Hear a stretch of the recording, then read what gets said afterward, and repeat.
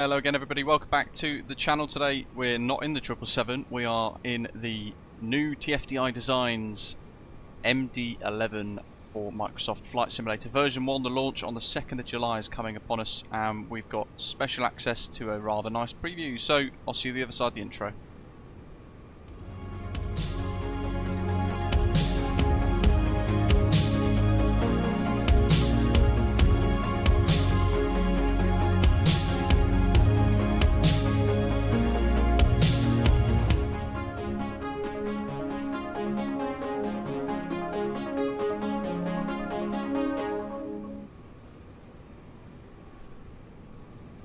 Yeah, welcome back everyone. It's rather exciting. We're getting a flood of aircraft coming to Microsoft Flight Simulator all of a sudden. I've been absolutely loving the 777. It's so good. I know a couple of people are struggling a little bit with WASM crashes and all that sort of stuff, but look at this. The latest aircraft coming very soon now in just a few days, 2nd of July 2024, the TFDi Design MD-11, and it's going to come in a freighter version, which is this today, and a passenger variant as well. $69.99 US when it does release to everybody soon, plus $9.99 US if you want the additional one. So if you buy this, the freighter, for $9.99, you can then also buy the passenger version, which obviously brings it to $79.99 or $79.98.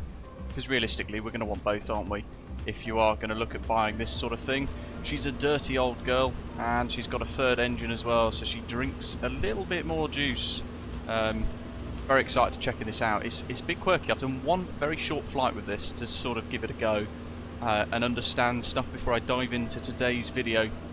And it was going to be a pre-recorded video, but those of you in our members lounge, you've all said that you would quite like to see us fly this bad boy live. So yeah. Hit like, hit subscribe. If you are new to the channel, it is great to have you on board. We're loving the buzz in the community at the moment, aren't we? Come and join us in the live chat throughout. It's got a third centre main wheel as well, look at that. It's a very quirky aeroplane. Welcome to Gav, good evening to you matey, hope you're well. Ashton as well, living on a player. Badger, Ian, good evening to you. Night Shepherd, Chris Packett, Zato, hello mate. Willie, absolutely, the floodgates are opening for the long haulers, aren't they? Who else? We got Greg as well, saying still showing up as an MD-80. Yeah, for some reason the model matching really doesn't like the MD-11, but I'm sure that can be solved at some point in the future. Mike, welcome mate, Canadian Flight Sim, good morning to you. Commentator, hey buddy, how are you? Yeah, it's been a while, hope you're well. Hope you're catching up at with the 777 content. Unfortunately, we were going to hopefully use a Martinair livery today, just it's worth mentioning, but the new version 1.0, which is the launch version from next week, it doesn't support any of the currently available liveries on flightsim.to. So those folks that have gone and painted some really stunning liveries, the Martinair one, really nice.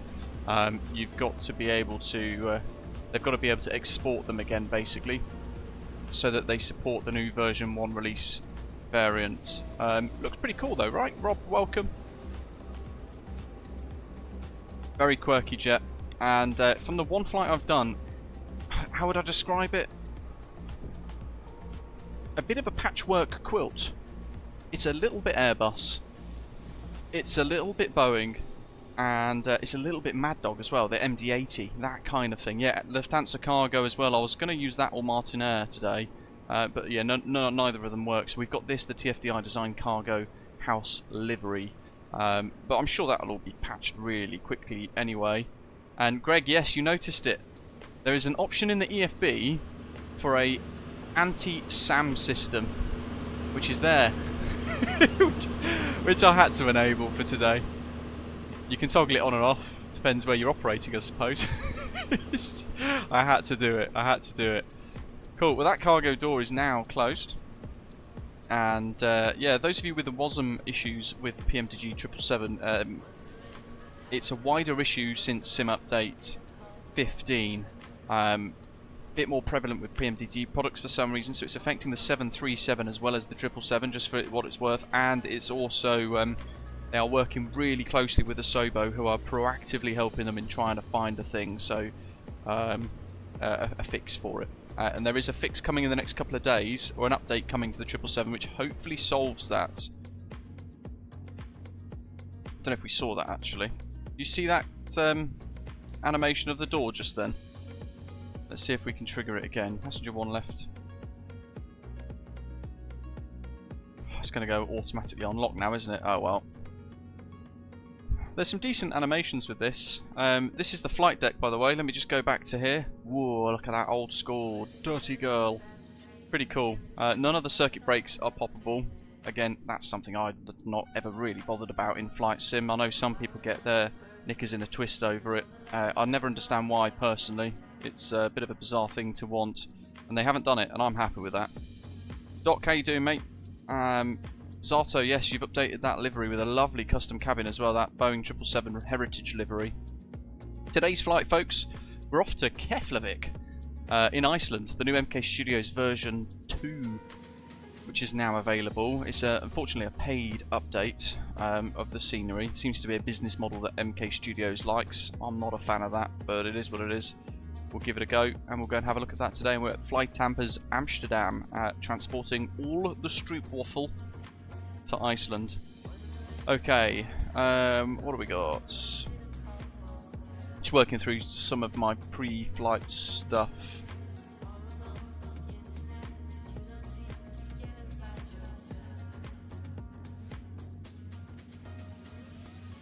Right, battery on. Things are in a bit of a weird place in this, by the way, it's worth noticing. So the battery is all the way over there underneath the guard. The APU power switch is there, but there's also a power switch up here. So it's kind of gone, oh yeah, we've put the electrical systems in, ah damn it, we forgot the APU, put a button there in the middle. It's a very cool, quirky aeroplane. So battery on, we'll close the guard, and external power Stabilizer connected. full lap. Flat. Stabilizer full lap. Flat. Stabilizer full lap. Flat. That's because I had the throttles up. Don't know if you saw that. So it's giving us all sorts of crazy MD-80 vibe sounds, alerts and all that sort of stuff. Really cool. But yeah, you make sure that throttles are idle, flaps are in and all that sort of stuff. So that's why we were getting all of that. Pretty cool, right? It's, like I said, it's a little bit MD-80, so you can hear all of that sort of stuff. And is it Sally, her name? Kimi Räikkönen? Yeah, Sally goes crazy berserk. Right, engine APU fire test. We'll press that. That's up here.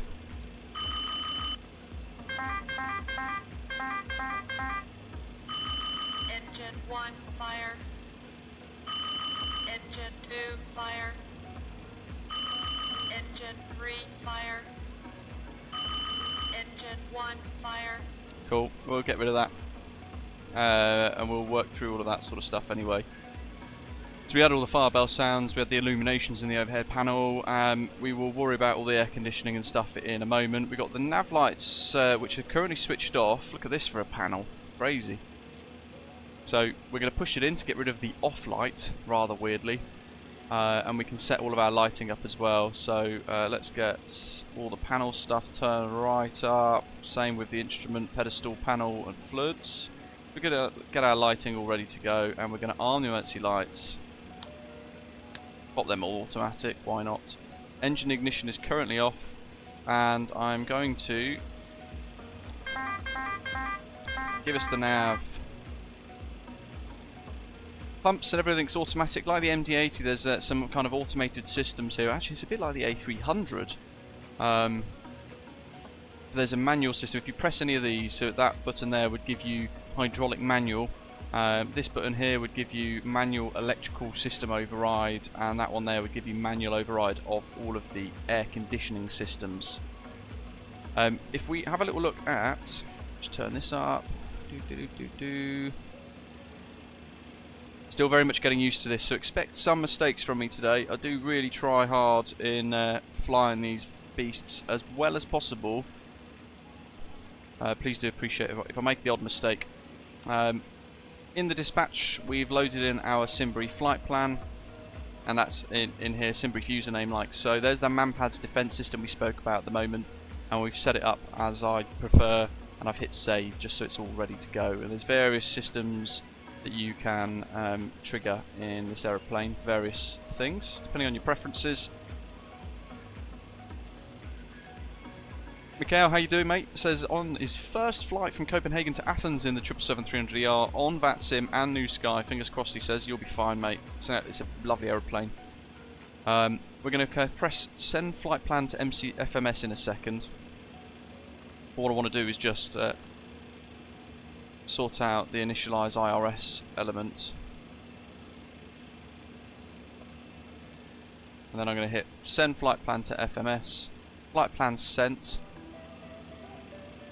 And we've got 3 pages there, look. So if we go to... there's our 3 pages. Go to the flight plan. And we've got our route there as well. And we'll have to insert the other little bits in a moment. But we can then also just press that button to set payload and fuel. That'll have now set itself. And if you want to, with Navigraph, you can also view your charts by clicking either of those buttons there as well. And if you start to kind of make a bit of a mistake here, you can press reload flight plan and it will pull the Simbury flight plan in again if you've amended it online, and then you can resend it to your FMS and all that sort of thing. And then you should have payload updated, and then we have a performance calculation. So we can go to runway 04, I think it's 24 that we want, so we'll scroll through there. There we go. Get weather information. And we'll get the takeoff weight. Optimum, anti-ice none, thrust setting flex, packs on, calculate. And then it's going to work out our V-speeds. So we can put that into the box in a little while as well. I've got various checklists today that Greg sent me. Massive thank you to you for giving me little tips and tricks over the last few days. Greg's been enjoying the collector's edition that's been out for about 7 odd months now, watching it get developed. There is a lot for me to get through with the beta checklist, which I might get wrong. FMS empty, initialized and checked, IRS nav and aligned, hydraulic panel checked, fuel panel set and checked, emergency light switch armed, no smoking lights on, fire warnings tested, evacuation switch armed. Is evac ready? No, that's the 777 down there. Come on, Luke.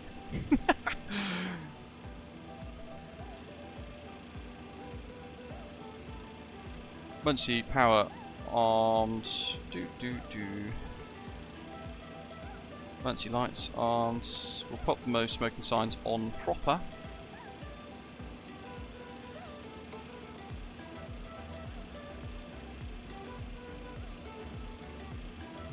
And then we'll just go back to this. So I'm going to pull that there just to cage the primary flight display.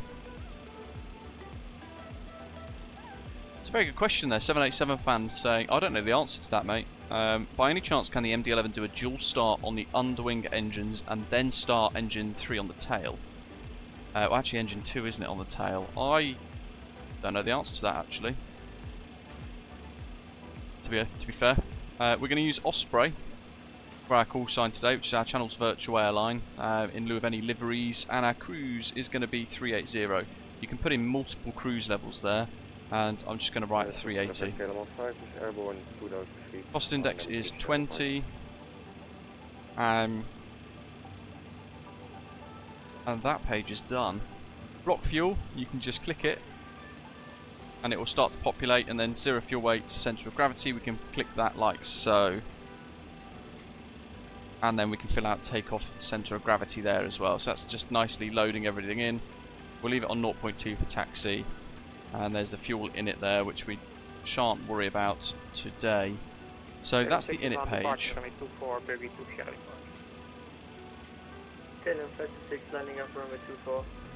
What have we got? Jersey 121805.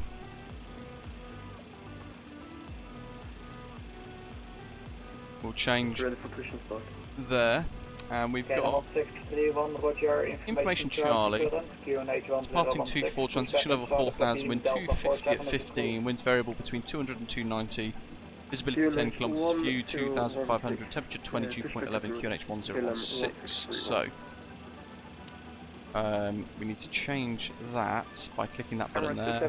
So we go to inches of mercury to hectopascals. And the standby instruments down here need to be set to match as well, like so. Happy days. We'll clear that master caution. The fact, nice one, mate. Robert, welcome. Good to see you. 27 Yankee, information Charlie current, QNH 1016. Let's fiddle around with ACARS. Pre-flight. Charlie, QNH 1016, this is start facing east, approved. Departure clearance. I don't know if he's going to have. Oh, he does. Let's try it. Take the second left to join Bravo northbound, then enter the apron via Alpha 5. Info Charlie. We are at gate Sierra 82. Left, and then Bravo northbound, entry 05 or 5 for Alpha. How do we send it? Then don't have 45 Alpha just to confirm the entry for the apron is Alpha 5. Entry Alpha 5, 5 for Alpha. Thank you. It's got engine out there rather than kind of enter or anything. Like AC type.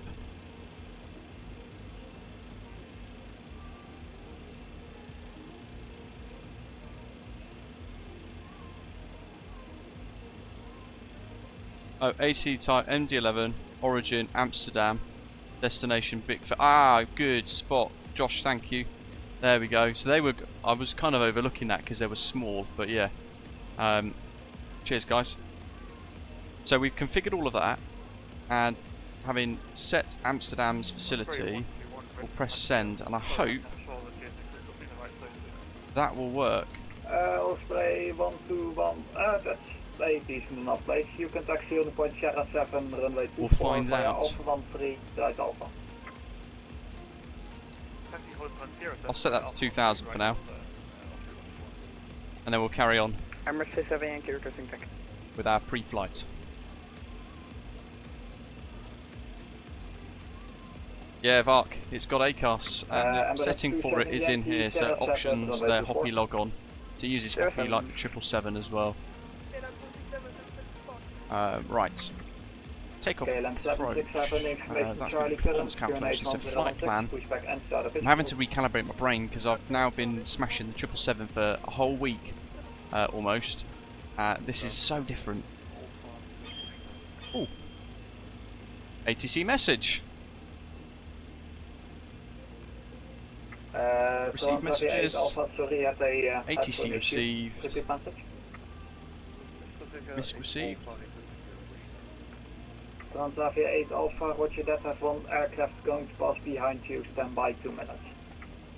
Ah, there we go. ACARS pre-flight received messages. I think it should be in here. Yankee at Sierra 7, hold short runway 24, no further ATC. Josh saying there, you have to go to the second or first MCDU.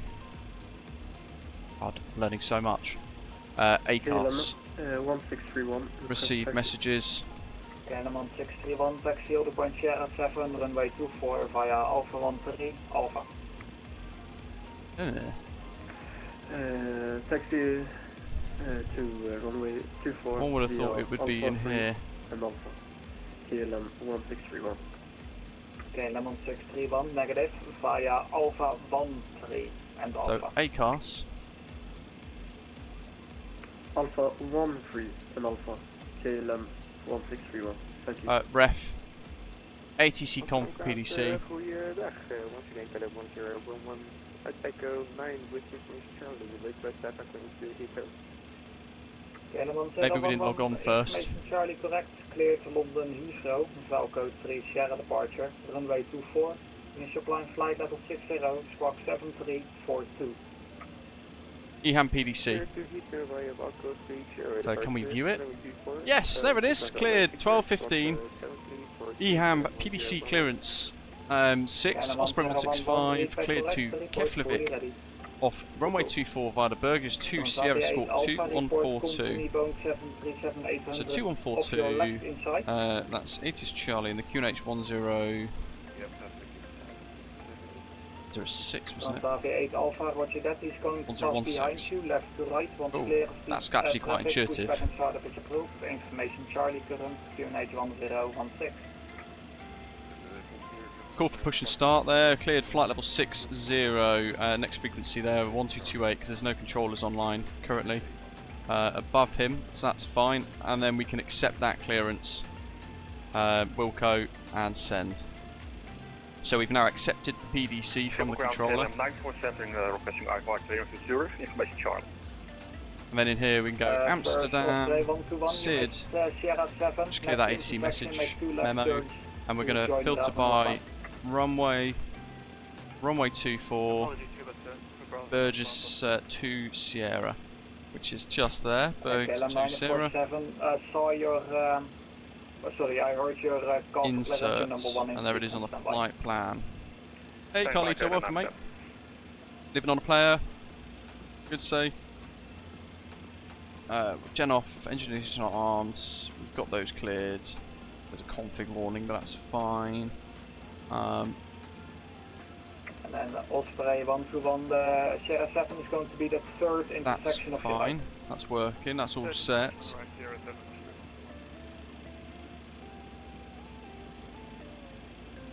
And we can then load things like our climb forecasts as well. So if I'm just going to run to my Simbury flight plan a second, briefing preview, where is it? So we'll do climb. KLM 947, just need to get one guy Flight out level clear and then I'll 253 clear them, at so expect 30. 1 minute. No worries, KLM 997. We've got flight level 150 at 3:45:29. Flight level 200, 350 at 35. And flight level 310, what will do us? We'll do flight level 350 actually, because that's nearer to our cruise. Sierra 7, hold short, runway 24, no 335.49. further HC available, moment to come 122.8, we'll see ya. So, good. Yes, no problem, bye bye. We'll insert KLM that. 947, got your clearance advice ready to copy. And we need things that have Ready to copy, performance now. KLM. So, when we had a little look earlier on our KLM performance 947 calculations cleared to here, Zurich, to Sierra we're departure, going to use runway flex, 24, initial and climb what has it flight got? Flex temp level at 59. 1000. Clear to Zurich via the Randy to Flat. Sierra departure. We're going to need dialer flat 24.1, it says. 1000 KLM 947. KLM 947. And I'm not going to worry about left, slope and report fully winds. We want... What's on the thrust limits page?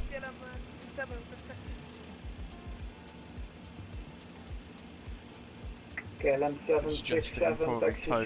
Sierra We'll stick with 724. Toga. And then we'll go into climb.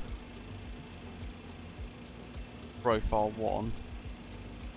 We'll go for climb profile 2 actually. But we'll use Osprey Toga. 165 on this. A firm Osprey 165, pass message. Osprey 165 just confirmed that PDC request went through correctly. Yeah, A firm, we've got clearance through PDC. Thanks, Osprey 165. 165, roger, thanks so much. 2, 1. KLM 163, I'll set that so you can see that we've physically got the right score code. And moment to Unicom 122.8, we'll see you. And then a V1V rotate, so we've got 141, 141, 151 for rotate, 163 V2, flex 59. Air Berlin 999 Victor. So let's pop that in the box. Taxi Bravo 15 via Quebec. 141, 151, 163. Outside air temperature is 20. Rather nice temperature. Sounds like 45 Alpha. Is it plus Yeah, 20? thanks for flying in. Bye bye. It might be P20. Ah well. Not too fussed. And then we want 1500. 1500. 1500. So we should have climb performance is done, transition at 3000. Runway 24 via Alpha 5. We'll do the descent later. The init page is now complete as well.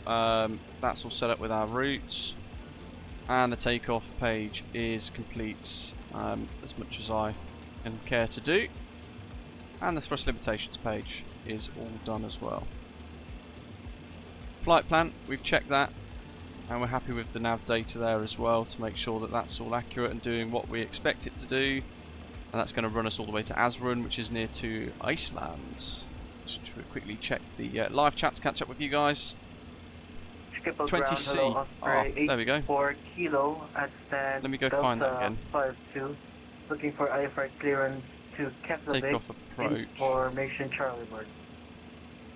Hey, there we go. Thanks, guys. Look at that. I just sent you a PDC, so 20C. Lovely job. should be in there. Okay, Quick check of the yeah, we checklist. just received our PDC, Osprey 814. Canon 767 at Sierra 7, number 2 for Okay, departure. overhead panel time again. Let's see what we've got. So, cabin pressure panel is checked and on auto. Anti-ice.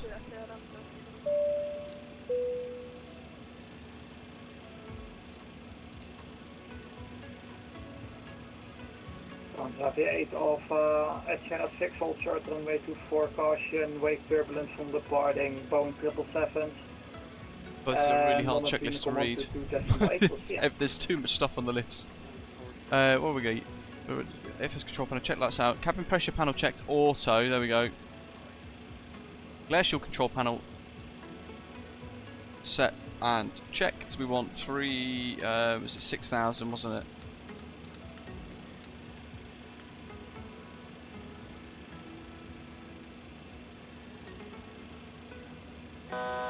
Altitude.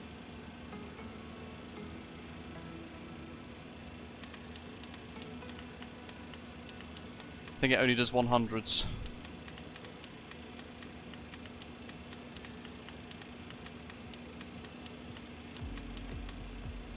We'll have a quick check of the charts. Just to brief what we're going to be doing. So runway 24 is there. Zooming off towards Alpha Mike 001. And then from there 2,500 feet at or above, heading 327 to 28 over the coast. And then working up to Burgee at or above flight level 905. Initial climb down there, flight level 60. Hundreds up to 10,000, and then it does that thousands. Cheers, Greg. Thank you. Aaron's up. Nice one, mate. See you in Iceland. So that's actually quite an easy one. And runway 24 is right there. So for us today as a cargo bad boy, we are just going to taxi down Sierra like so. And we'll get that full length Sierra 8, minus about 20 or 30 metres there at the end. Okay. Gary says going through our tutorials for the 777 at the moment from the channel. Awesome, very nice. Norman says full disclosure from him. Hello, mate. Says he's had the collector's edition of this and he's only done 2 flights. Kind of had some run through one. I suppose some people have got the collector's edition and then they've just waited for it to be in a state that they're happy with to then go for a flight. Do you need oceanic clearance to fly to BIKF? Technically yes, but we don't have any oceanic controllers on, but if we do get some later on we will deal with that as well. Good question. That's already. QNH, runway heading, 237. Pushback and startup is approved. Push and start approved with information Charlie QNH 1016 aboard Osprey 8 per kilo.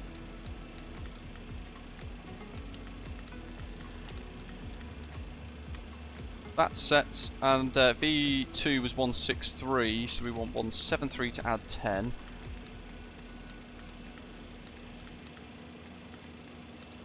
Triple ground, KLM 196 Lima, sim crash, so again I request push and start.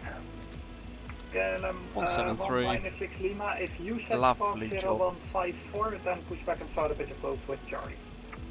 So that's good. System display control panel, we checked that earlier. AEIS and bugs set. Bugs, altimeter, minimums, data traffic airport. It's all set as required. KLM 947 requesting a push and start. KLM We'll get airport off, we don't want that. We'll leave data and traffic on. Standby for instruments are checked and gear handle is down. We've got full green auto brake selector to take off. That's just down here. Like so. That's in the takeoff mode. Brakes and pressure is parked and normal. Parking brake, however, is not on. Now it is set. Flaps handle up and retracted. Breakout bar needs to be reset, but I can't think off the top of my head now where that is. Leave 250 in the window for the MD-11 as far as Josh knows, he says. Yeah, sorry, pushback. Alright, we shall do that and see what happens. Thank you. I suppose we're going to depart on FMS speed mode, aren't we? So, actually, that's a moot kind of figure. It's going to use V2, hopefully plus 10. We'll find out. We'll leave 250 in there. Throttle's closed. Checked. Reverse levers are down. Takeoff warnings. Checked. Fuel switches are off. VHF radios are set. Weather radar is off and transponder set and TARA. Don't want that on yet.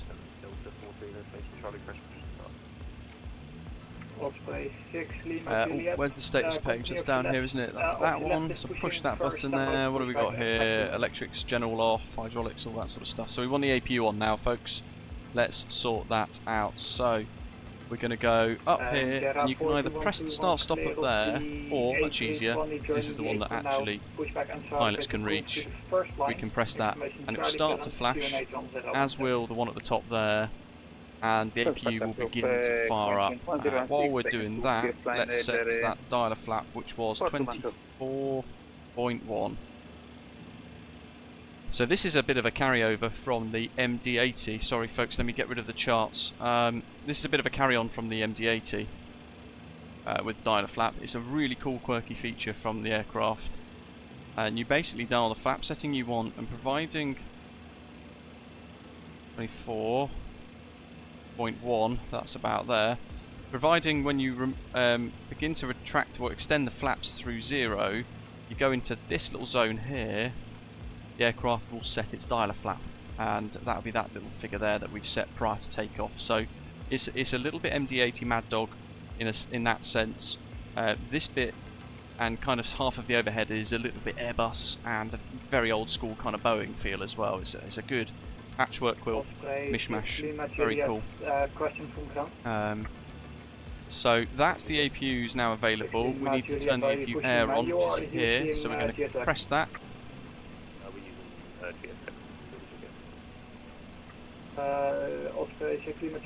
And now we've got electric power from the APU and all that sort of stuff as well. We need all clear to push is going to be auxiliary pumps, that's over there.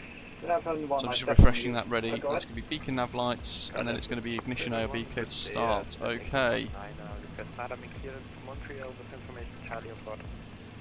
I think we're ready. You'll notice I've not done much with the overhead panel. It's because it's mostly automated. Let's get GSX ready. Prepare for pushback and departure.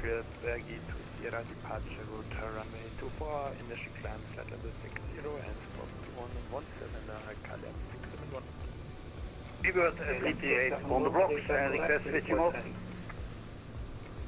Ah, Zato, off the neck. His sim's crashed again. Not good.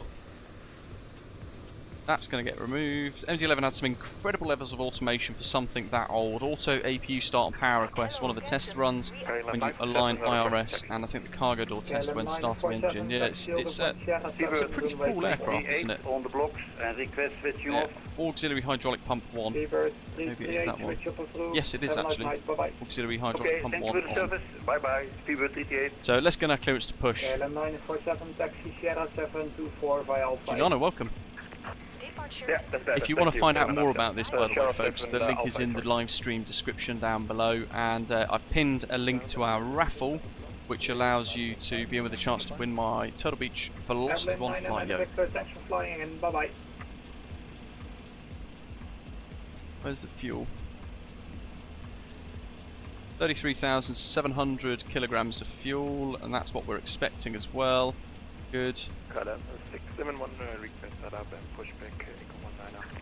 Locking gear. KLM 671, information Okay. Charlie current, QNH 1016, push pull and startup is approved. Push is not approved, information Charlie report. No, we're not going to try dual start Boeing 787 fan. Skip or ground. Osprey 165 stands Sierra 82 with PDC request push start. Osprey 165, information Charlie current, QNH 1016, pushback and startup facing Sierra 8 is approved.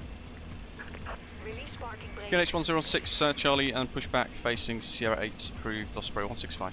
Brakes off. You know what I forgot? Beacon. Yeah, there it is. Release parking Triple brake. ground, Osprey 272, ready for taxi. Brakes are off.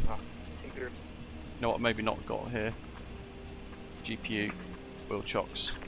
Commencing push. Now we don't really need this anymore, so let me get rid of the music, and to hide the tablet we can press that power cable there and bam, off it goes. Skip all ground, Osprey 545, Sierra 7, request push to start. Yeah, I think that's Yoep on Amsterdam radar. No, it's not actually. We've got tower online. Sorry, who was going to push and start? 18. No, hold on. 2575. Sierra 77. Osprey 5145, information Charlie, QNH 1016, pushback and startup facing Sierra 8 is approved. 12570. Caution, the Auxiliary pump MD-11 on. must get There goes off. the gauge. It goes up in pressure. Push to start approved. Caution, the MD-11 off to my left. And Osprey 545. let's see. Ignition. KLM 947, Mode A. Sierra 7, hold short, Start runway procedures. 24, Engines contact 3 Amsterdam first, radar, followed by 1, followed by 2. 750, So bye-bye. engine 3 start switch. Full. Holding short, Sierra 7 contacting Fuel lever at N2, 125, minimum 50. Thank you, 15%. 5%.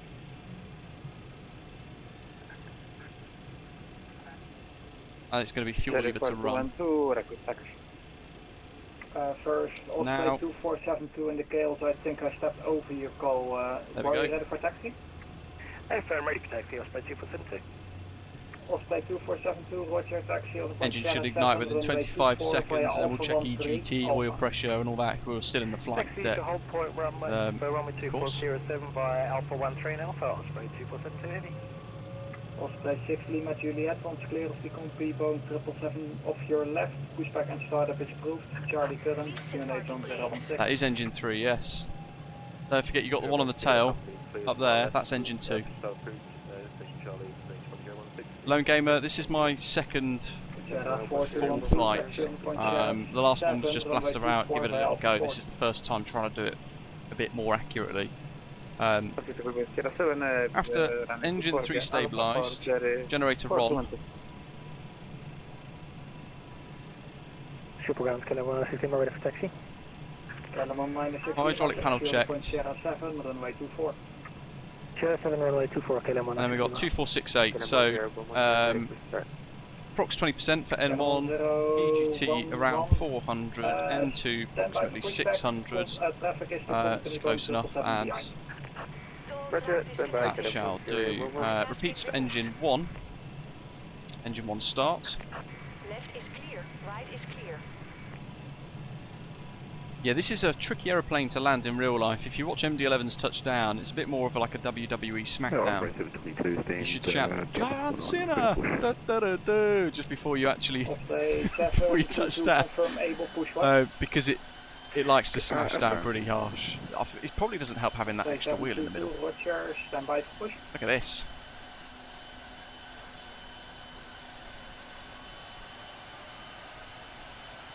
Let's listen to the sounds. Justin, welcome, mate. KLM 671, taxi on point Sierra 7, runway 24 by Alpha 14, Alpha. Yeah, frame genders like to do weird things with animations. KLM 1011. And yeah, these are the CF6 General Electrics. Behind, pushback and startup is approved. Charlie is Delta. They look tiny compared to the 777 engines, don't they? The G90s. One's clear of the company 777. Happy with that. Engine 2 starts. Let's get the big thing on the top, ready to go. A bit better. So engine 2 now in the top, starting to run through 15. We'll fire that. And KLM 671, join Alpha behind the company bound 777 off the left. This is releasing on the 2nd of July.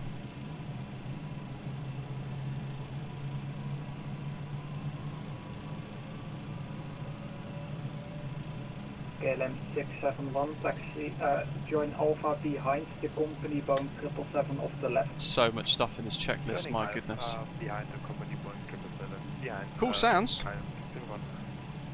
KLM 196 Lima, Alpha 14, you number 1. Alpha 14, number 1, KLM 196 Lima. Jera 4212, you're taxiing now on Alpha. Right. It's no problem. Engine ice as required. Alpha APU. to intersection Just make sure that is 6, nice and runway stable. 24 via Alpha 7. 246.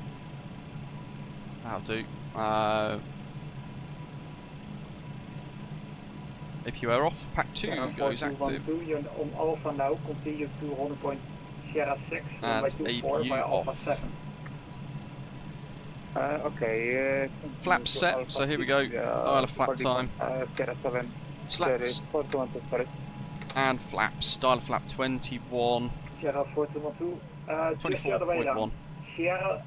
Sierra 6 via Alpha 7. Look at that.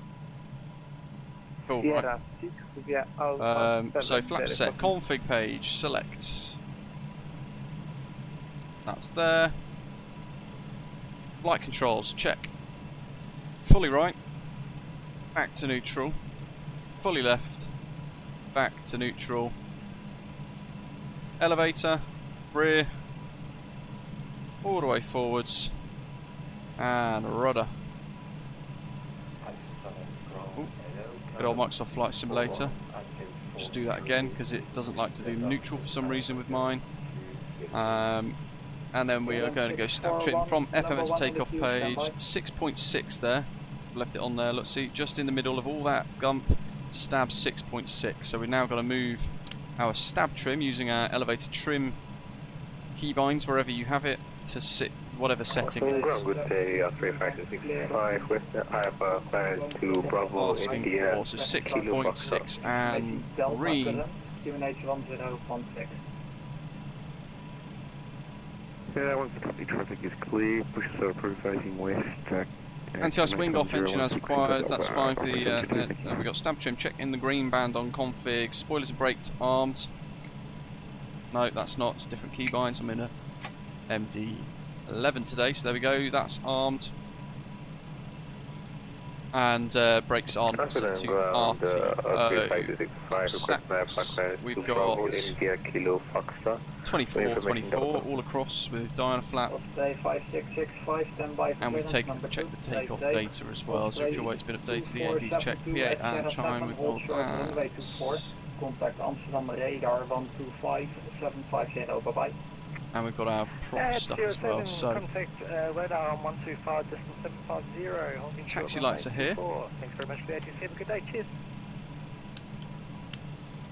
like so, that little button. Osprey 165, request taxi.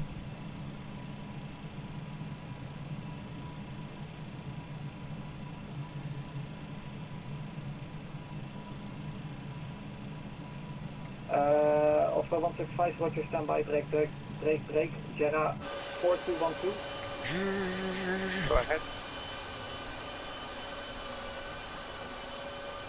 Jera 4212 at Jera 6, hold short, runway 24, contact Amsterdam radar. There's some really cool liveries for this, and you'll notice there that that pressure valve just underneath where it says design is open. And stay with me.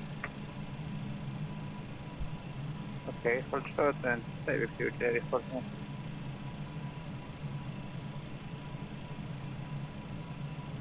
All stations, really quickly, a approach opening, so really quickly briefing him, standby 1 minute. What do we got? 121.205. Vooraan KLM 758, goedemiddag. Vacated instruction. Sierra 4212, Amsterdam approach now open, contact him, frequency 121.205. Okay, contact approach 11205, Jerry 4212, thanks. KLM 758, welcome to Schiphol, taxi Echo 20 by 205 Alpha for our 13. next frequency. Knox, yeah, a couple of minutes ago we did PDC through ACARS. I did it, tried it for the first time, had a bit of help from the guys in the chat. Osprey 6 Lima Juliet, standby for taxi, need Alpha 13 for an MO.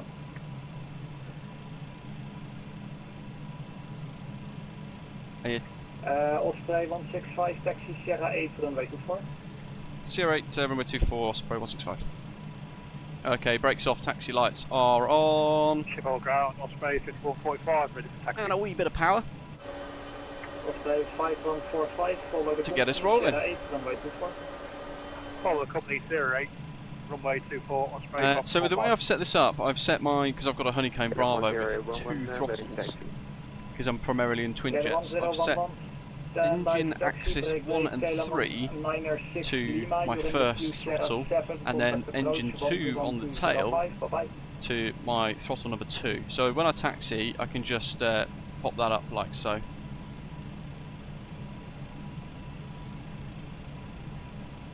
KLM 196 Lima. KLM I 196 thought Lima that here. was me who was calling KLM them. 196 Lima in the queue for Sierra 7, contact approach 121-205, bye bye. Contacting approach 121.0.5, KLM 196 Lima. Okay, so 196 Lima, just flight modes. 121-205. Nav armed, prof armed. 121.205, KLM 196 Lima. Thank you. KLM 671 in the queue for Sierra 7, contact approach 121-205, bye bye. 121-205, KLM 671, bye. KLM 1011, taxi on point Sierra 7, runway 24. Taxi Sierra 7, runway 24, KLM 1011. Ah, Osprey 165, continue taxi Sierra 8, contact approach now 121-205. uh-oh. How do I solve this, folks?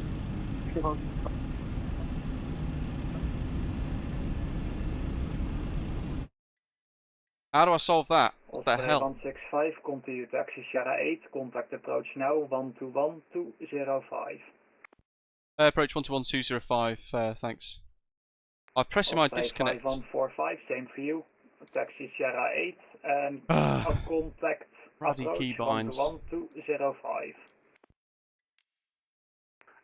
Taxi to Sierra 8. Where is it? Power Sorry, Sierra settings, 8, power management. Contact approach 121.205, Search by input. Osprey 545. Osprey 6 Lima Juliet, confirm the KLM of your right hand side. Traffic Auto throttle right. Osprey 6 Lima Juliet, once he's on his gate, taxi on the point Sierra 7, runway 24 via Alpha 12 Alpha. Throttle 2 cut decrease. Why is that a button? Traffic's clear, holding point Sierra 7, runway 24. Oh, I know why. Alpha 12 and Alpha Osprey 6. Need it on my yoke. Osprey 84 Kilo, I just heard you transmit 0 out of 5 readability. And Osprey 84, sorry about that, we just had a crash to desktop, but we're back now, ready for taxi. Osprey 2 84 seconds. Kilo, set spark 2122, standby for taxi. Smash a load of reverse thrust. Crossing 2122 and we'll stand by Osprey 84 Kilo. That was a bit of KLM 641, panic. pressure clearance. My keybind disappeared for my auto thrust. 641, clear to the John F. Disconnect. Kennedy International Airport, 30 to Sierra departure. Oh, what runway unnecessary stress. I think a bit of poo came out.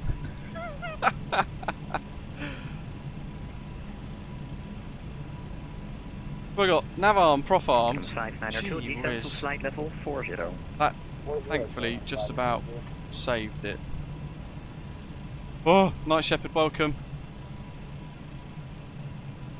Okay, let's solve this again. Just get ourselves back in a good setting.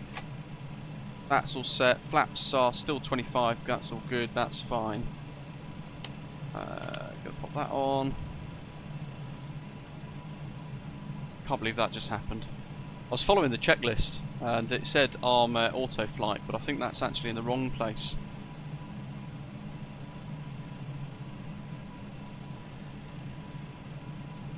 And Amsterdam approach, good afternoon. Osprey 165 to Sierra 8 ready for departure. Schiphol approach, whoops. Osprey 165, good day. You are number 2 for departure. Okay, good day. Or Roger, good day, rather. Cherry 4212, climb to flight level 130. So we got prop armed, nav armed. Timing 130, Cherry 4212. Kilo 196 Lima, runway 24, cleared for takeoff, 260 degrees, 14 knots. Just going to rearm those. Kilo 196 Lima. Amsterdam approach, Osprey 545 with you, Sierra 8, ready for departure. Osprey 5145, good day, number 3. Going to clear that and reset it just to make sure we're happy with that. Welcome. Osprey 2472, report your altitude pass. That's a good point. How do I rearm the auto throttle 2700. system? Osprey 2472, identified, climb flight level 130. Gives me transponder. 130, Osprey 2472. I have to do a quick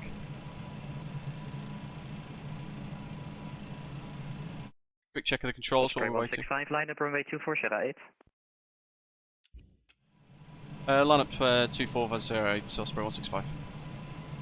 Auto flight, it is that, okay, thought so. Cherry 4212, contact Amsterdam 125.750. Right, transponders TARA. Yeah, that's a proper nothing to see here. I'm just going to turn all the lights on now so I can focus on things in front of me a little bit better. Overhead panel's good, we've got no white lights. Space. To confirm, heading 180. Nabil, yeah. The The only issues I've had so far have all been pilot error. Passing 3000, Kilo 196 Lima. Thank you, climb flight level 130. Climbing flight level 130, Kilo 196 Lima. Let's keep it turning. Nice and tight. Get 125, hello, Roger, standby short. Get 636, hello, factor silence, runway 27, descent flight level 40.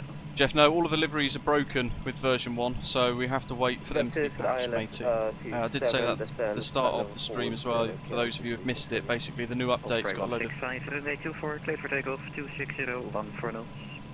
24 clear for takeoff, Osprey 165. Get 1011, Right. line up runway 24. Clear for takeoff, high intensity plus landing light for takeoff is good, that's all set. So it's going to be thrust advanced to approximately 70%. All flight press, check for toga power, check takeoff thrust set, and 80 knots we should get takeoff clamp. Bye.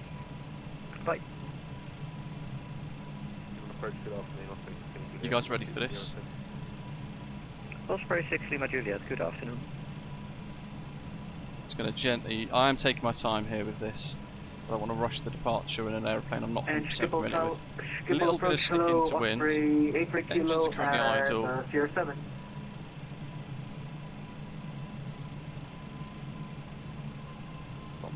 70%.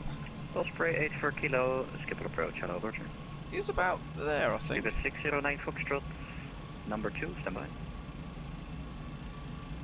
Just a quick question, Kilo 1011. Does Brakes the off. pilot on the runway have the clearance to take off? Hey, Oh yeah, I see it. Auto flights. Press. Check for toga power. get him 592, turn right, heading 260, cleared approach, 27. Speeds alive. Power set. Get him on 960 back, contact Amsterdam radar next, 125750, good day. 80 knots. 125750 for radar, Kilo 196 Lima. Thank you very much, thank you. Osprey 6 Lima Juliet, for your information, you're number 3 for departure. V1. Rotate. Osprey 8 for kilo, number V2. 4. Number 4, Osprey 3 kilo. Following the flight director. Get him on 25. Kilo 125, thank you. Gear up. Get him on 25, flight level 250 is an unavailable cruising altitude. I can offer you 230 or 270. We'll take 230. So nav and profile is 125 flight level armed. 230, cleared to Frankfurt. Auto flight again. Runway 24, initial climb 3000 feet, squawk 1000. Clear Frankfurt, Linux to Bravo, runway 24. Decrease Initial the climb range. 30, squawk 1000, Kilo 15. Not confident it's going where I want it. 5 correct, startup approved, QNH 1016. Doing some weird stuff on this 1016, departure. Kilo 15, thank you. Cannonball 011, runway 24, clear for takeoff, wind So- 60 degrees, 14 knots. 24, clear for takeoff, Kennedy 011. It's yeah, it's flying it. It's just a bit 5 line up, wide, runway a 24, bit shadow. wide for some reason on the LNAV. Line Not up on the right, lines. Yeah, if that makes sense. 28, Osprey 545. Okay, let's move the slats up. Osprey 165, squawk mode Charlie. Walk Osprey 165. Ah, it doesn't support that. I've got TARA on. It's not letting me do it in VATSIM either. Skipper 609 Foxtrot, expect your clearance in 2 minutes. Roger. Osprey 165, report your altitude passing. 4,000 Osprey 165. Thank you, identified. Climb to flight level 130. Climb flight level 130 Osprey 165. Go back to nav, see what it does. There we go. There we go, climb flight level 130. And now we're going into 500s. Get 592, Standard pressure. contact ground after landing. The wind is 260 at 14, runway 27, clear to land. 29902, standard pressure for the standby instruments as well. It's really off-putting having like an offset display like that. Charlie Hotel 200 can transmit and receive voice. Stabilizer motion. I love that noise.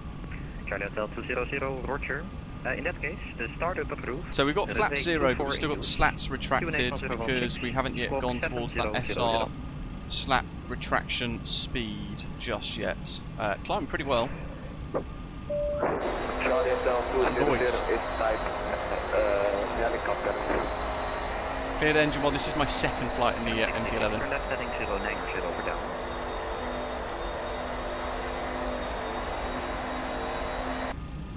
Get 636, turn left 09 for downwind. Yeah, it's see-through in real life apparently as well. Osprey 5145, runway 24, clear for takeoff 260 degrees, 14 knots. Okay, so that's looking good. Have to take off Clear for spoilers. Runway 24, Osprey 545. Disarms. Gear, no lights, Osprey auto brake 60 Juliet, selector. runway 24, line up and wait. Off. Get 636, left turn 09 Yeah, apologies, we're turning left. We're at SR, let's just retract the Osprey 165, slats. contact Amsterdam 125.750. Amsterdam on 125.750. Thanks to the HC, good day, Osprey 165, bye. Skip with 609er Foxtrot, are you ready to copy? Go ahead, sir. 15750.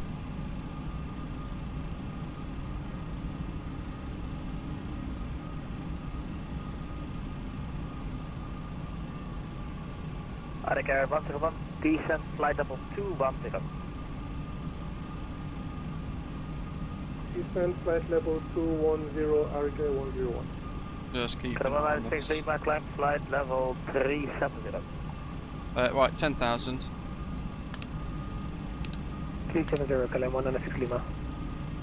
That's all good. Dial flap set 50. Get 4212, climb flight level 330. Climbing 330 is 230 report command. Amsterdam radar, good afternoon, Osprey 165, through flight level 100 out of Amsterdam, Bergen 2 Sierra. Osprey 165, hello, climb level 240. Climb flight level 240, Osprey 165, hello. When you're in an unfamiliar aircraft, you do really feel like you've got a lot of work to do. Feel very much at home in this 777. It's very much riding right on the edge there of what I would deem to be alpha floor. Where's my performance page? Clip 618, fly Lapso 2 Alpha arrival, expect ILS 27. Lapso 2 Alpha arrival, expect 27, yellow CK. Just set 250. And then FMS speed.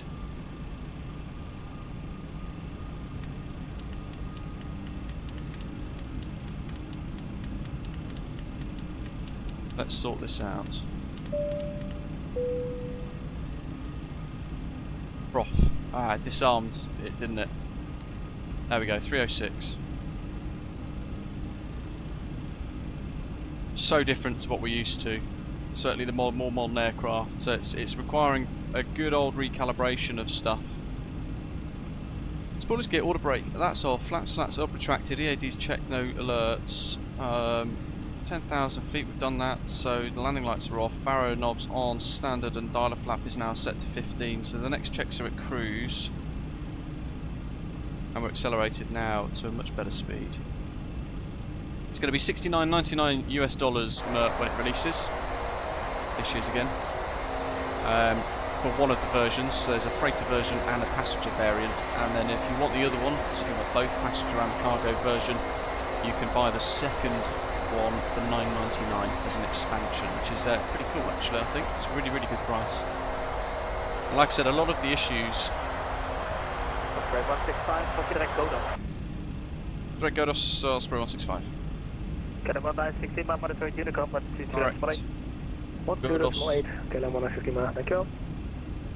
Select. 4212, monitor Unicom, 22.8, bye-bye. Unicom 4212. Yeah, $69.99 US dollars plus $9.99 US dollars if you want the additional version. So if you buy the freighter but you want the passenger version, the freighter would be $69.99 US dollars. The passenger version as an expansion would be $9.99 US dollars. Josh, Amsterdam did. Oh, actually, that's a good point. Do they have CPDLC active? Yes, EHOR. Let's do that. ACORS, pre-file route, post-flight. So actually, we need to use this one. So it's going to be.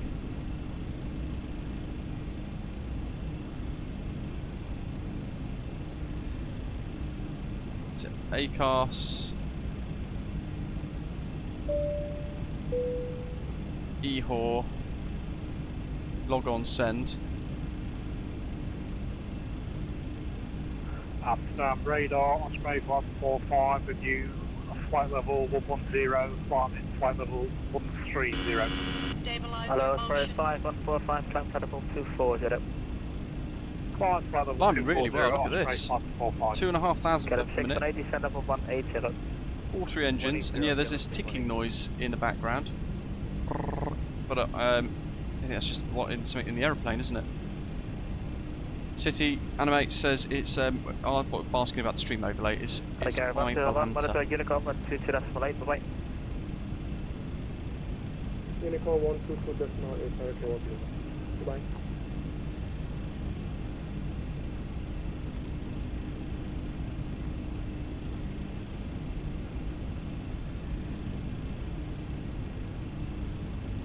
Yeah, it's a lot to learn, but really cool. And so far, I've only done one flight. I did a little hop from East Midlands to Edinburgh yesterday. I had the same bit of a weird LNAV thing.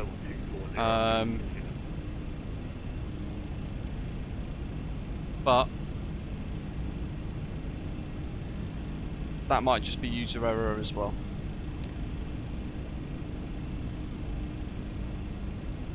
Osprey 5145, direct to Godos. Direct to Godos. The checklist doesn't say if we need to turn the Get ignition him off. 618, direct to Sugol. Direct to Google 618.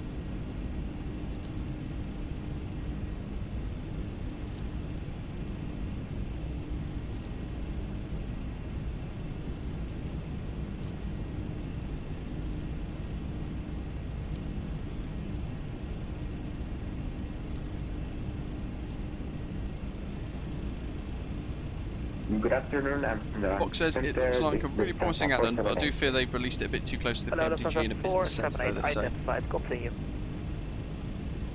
Yeah, I suppose.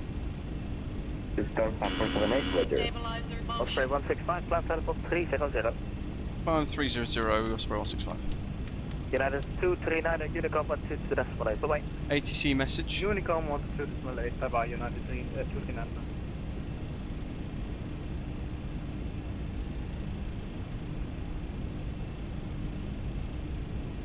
Is it in log? Amsterdam radar, hello, Osprey for kilo 10,300 for 130. Osprey 84 kilo, hello, climb level 240. 240, Osprey for kilo. That's why it's still got these bits. Enabled due to airspace. That's old anyway, that's fine. Yeah, the stabiliser motion's pretty cool, isn't it? Kirk, welcome. Matthew's loving that as well, that stabiliser motion announcement.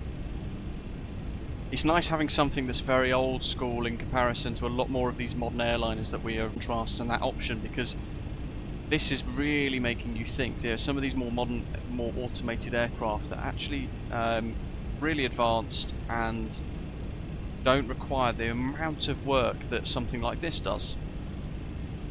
But that is what makes an aircraft like this really fun. The 777 for me has propelled itself into my deep favourite aircraft in the sim at the moment. This is brand new to me, so I'm still getting my head around it, hence some of the issues today already. Generally though, on the one flight that I did yesterday very briefly and today so far, I love the quirkiness and I love the depth of the simulation for what they've offered so far. They're ticking noise, Sonic saying there he believes it is the analog sound. So if you want to try the config through the EFB, change standby to digital. We'll give that a go just to see, because I think you're right, I think it is all of the analog instruments clicking away. Systems. There you go. So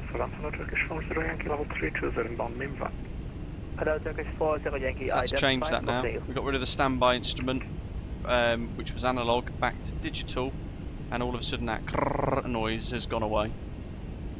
But it depends if you want the more classic vibe or not.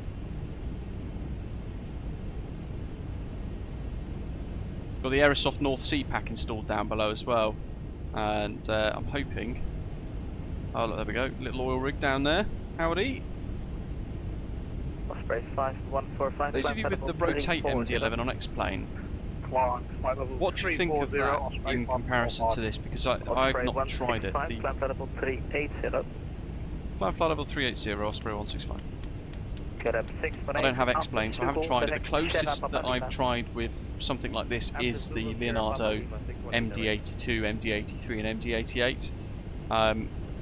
That's probably the closest I've got to this style of aeroplane and this style of flying.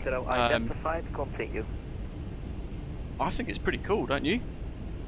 I ddidn't purchase the collector's edition back then, all that time ago, because if I'm being honest, and I mentioned this yesterday, I found that companies like FSS have been doing the early access pre-order stuff and have been letting a lot of people down, not really doing very much of the rest of it with their add-ons. So you look at FSS with their E-Jets, their E175, it's been out for about 2 years and they've made very little progress, but they've asked a lot of people to pay brackets, quotes, early access for their add-on, that when this got announced as early access, I didn't want to risk it, because I just thought, well, if FSS had made such a car crash of their E-Jet, which is utterly awful, I don't want to then risk 60 quid, 50 quid on a pre-order for this if it wasn't going to be right, because I've never experienced TFDi Design products up to now. Johnny, welcome.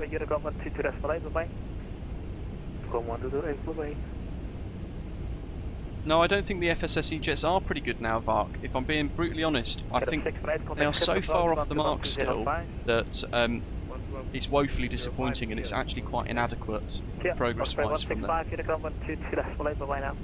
Roger, Unicom. Thanks, Osprey 165. See ya. Yeah, Osprey 722, 10,000 for 130. Yeah, the fact that in 2 years they haven't developed a custom custom LNAV, it hasn't got a custom VNAV, and it hasn't got a custom FMS, which are so key for those modern aircraft, yeah, they should be ashamed, because what they've done is they've just taken the money and spread themselves nice and thin to try and profit off everybody in the community. They've got development people working from FSS with Aerosoft on their A330, they've got other people doing other things elsewhere, all the rest of it, and it's just not good enough. So that's why I was really hesitant with this, and I didn't pre-order this with the collector's edition because I didn't want to have that same problem. But look at the difference. These guys have progressed it from its initial collector's edition release, which I think was it November 2023 approximately. So in about 6 months, they've progressed it from something that was quite raw, quite new, into this, which so far, it's really good. The learning and the mistakes, that's all pilot error. That's what we're going to do as a mistake for learning the aeroplane. So as we polish things off and we get to understand this aircraft and the simulation and the systems behind the aeroplane and all the rest of it, that's where we smooth out our operation of the jet, and the jet then performs better. It's really cool. So, very impressed with this. Timing wise, maybe a bit questionable. Yeah, the 777 has just released. That's at 77, 73 US dollars. Many thousands of us have bought that aeroplane. So they're then going to release this on the 2nd of July. And they're asking people to buy this for another 70 odd US dollars. So timing wise, probably could have done with another couple of weeks as a bit of a wait perhaps. But hey, why wait? If the product is in a state that they are happy with and they are ready, sure, fire it into the community, launch it. And those of us who want it will enjoy it.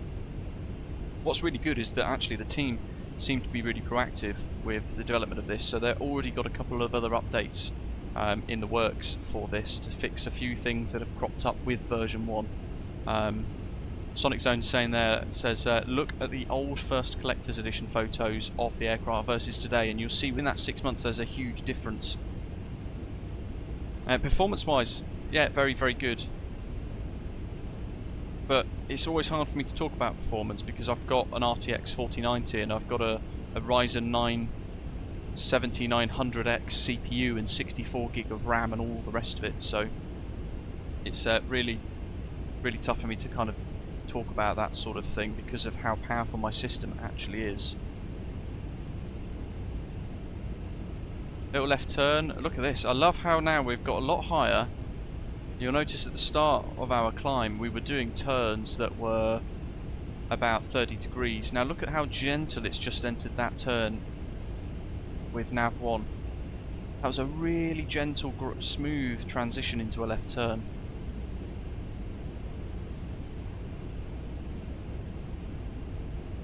Christopher, no matey. I've been trying for a long time to get a bit of work with Parallel 4.2. I've been trying to have a look at their products to consider it and do previews and review videos and all the rest of it, but they're not forthcoming at all with any of that sort of thing, so I haven't tried it. I find their stuff quite expensive for what it is, for a visual effect, but that's why I kind of want to try it so I can work it all out and form a decent opinion without spending a whole lot of money on these things. But I don't think we need to start dressing the sim up with loads of visual immersive add-ons just yet. If anything, if they can do it, we should be pushing the developers to maybe do it themselves.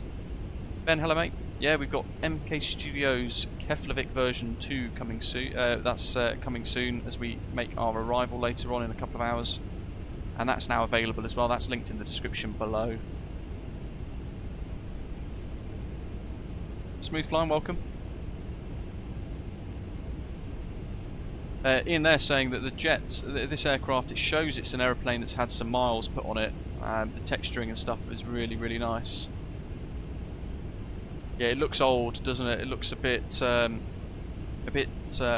worn, but well looked after and all that kind of stuff. We'll just get through the yoke here. Look at that.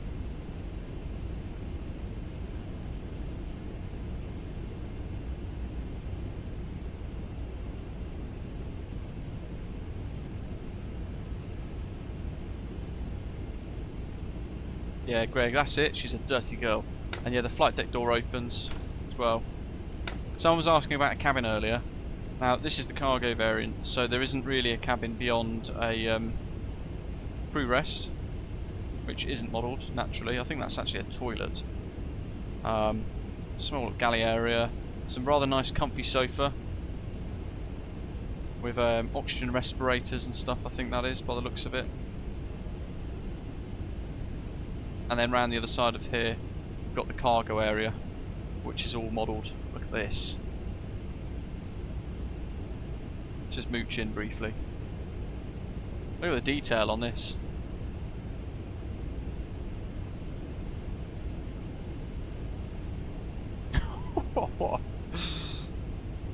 Dirty girl. But there we go. That's because we're in the cargo version. That's what we've got to contend with.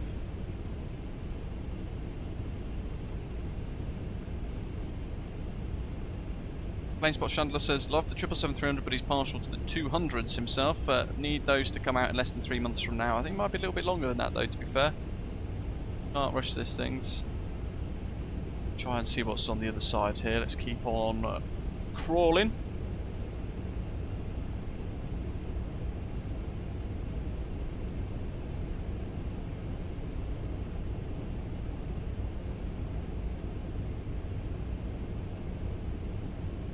Ian says, oh, he's just had some G90 engine wobble and he feels like Homer Simpson with some donuts. You need to do the sound effect as well, like noise. The new cargo here as well, look at this. Some different things. That's all the street waffle. Greg says it's got to be the airframe name for the first Osprey MD-11 freighter. It's got to have Dirty Girl as the name. I think you're right. To be fair, it probably does. Yeah, pretty cool, right?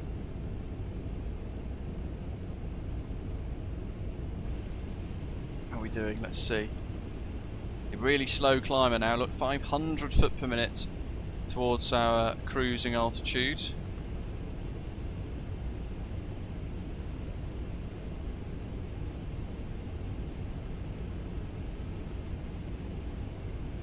Max flight level 381, so we're going right up to our maximum flight level today with our weight and our load.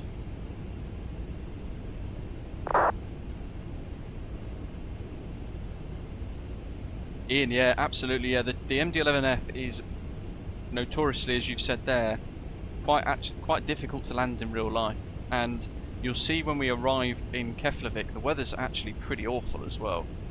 What is it at the moment? We've got an 11 knot crosswind and a 9 knot headwind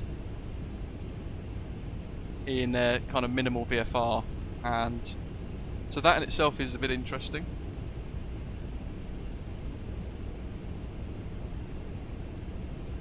But you'll see when we get to Keflavik, the approach seems really quick. I mean really fast, and it's firm. It's a hard landing, so we'll see what happens. Press FMS speed again and it will go to econ speed mode. Boink. There's all these little things that I need to get my head around. Why was it in the other mode then in the first place? Out of curiosity. Yeah, that's econ speeds. We've gone to, we're still remained at 500 foot per minute. We've got a few thousand feet left to go.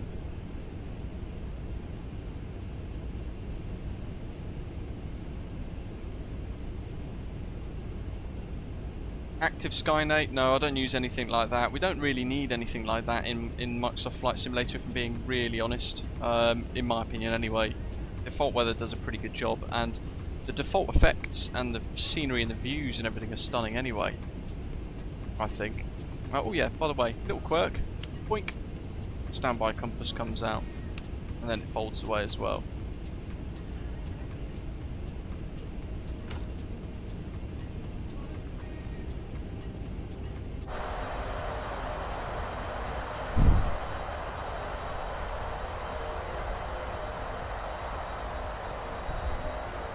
It's so different to the 777, isn't it? Which I thought is actually quite a nice way to end the week, because we're all smashing the 777, we're all having a really good time with it as well. Look at that, 3 contrails. Look how dirty that belly is. So it's nice to kind of showcase something else that's coming really soon as well, because from what I've seen, they've done a really good job with it. And there's a lot of liveries on flightsim.to already.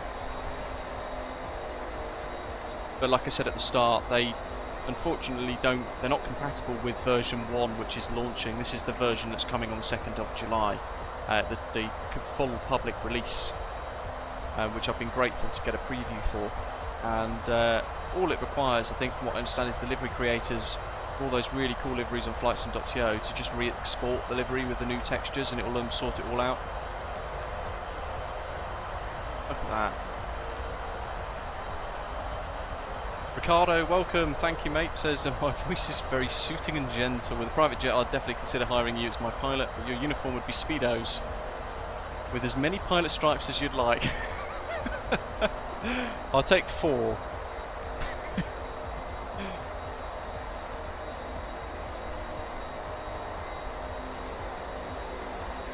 Chandler, the 727 doesn't have a VNAV for what it's worth. It's probably why FSS have chosen to do it next, because they don't know how to do a VNAV in the E-Jet. Marwan, nice. Good effort. Night Shepherd wants to see the anti-SAM launch. Matthew's saying, how is it? Really, really good. Very, very exciting. The only issues that I've had have all been because of pilot error, and I duplicated a load of my controls yesterday for the MD-11, and I didn't put an auto throttle disconnect keybind onto my yoke. I lost it, so I clicked the wrong button earlier following the flow chart that I've been sent, this checklist for beta, and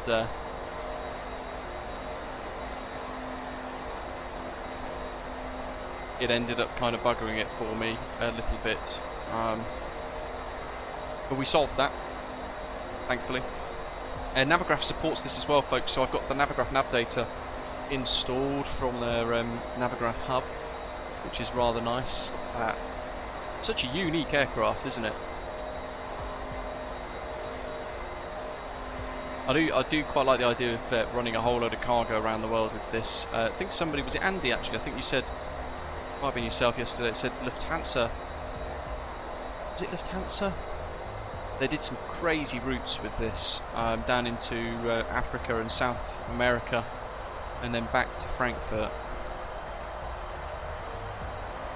So there's a lot of potential with this. Short haul, long haul routes, freighter, passenger version, it's all coming on the 2nd of July, and a lot to experiment with and learn. Those of you who are familiar with the MD-80, actually you might find yourself quite at home with this. That's an airplane I've struggled with in the past because of its old school nature of it, but it's because I don't fly it enough. Whereas this, I can see myself flying more because the sounds and the textures are really, really good, and it's got some of the funky quirks that the MD-80 has, which makes that so good. And I'll be looking forward to learning this properly, I think, at least as best as I can. The checklist is really helpful as a starting point. I'll show you what I've been sent actually, if I can. There we go. It's a bit of a messy checklist, a bit difficult to kind of read. Just do this. This is where I was struggling earlier. There's a whole lot of stuff on that checklist, and it's only 2 pages, but it's all very small. And you'll see there where I got to. Oh, I can highlight this. This bit here, flight modes. Ah, chuffing neck, it's a red line. One highlighter. Flight mode there, you may arm nav if required, prof and auto flight before takeoff. So I've done that on the taxiway just prior to lining up. But that really, to me, the way my brain works, it should be like a lining up. It should be after lining up on the runway. There should be an extra section here at the top of cleared for takeoff. Arm nav, arm prof. Auto flight is what triggered the auto throttle to then go bam into toga, which caused a bit of stress. But actually, very easy to follow the rest of this checklist so far. So this is what I've been using today, and we're in cruise almost. So when we get there, we're going to deal with this element of the checklist, and then later on descent, transition, before landing, after landing, and all that sort of stuff as well. And this is really important. flap and slap speeds in the MD-11 with landing gear extension as well, because we've got to be considerate of our dialer flap setting, which we've moved back to 15. So we'll be able to extend slats from 280, a little bit like the Mad Dog, and then 255 for the retraction, sorry, the extension into dialer flap.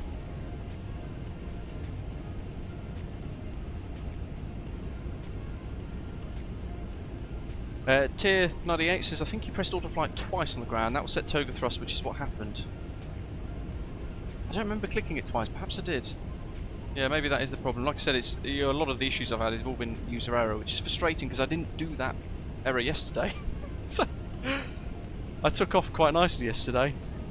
The only thing I didn't do is set auto flight and prof and nav after climb. So I ended up sort of hand flying the first bit, trying to get my climb sorted out, but my climb out was a lot nicer this time, which is good. Nate says he might do cross the pond this year because he's got the 777 and the MD-11 as well.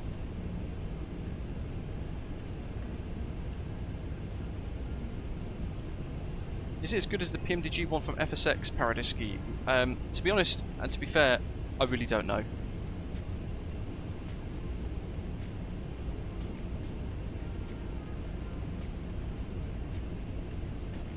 Because I haven't used it, so it'd be unfair for me to compare. Which is, in the live chat I was saying, you guys watching, what your comparisons are compared to the Rotate, for example. Aaron, yeah, you've been zipping around, haven't you, in the Mad Dog quite a lot recently. So this is right up your street, mate. This is perfect because there's a little bit more of a modern flair to it, but it still retained a lot of the Mad Dog quirks. Matthew saying, yeah, once should arm the auto throttle, then that will automatically take over as the thrust levers are moved past roughly halfway. Which is interesting because I'd only really moved them up to about the 1 to start the roll. And then I pressed auto flight, and then it advanced them. But the good news is I've set the keybind now to disconnect it. That helps.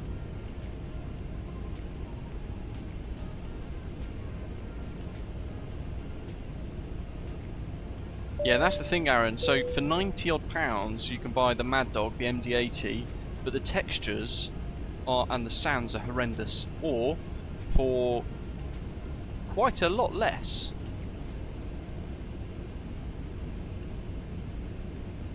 you can get this and get the same level of enjoyment from it, but with better textures and better sounds and more options. Because you've got the cargo, you've got the passenger version, you've got long haul, short haul routes, you've got this really good global flexibility with this.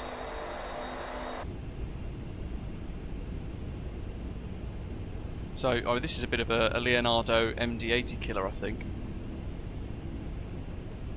Because I wouldn't recommend that. I would recommend this instead.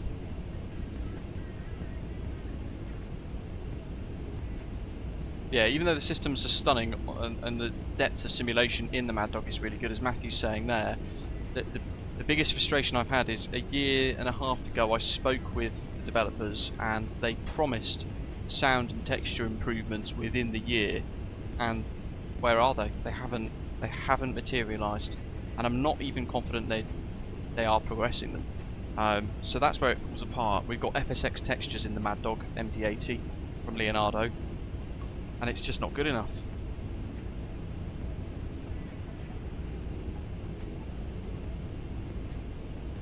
Peyton, welcome. I don't know. Josh saying first order flight push arm ATS, and the second will set takeoff thrust regardless. Oh, clear engine 1. He's got his WinWing email to pay for his pre-order. Very exciting. Somebody asked actually in the live chat the other day if my Honeycomb Bravo altitude heading knobs at the top of my Bravo worked with PMDG 777, and I faffed around earlier, give it a go, and yes it does, which is really good to see. So yep, they do work. You might have noticed the new intro today with the PMDG 777 as kind of the intro recording.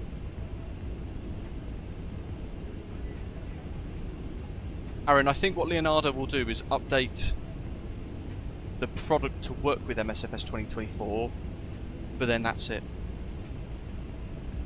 Dorman says he's honestly says he's put the MD-11 in the closet for a long time, for a while.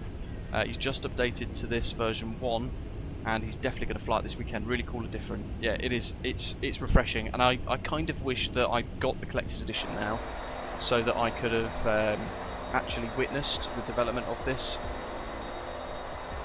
Because the progression in 6 months is really good. That's what developers should be trying to achieve with early access pre-orders.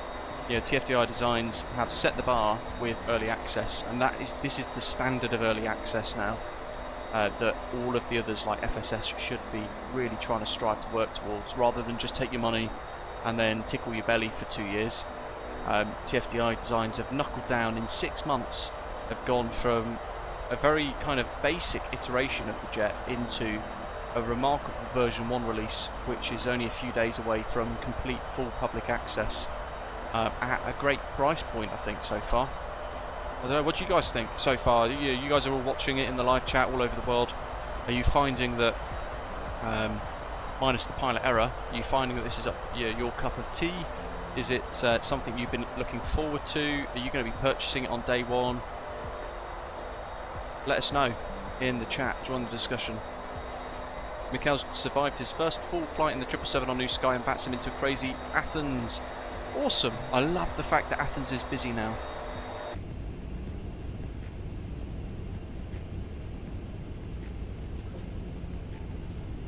Which is good because it's a beautiful airport. Oh yeah, loads of 777s. Great to see. What airline were you flying, Mikhail? Were you Osprey or were you something else? Clear Engine 1's a pre-sale customer for the TFDi MD-11, so he's ready for it. Echoes says 2 thumbs up from him. Dorman, yeah, very good actually. You make a good point. TFDi Design's communication with the collector's edition owners has been very good, and it's been very open. And from what I understand, I don't have access to that because I don't have the collector's edition. But from what I understand, speaking with a couple of folks, there's in their Discord, there's a collector's edition channel, and you can have active discussion with the developers and all that kind of thing. And it's a really good sense of involvement. And because of that, you can see the progression. It's transparent. That's really, really good. So you've got to take your hats off to TFDi Designs for that.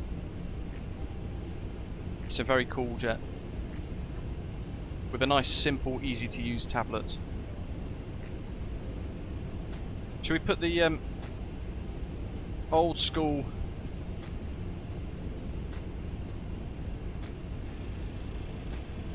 standby instruments in again, clicking away?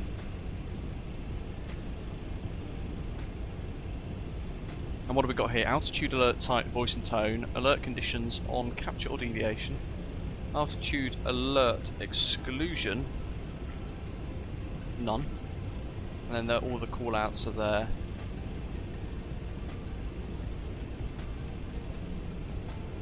For high efficiency flap pylon, deflected ailerons enabled. They're disabled at the moment.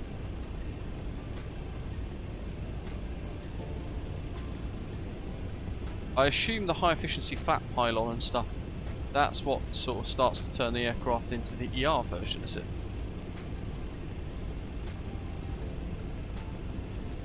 For those of you who like the flight director to be a bit more of a single queue, you can set that up as well, so you can have that as a display. That's very old school at that.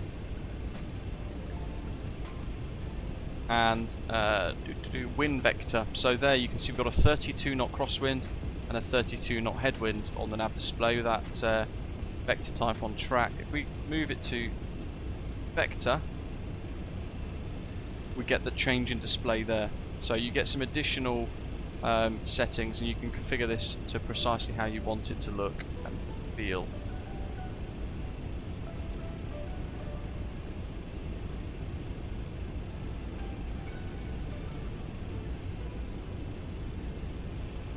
Yeah, I've got extra fuel tanks, he says. Sonic says different pylon designs. Slight right turn now, and look, this is one thing I really like with this. It's going right about 10 degrees. but it's a gentle turn at high speed, high altitude. If you want to get your hands on the MK Studios version 2 scenery that's just been released as well, guys, that is linked in the description down below, so do take a look at that. If you want to enter our raffle to win my Turtle Beach Velocity 1 flight yoke, then click the link that's pinned. It will take you to the raffle website where you can purchase a ticket. It's only £10 a ticket, and if you scroll further down you'll see the charity that we're donating some of the proceeds to, called the NFRSA. If you click the logo for that, it will then take you to the website for the charity, and you can see some of the work they do as well with retired service animals, big and small.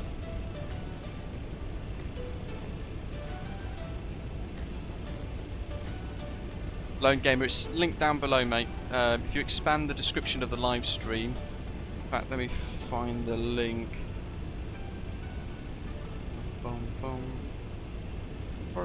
Product links, where's my list?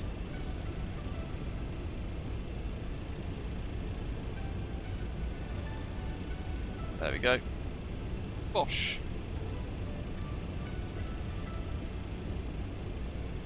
Niloy, what's $80? Do you mean this total package? Well, don't forget you're getting the freighter, 2 engine options. You've got the General Electric engine, you've got the Pratt & Whitney engine, plus that's $69.99 if you bought the freighter.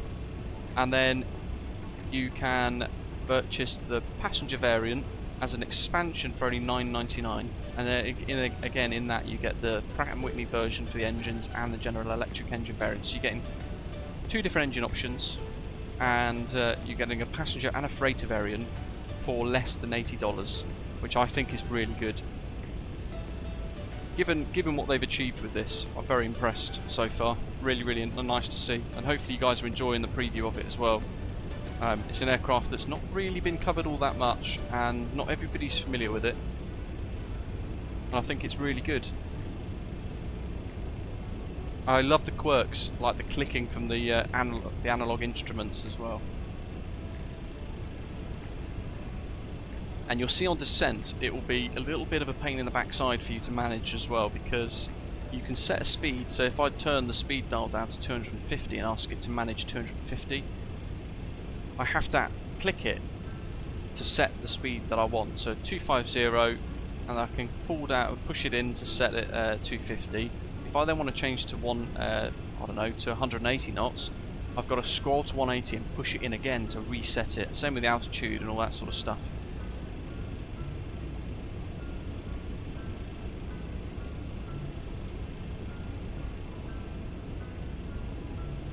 Right, we're at cruise, aren't we? So let me just have a quick check of my cruise checks. All pink FMS control, speed, roll, pitch, white, FCP values being followed. This checklist is very confusing for a new pilot.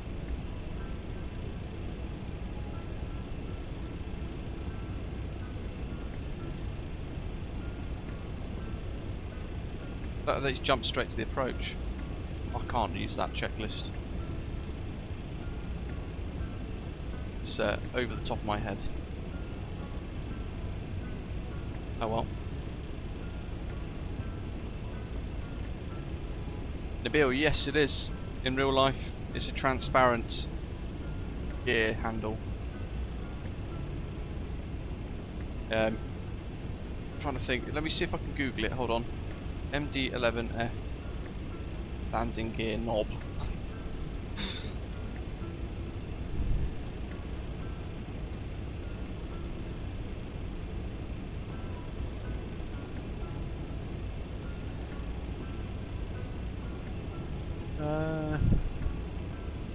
Trying to find a picture of it. It's actually really difficult to.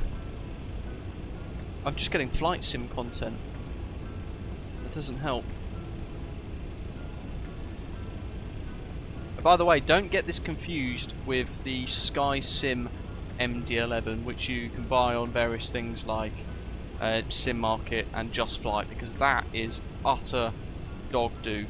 It is awful. So avoid that. You want to make sure if you're going to buy it, you're getting the TFDi Design MD-11. That's what you want. You don't want anything else.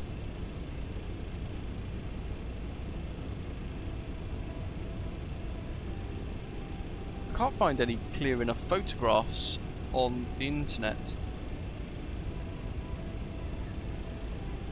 Open images, new tab. I mean, you can't really see it. This is probably as good as I can find right now. But you can see there, it's transparent in between those two screens. It's not the best best luck, but yeah, you get the gist. Hopefully.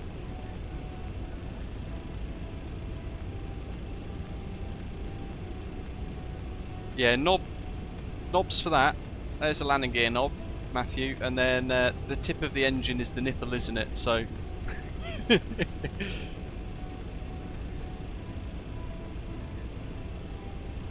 And you've got a Hock 2 on it, according to the latest internet memes.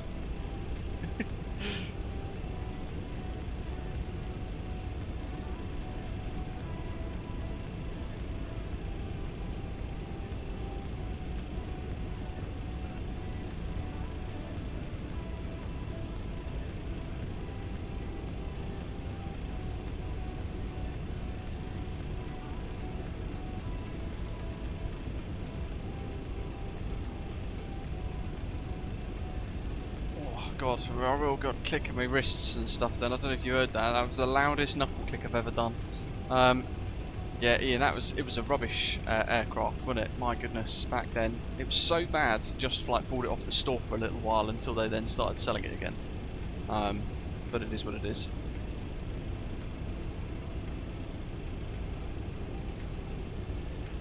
Lone Gamer, I don't know.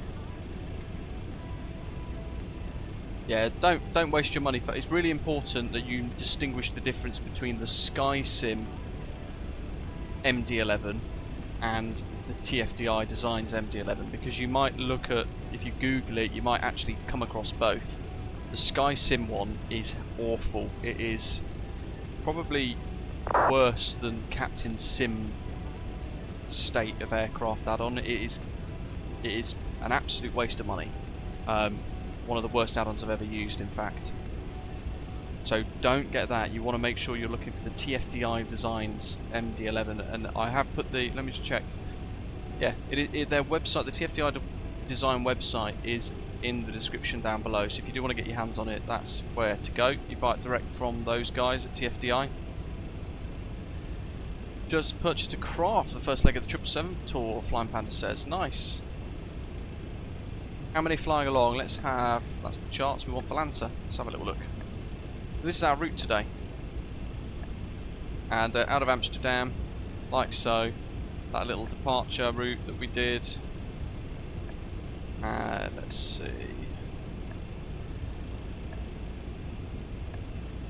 Where are we?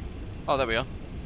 Coming up to Dundee, in fact. So we've got Osprey 6 Lima Juliet in the 777. He's on a slightly different routing to us, but there he is. Look at that, it's such an awesome aeroplane, this. The MDG 777. Bloody brilliant. We've got Osprey 5665 in the MD-11 as well, Amsterdam to Keflavik. He's nice and high, 40,000 feet. Well, that's pressure altitude, don't forget. What are we at? Compare that against us. Oh yeah, he's really high. We've got Gab Osprey 722 in the mighty 777-300ER as well. PMDG, look at that, beautiful.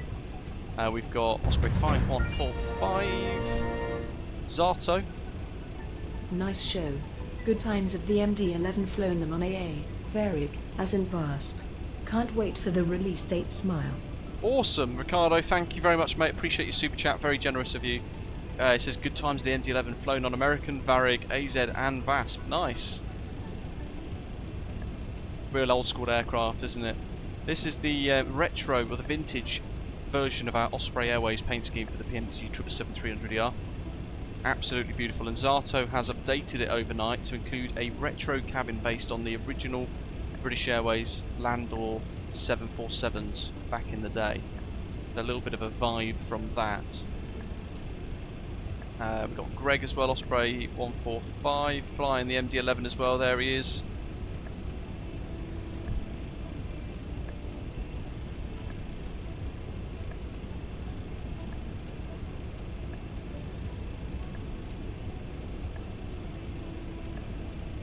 flying with us. He's also in the house livery.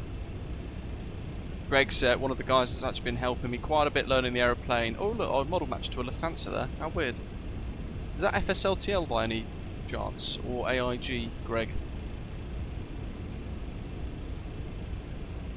Yeah, you've got model matching working quite nicely there for some reason. I don't know why I don't. I'll have to look into that. I know model matching can be a bit quirky at times. And then we've got Ian Osprey 2472 up front, leading the pack in the vintage jets once again. Look at that, beautiful 777-300ER. That's an amazing photograph, or a screenshot.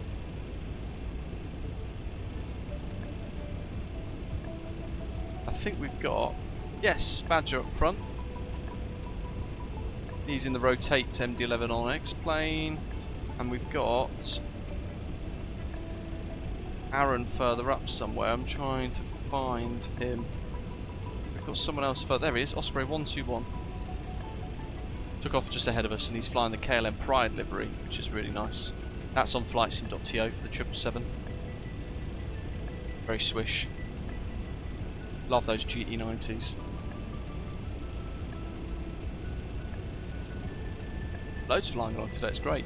The weekend's going to be mega busy as well, folks. Hopefully, if you are flying on the network, you all have a really good time.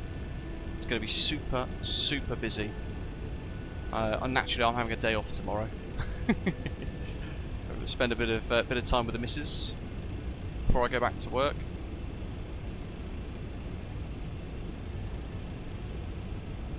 Aaron says I showed up as a Lufthansa for him as well at FSLTL. How strange. But I've got FSLTL and you guys didn't show up as MD-11s.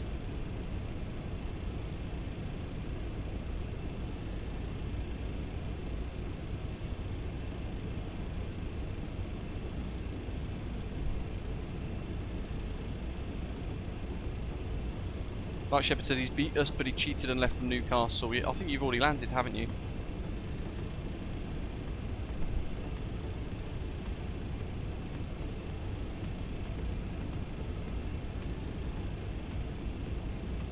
So it's given us our diversion options.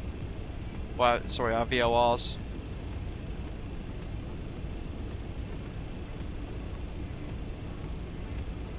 Just landed, nice. How's the weather in Keflavik? Because it's always quite sporty, isn't it?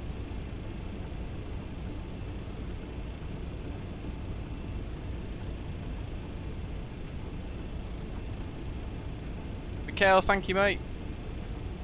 Very generous as well. Appreciate all the support, guys. Love it. Thanks for your super chat, mate.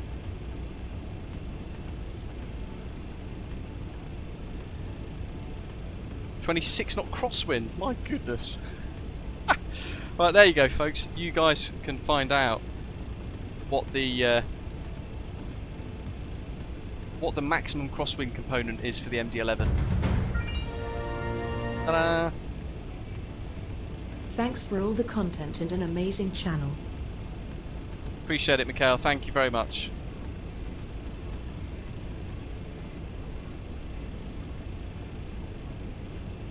Matthew says something for everybody to keep in mind with Microsoft Flight Simulator was with these long-haul jets. So things like this, the MD-11, things like the PMDG 777, the A330-900 from Headwind Simulations, all that as well. Matthew was speaking about this in our members lounge on Discord overnight. Said do not fly above 85 degrees north, so sort of over the North Pole, because very bad things happen up there. A bit of a sim monster going on with performance issues and all that kind of stuff. I think Microsoft Flight Simulator's got weird quirks, hasn't it, where it looks at it and goes, well, actually, we're crazy high and we're at the top of the world, so how does that work? And then it causes all sorts of problems. I don't know. But yeah, it's worth bearing that in mind. Doc says, can we go to Mach 84? There you go. We'll set 84. Press the switch.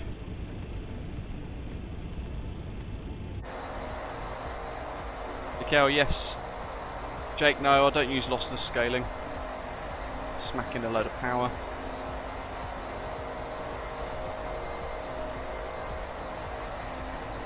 Maximum demonstrated cost ring for an MD-11 is 35 knots for takeoff and landing.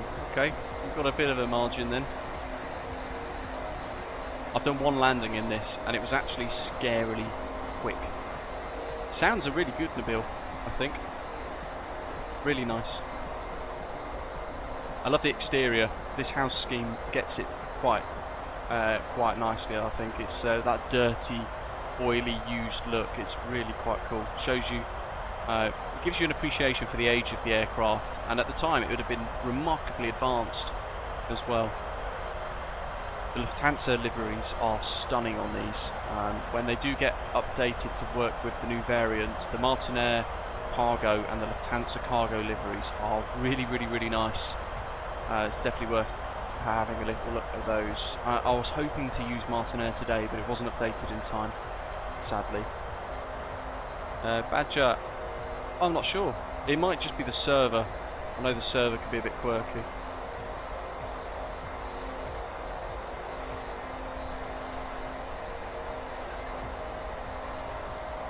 Yeah, it just says no screenshots for this flight.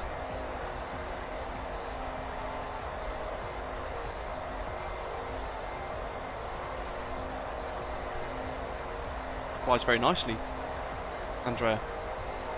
Joshua got a long haul ahead of you. He's going Montreal to Amsterdam in 777. I haven't put the custom views anywhere yet, Mikkel. I keep forgetting, actually, to be fair. Like yesterday's flight was quite a long one in the end.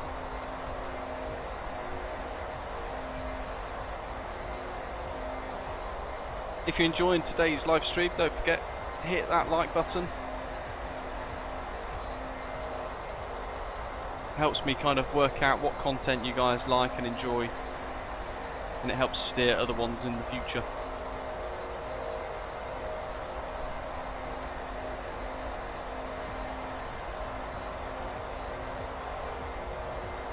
Commentator, nice one. You purchased a raffle ticket. Good luck to you, and and Mort as well. Good luck.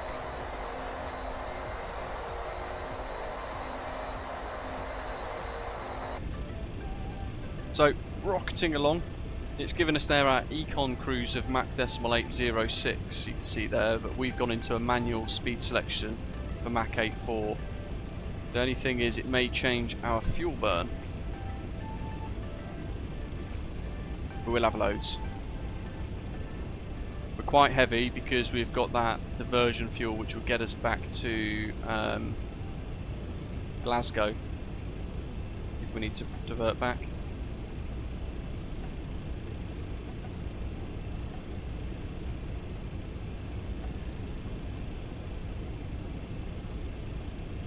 Aussie Bandit, no, this is the second. I haven't tried the passenger MD-11 actually. I've only tried the cargo version, and I've only done one full flight in it, which was very much an experimental flight yesterday, East Midlands to Edinburgh, just to kind of get an initial feel for what it was like, and all that sort of stuff. But this is my first full flight trying to actively learn and fly the aeroplane, putting it to the test.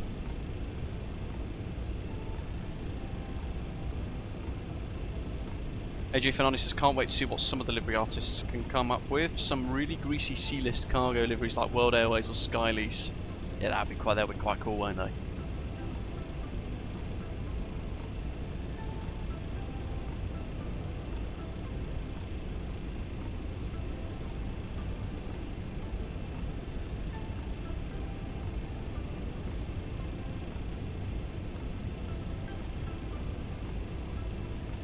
Night Shepherd said he's going to be doing FedEx ops with her for sure. Greg's suggesting runway 01 at Keflavik. Might be better with a 9 knot crosswind. Nah, it'll be alright. What do we got? 01, 3000, 40, 54. Runway lengths are the same actually, 01 and 10. We could do 01.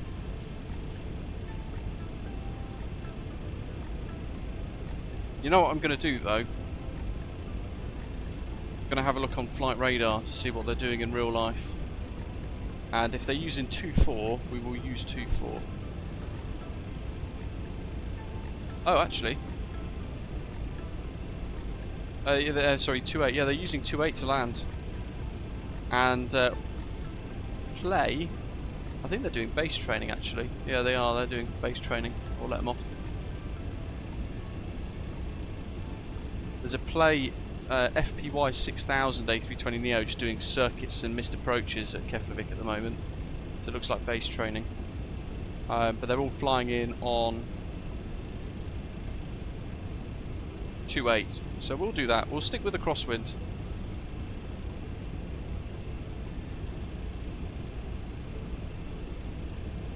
Bill says, do you plan on releasing tutorial videos for the TFDi Design MD-11 like you did for the 777? I'm not sure if I'd have time to do it before the general release on the 2nd of July, but I think, yes, if I can learn the aeroplane well enough to give you guys a basic overview of it all, then yeah, sure, I'll let you guys know, and I'll give you some tutorial videos. If lots of you want to see something from me in relation to that, I will give it a go. Mafarik says he's not getting the MD-11 because TFDi Design's team were really insulting to A330 driver in their Discord. Well, actually, if we're being really honest, he was using an aircraft add-on that I don't think he's meant to use because it breached EULA, so he's in the wrong. And it was someone who's not actually TFDi Designs who was critical of him, I believe. And he's then taken that out of context and gone on a mad one about it. So actually I think he's more in the wrong. TFDi Design haven't done anything wrong themselves. It's he's become incredibly rude and quite abrasive and quite elitist, unfortunately. I think his popularity's gone to his head somewhat and he's forgot to be humble and respectful of the community in some instances. So just to counter what you said there, I don't think that's particularly fair on TFDi Designs,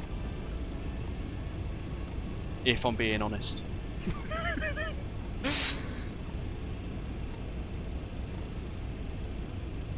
I think I said a little while ago, Chewy made a very good point on his Twitter a little while ago when, funnily enough, the same person was being once again quite rude and controversial. And he made a very, very good point. I'm just trying to find it because I read it out and I quite liked what he wrote, and I thought, you know what, nail on the head.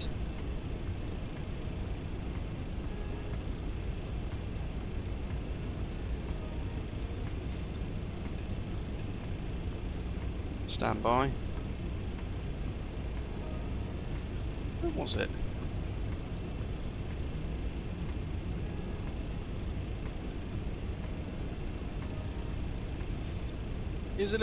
Was it back in like April or something? It was actually. It was during Cross the Pond, wasn't it? When he decided to be horrendously rude to a controller who was volunteering their time because he couldn't quite understand how Cross the Pond actually works.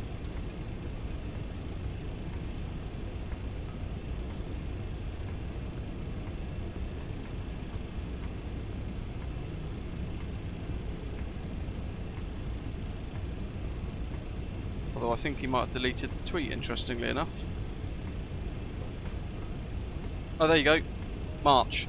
24th of March. Having worked in the gaming industry for 12 years and more specifically in the flight simulation industry for over 8 now, I've learnt one very important thing. Usually what you give out, you get back. Stay clear from drama and toxicity. You'll find you'll receive or see less of it. Yeah. He's gone from being a cool guy to somebody who's actually quite rude, and it's unfortunate. He's got to remember that 95% of us can't be a real pilot. You know, I can't afford to be a real pilot, even though it would be my ultimate dream. Some of the channel members behind this channel and all the rest of it, they can't afford it, but they might have health issues, which means they can't become one, and all the rest of it. So it's just one of those things. V1 Simulations, welcome. How are you, mate? Enjoying the 777, hopefully. Love all your content as well. Saying, where is it?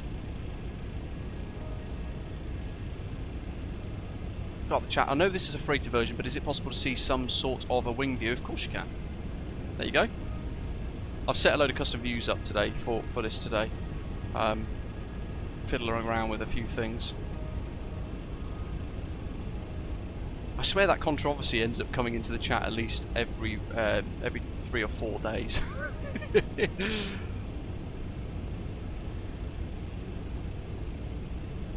Matthew, that's quite interesting. He says there his so Matthew's own pilot union in the States does the interviews at his airline, and his personality would never make it through the interview. That's quite interesting. Everyone say hello to V1 Simulations in the chat. Big content creator. One of the most highly respected as well. Love all the content. Love the depth of understanding, the knowledge, everything that you provide. Actually, I've learned quite a lot from watching your content. I tend to sit when I'm watching stuff myself. I tend to sit in the background and I don't really join the chat, but I try and absorb as much as I can and understand things. Yeah. Yeah, have you had a bit of an experience in this yourself yet, V1? Have you been able to actually explore the collector's edition? Have you been able to get the preview version of V1? What are your thoughts so far? Beyond the really horrendous pilot error at the start, which is really bad. But I was trying really hard. I had literally had brow sweat when that went wrong. I thought, God, TFDi are probably sitting in the background. Yeah, Mike, I think he was like a beta tester for TFDi. He wasn't actually the TFDi developers or anything.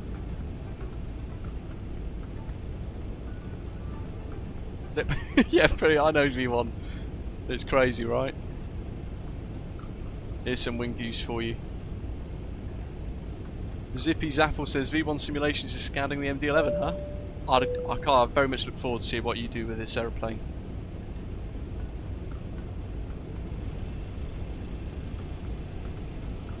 If you guys want this as well, by the way, I will send you. I'll put it on flightsim.to. If you want the custom camera views, I'll put it on flightsim.to. And I know I said that for the 777 as well. I forgot. I forgot yesterday because it's been such a hectic week. It's been so busy.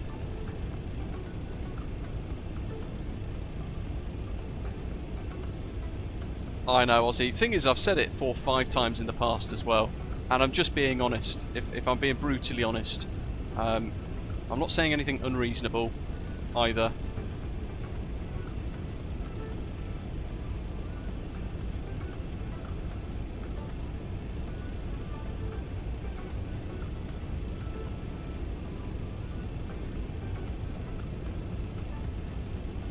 You on there saying, haven't had much time to check out the bird yet himself, but he's very interested. Definitely looks very promising now that he sees it flying in the latest version. Textures actually seem pretty good now too. Yeah, they are really, really good. And like I said at the start, this is my first experience of a TFDi Design product, and this is the house livery as well, so it's as raw as it is. But I'm finding it really quite enjoyable, and that weird, quirky kind of blend of old school Airbus A300 / MD-80 with some like raw old school 737 all kind of blended into one makes it really quite fun.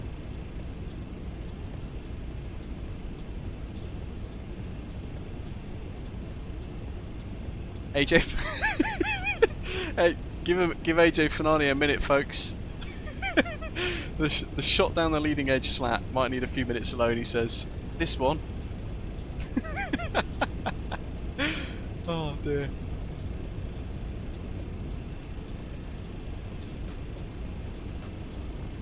Oh, that's brilliant, Nabil.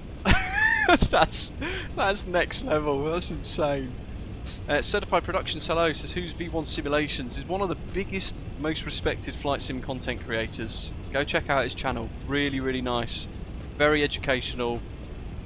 Yeah, a lot of time for it. Fantastic channel. And if you haven't subscribed to his channel like I have, you should. It's really good. If you want to understand kind of the complexities of some of the aeroplanes, yeah, that's where you want to go. Really quite cool. And humble, very nice, pleasant chap to watch.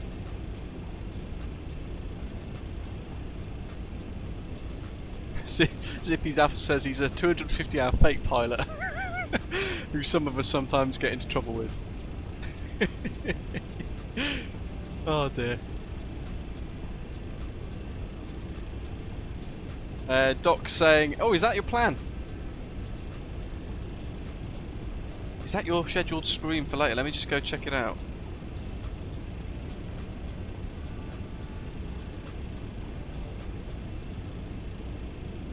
Oh yeah. That's one for later, folks. What time's that? That's tonight at... it's in 31 hours time, actually. So it's tomorrow at 22:45. So it's 31 hours from now. You want to check out if your time zones work. If not, catch it on demand. V1 is flying into Keflavik with the PMDG 777. That's going to be cool. Is there anything you guys want to see while we're flying along today? System page-wise or anything like that? Is there anything you want me to explore? And I'm not pressing the gear extension lever, the manual extension. I've got a real bad habit of clicking that stuff. Especially going towards Keflavik as well. That's usually when I break planes. So if there's anything you want to see, do let us know. We've got a little bit in the cruise still. I'll just increase that range a little bit. 160. Top of descent at Aldan. Loop the loop, D-Dog says. BA Boy says, are we looking forward to the 777 freighter? Yes, 100%. That's going to be really cool as well. I've been so impressed with the PMDG 777. I've found myself quite comfortably at home with it already. Yeah, and I can't fault. I've been lucky. I haven't had that issue with the WASM module crash that I know some people have been having, which have been ruining the experience for some people. But PMDG have been on the forums, and I think overnight, in fact, just to give you guys an update, Robert Randazzo's gone onto the forums and he said there is an update pending for the 777-300, and the short version of that is that there is an update to the 777 that is now in testing, which tries to address some of the issues like the WASM crash. Some of the items are focused on performance as well. So those of you with RTX 2070 Supers and all that kind of thing, you might find that there will be a decent performance boost as well with this update coming soon. And they're looking once the update's been evaluated by the testing team with PMDG and it's been signed off, they're looking to get it released as an update between 19 to 22Z on Friday. So there is an update to the PMDG 777-300ER coming soon. Hopefully that will mean that it will solve the WASM crashes that some people have been having. We hope anyway. Gruki, thank you buddy, welcome. Ryan wants to see a barrel roll. No aerobatics. Thankfully, Aaron, I'm not tracking it on New Sky because I can't seem to get it to actually work on New Sky at the moment. Certified Production says, how have I got the MD-11 preview? I don't know. I've been waiting about 5 months on a list with TFDi Design, waiting patiently for it to be sent, and then yesterday, just all of a sudden, it appeared.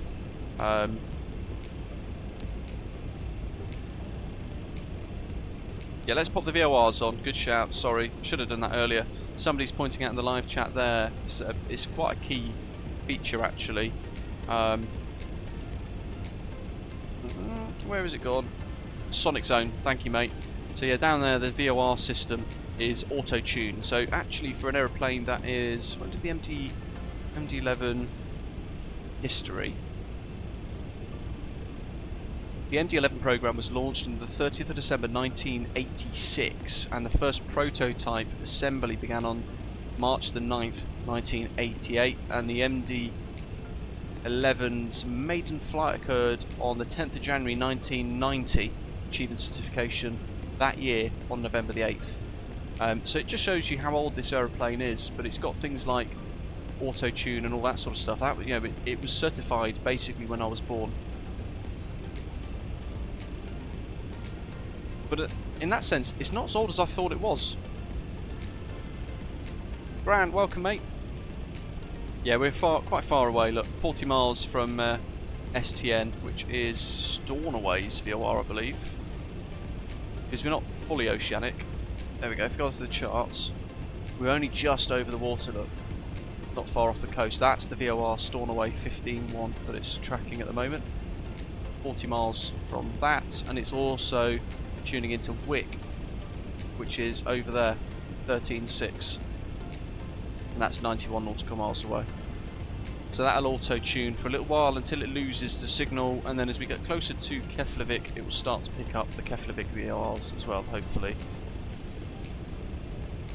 It's gonna inadvertently trigger a midlife crisis, Aaron. I've already got a motorbike. I might have to buy a second one now.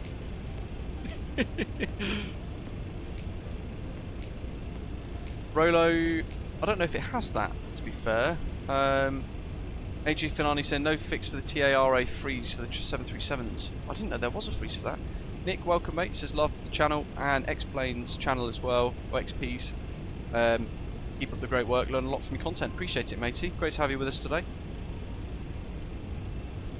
Aussie Bandit says, on a scale of Airbus to Boeing, how would you like to fly? It's a little bit of... It's more MD-80, those of you that know that, the Leonardo Mad Dog, if you have tried that. If you haven't tried the Leonardo Mad Dog, it's a little bit then like the Inibuild's A300 with some really weird quirks that McDonnell Douglas have put into it. You'll hear some of them when we descend later. We'll get that stabilizer motion thing and all that sort of stuff. Ian says a flyby is about to happen. Go for neck. 17. I don't think we're going to be able to see them all.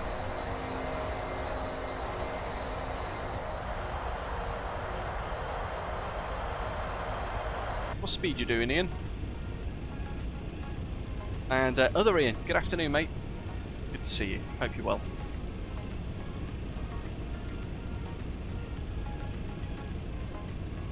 Badge has just become a member to V1's channel. Awesome. Love the cross support.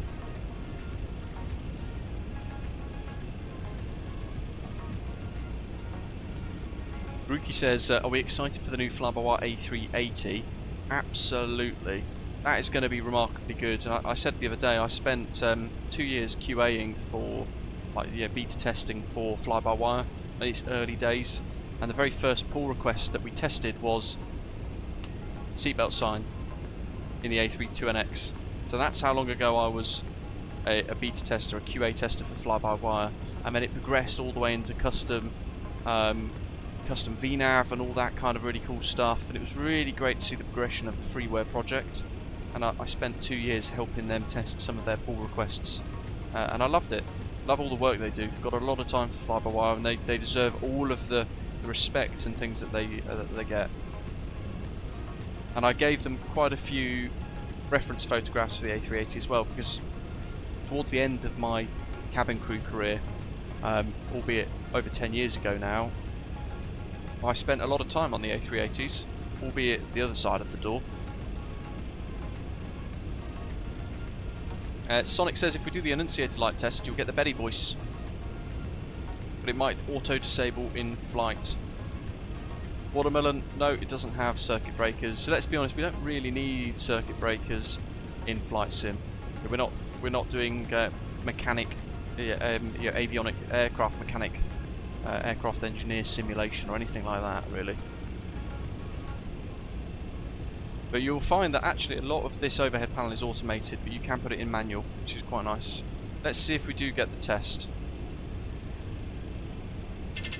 Overspeed. There we go. Overspeed.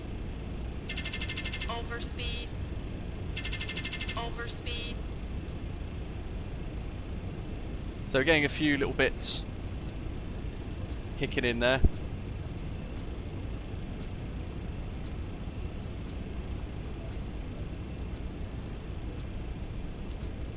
Probably by an automatic, even though it's only us on. And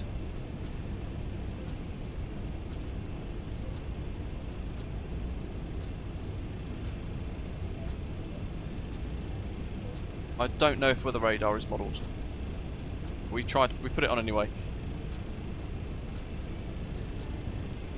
Matthew says there's only one set of circuit breakers we touch at his company, the in-flight Wi-Fi ones. Everything else is for maintenance.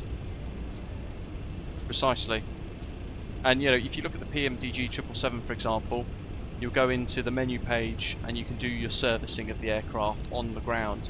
But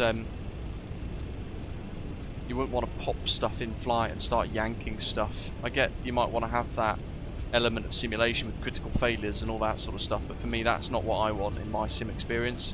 So I'm happy that they don't have all that stuff, because it means they're focused on other things in the simulation, so the performance is better. But I don't know. Commentator says, yeah, we saw you earlier actually. You're 6 Lima Juliet off to the east. You're there, aren't you, mate? Gotcha.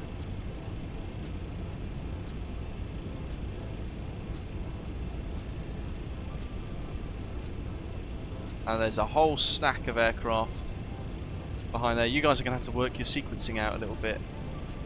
Zato and Greg, depending on your spacing, although there's 2 Gregs there. Oh, there we go, it's updated again. So you're a wee bit close. Is the extended simulation package free? Aaron's asking. Yeah, it's an extra $5 or $4.99. So there's 3 price structures to this bird. If you buy the passenger version or the cargo version as a wanna, you either get one or the other. So if you buy the passenger version or the cargo version, it's $69.99 US. If you want to then purchase the other variant so that you have a complete package, bearing in mind it gives you the General Electric and the Pratt & Whitney engines in both. But if you then go, well, I've bought the passenger version but I also want the cargo version, or vice versa, that's an extra $9.99 for that second version. So that way you can get the passenger version for $69.99 and then the cargo version for an extra $9.99 in dollars.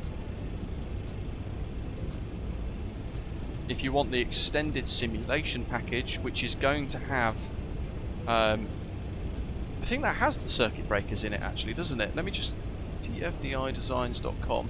Bear with me, because I think that does have TFDi MD-11 Learn More.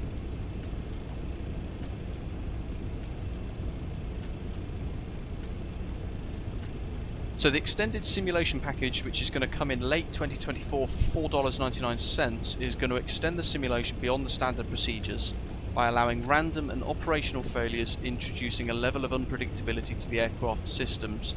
You may encounter unexpected failures that require quick thinking and problem-solving skills. The realistic simulation of random failures enhances the overall experience, making each flight unique and challenging. And with this, additionally, the simulation will include partial circuit breaker functionality. Pilots will be able to interact with some circuit breakers, simulating the process of troubleshooting system issues. And a failures management panel will also allow you to share control of failures in your simulation with a friend remotely. And that's going to be in the bolt-on extended simulation package towards the end of the year for an extra $4.99. So the base pack, cargo or passenger, $69.99 US. The expansion, which is the one that you haven't already purchased, $9.99. And the extended simulation package coming in late 2024, $4.99. Pretty good. So for those of you who do want the circuit breakers, for an extra $4.99, you'll be able to get that, which I think is actually quite reasonable, because not everybody, like me, wants that. Aussie Bandit says he's pre-ordered the MD-11 with all 3 included. Yeah, it was $80 US, wasn't it? So the pre-order version had all of those 3 packs combined for one price, which is quite nice. But yeah, as Aaron's saying, it's clever pricing. You pay for all the bells and whistles that you want or don't want. Nick's asking for any updates from Fenix regarding the A321. I don't know any more than you do, matey, to be fair. I find out when Phoenix give us the at everybody ping on their Discord server, unless I get a specific email from one of the developers. But we haven't really heard anything from them, to be fair. Nabil says loves the curvature of the screens in this. I think, yeah, because they're meant to be CRT, aren't they? Oh no, these are digital. I think you mean the actual round edge of the screen, right? I'm getting that confused with the RJ. The RJ's got the CRT monitor because I was watching the video from that yesterday.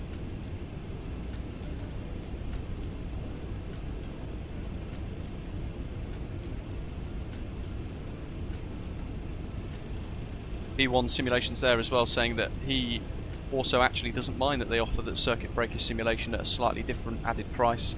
Like we said earlier on, probably less than 1% will ever pull a breaker, and if you don't have a manual set for the aircraft, you won't be pulling breakers anyway. Sonic Zone, thank you matey. Your first super chat during a live stream. Appreciate the support there, mate. Says just wait until people assume the failures is a flight sim bug. Well, like the parking brake on the PMDG 777. Yes, imagine. Just wait until people assumes the failures is a flight sim bug. Smiley face. Yeah. Thank you, Matt. Appreciate the super chat. Very generous of you. Yeah, a lot of people struggling with the PMDG 777 parking brake, oddly, and I don't really know how to. I think I'm going to do a video. I know some others have done videos on it. I might do a tutorial video just focusing on sim brief and the parking brake as like an extra episode to the tutorial series. Hopefully that will help.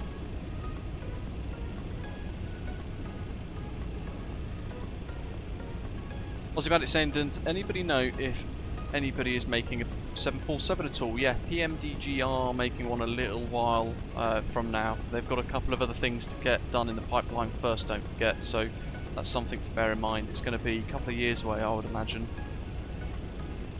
But yeah, that would be absolutely stunning when that arrives.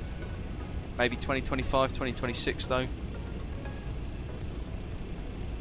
Maybe more like 2026 to be fair, actually thinking about it now.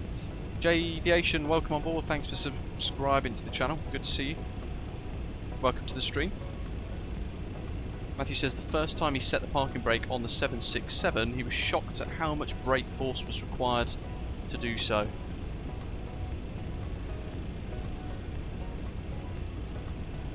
Yeah, we're like a spin-off tutorial series. 777 Advanced, Episode 1, Part Brake. Good do. Aaron says, do I have an oceanic tutorial? For the 777, no, I haven't, to be fair. But it's basically all the same stuff. But on SimBrief, you want to plan an ETOPS flight plan. And if you're using ACARS, then you can get your oceanic clearance through that. Just strip it down to something as simple as that. But unfortunately, a lot of people haven't bothered reading the manuals or watching various tutorial videos from whoever it might be. They've dived into an aeroplane that they think would be a bit more like an Airbus A320, because that maybe is all they've flown before. And then they're realising that the brake system is like the PMDG 737. So, in fairness, not everybody's got the 737, so they don't know that is how to activate the brakes and release the brakes. It's a bit of a quirky system if you're not used to it before, and it caught a lot of people out when they updated that in the 737. A year and a half ago, some of you might remember that. It did catch a couple of us out, didn't it? And you had to set that brake setting to realistic and all the rest of it.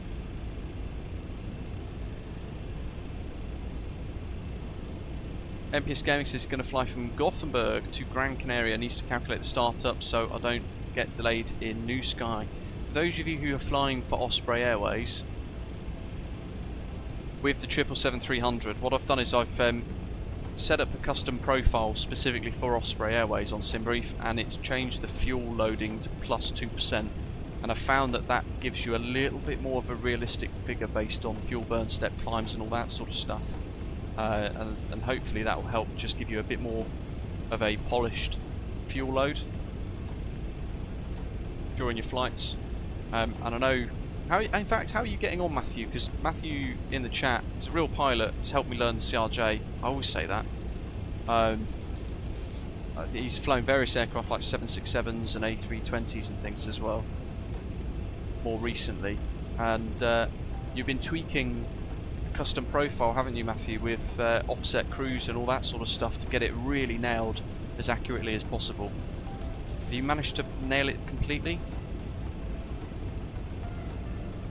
And as a question, actually, because I don't understand it myself, and potentially a lot of others watching might not either, what does cruise offset actually do? Night Shepherd, have a good night, mate.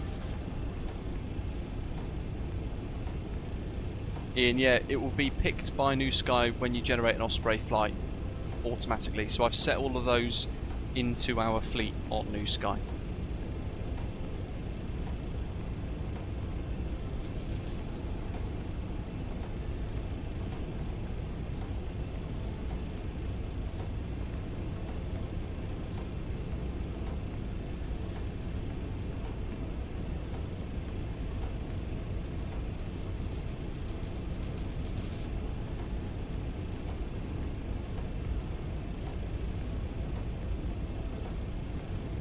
Sonic, yeah, oddly enough, not everybody's getting the WASM crash, but some people are getting it a lot more than others. But they are really working at trying to solve that.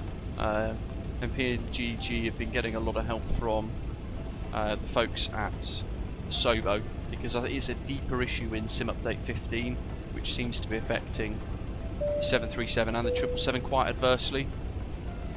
But they are honing in on fixes and tweaks to try and sort it all out.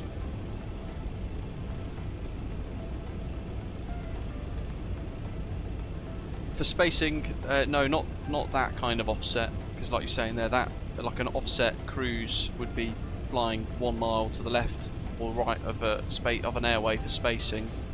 You're quite right there. More in the sense of fuel burn, though.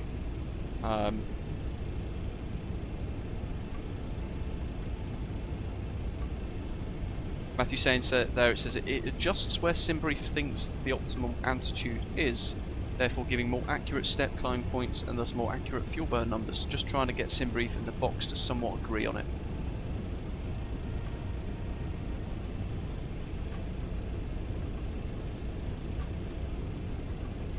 Yeah, definitely +02 helps quite significantly, doesn't it, Matthew, to be fair? But that offset stuff I've not really fiddled with.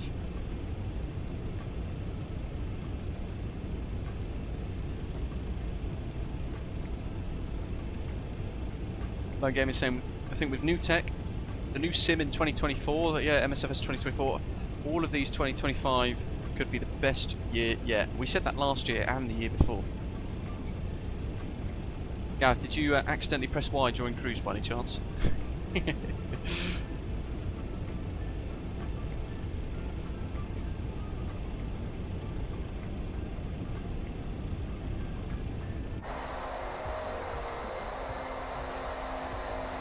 Jonathan, welcome, mate.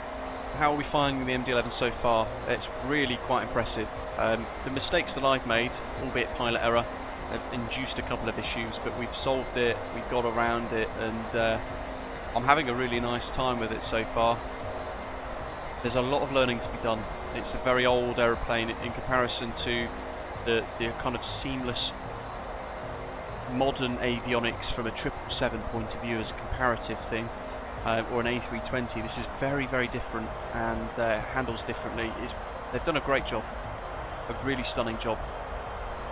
But certainly, having flown the 777 all week to then coming into this, it's been a bit spicy. It's been very different. So it's yeah, it's gorgeous. As Mafarik said there, it's a really stunning aeroplane. They've done a great job creating it as well. And I like what they've done with the flight management as well, like the autopilot and stuff. We were saying earlier on, look at that very gentle bank angle to the right for that right turn that we've just done. And then it will roll out really gently. See how smooth that rollout is, maintaining the LNAV. Look at the horizon line. Just gently coming back to wings level.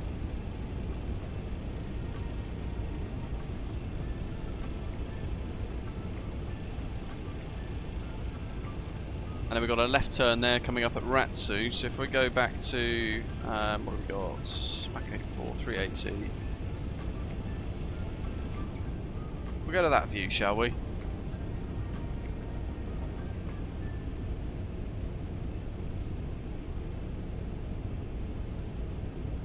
MPS Gaming, no worries, matey. Great to hear. So thanks for the 777 tutorial. Cold Dark Taxis helped him a lot. And then in his spare time he's been able to create his own notes for those checklists. Good to hear that you've been finding it useful as well.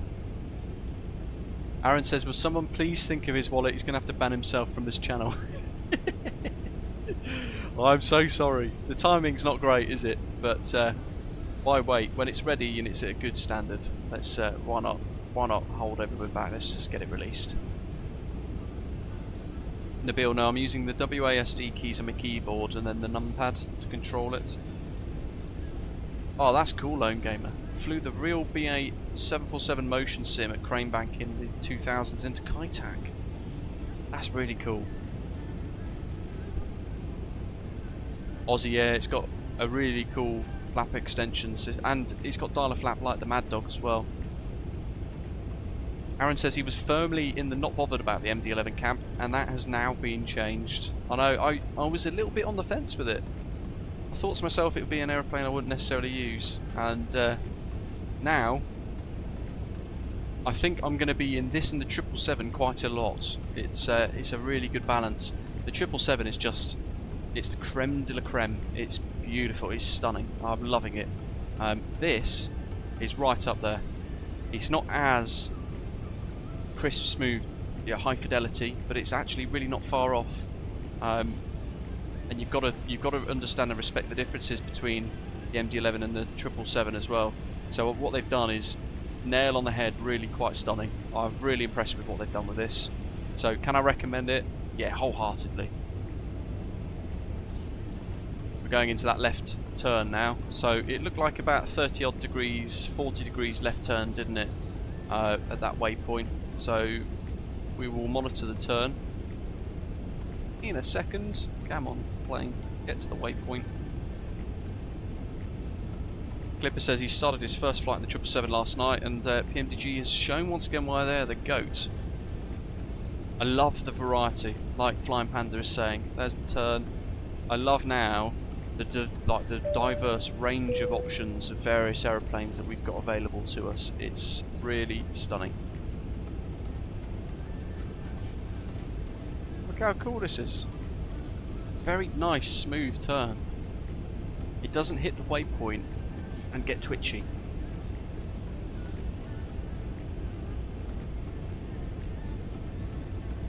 Aussie Bandit says the MD-11 is going to be potentially one of the only planes he's going to fly for a while. Fair enough. Sonic Zone says ironically he's planned his vacation time for a week like 3 months ago, July the 1st to the 5th, so timing for the TFDi Design's MD-11 to release is ironically perfect.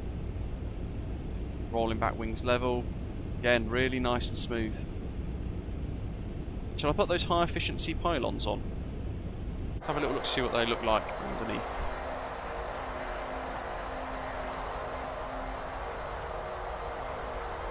Let's see. God, look how inefficient they look. Crazy. Doc, I think I saw you mention earlier actually, there's something going on with 01, isn't it? It's closed or something. So we're going to change the option in the tablet to change those 3 pylons there to the higher efficiency version, right? Let's have a little look at that. I hope it's safe to change all these in flight. Yeah, we've got the man-pad defense system on as well. Why not? System. Performance. High efficiency flat pylon. Bosh. Has it changed?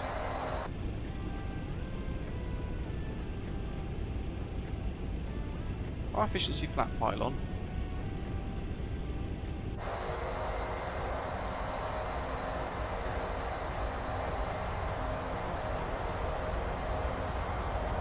Oh, it's more of the flat fairing than the pylon. What it means. I don't think we can really kind of see it on the ground then, can we? In the air. There's that, oh my goodness, right in the old jet blast. There's the MANPAD's defense system. You can toggle that on and off in the tablet as well.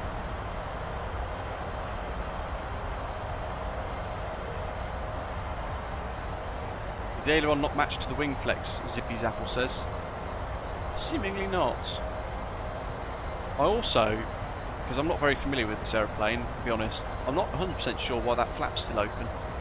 Perhaps it should be part of the pressurisation system, I don't know. Someone who's very familiar with it will know. Look at that. Such a cool looking aeroplane, isn't it?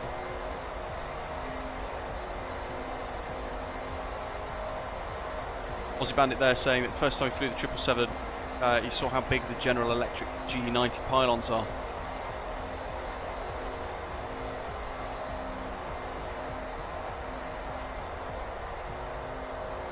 Oh, tier, gotcha.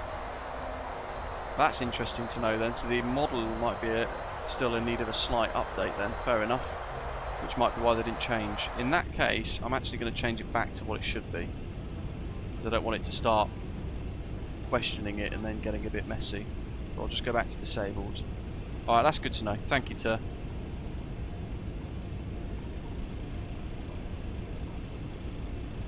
Gatwick closed today because an aircraft has got stuck with an overheated set of brakes. In the real world, it's a BA 777 who's just done a rejected takeoff. Ooh. Interesting. It's not the Mauritius flight, is it, by any chance?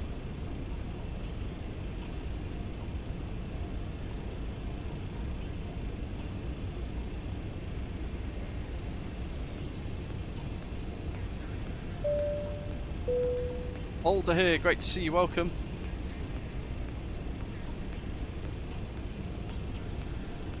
Aaron there is well saying, I hope the RJ has a significant discount for 146 owners. Can't afford more planes to release imminently. I think we've probably at least got another month for the Just Flight RJ in reality. So I wouldn't worry too much. I say I wouldn't worry too much. It is getting quite expensive, isn't it? All of this stuff coming out at the same time.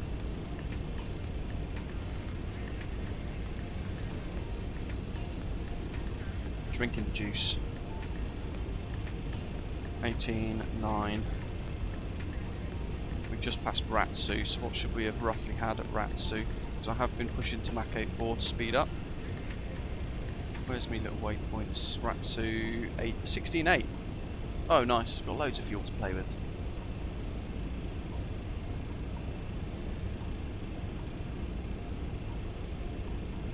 So 380 Mach 8.4, and we've got Unicom for now. BIKF. That new MK Studios Keflavik. We've got no ATC there either, that's fine.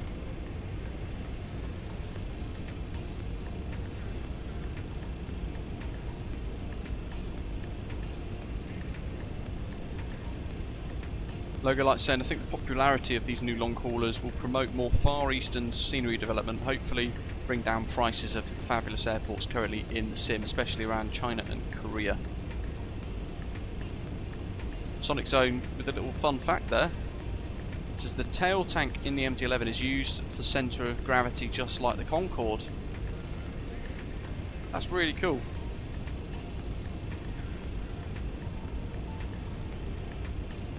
I suppose I can't really see it particularly clearly. Is it that one there, that tiny little tank there? Unless it's referring to this one where it says 50. Oh look, little crossfeed valve just closed.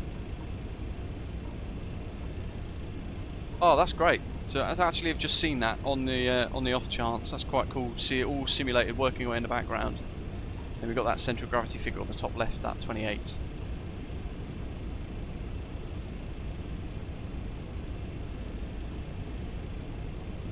Top panel trim tank.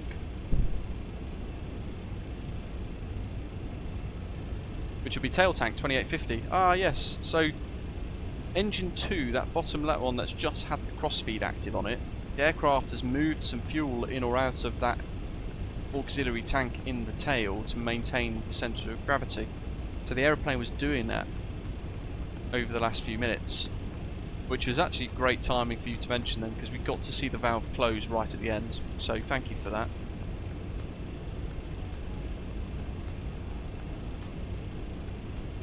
Alder here, I think it's great. I think what TFDi Designs have done with the MD-11 is fantastic, really impressive, and I can recommend it. But it is a steep learning curve.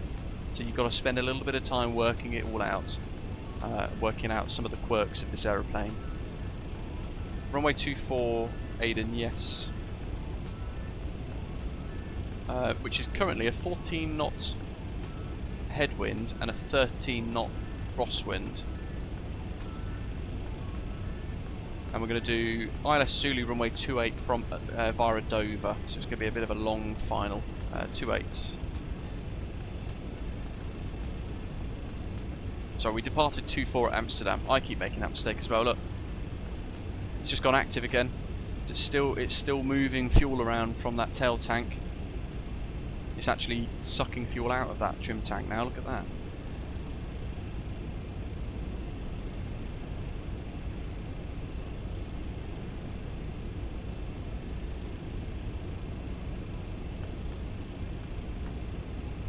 Ooh, now that's a good question. Matthew there saying, no ATPs answer this question. For those of you in the live chat, a complex question for you potentially. Which is better for an airliner and why? Is it a full forward centre of gravity or a full aft centre of gravity? Let us know what your thoughts are in the live chat, what the answer to Matthew's question there might be.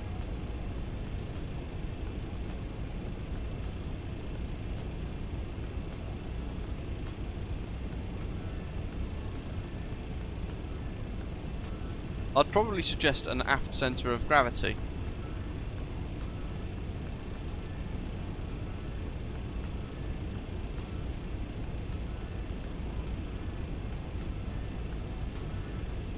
It's probably easier to then trim on final at slower speeds and all that kind of stuff, right? Ah, V1's giving the answer. Full aft. Oh. I'm hoping I was okay. I was right then. I would assume, thinking on like if you're flying in on final approach, I'm thinking, and you've got all your flaps and everything extended, and your pitch is going to be slightly a nose up, isn't it, at final approach speed? So I suppose you probably want more aft centre of gravity. If it was either full forward or full aft, you probably want that stability, don't you? And it probably makes it easier to trim. Is it more efficient? Ah, more efficient in cruise, Matthew says. There we go. Full aft, trim, more efficient in the cruise. Thank you.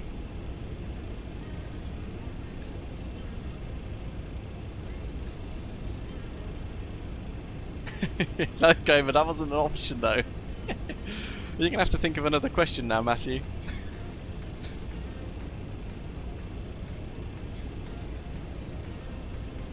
Love it.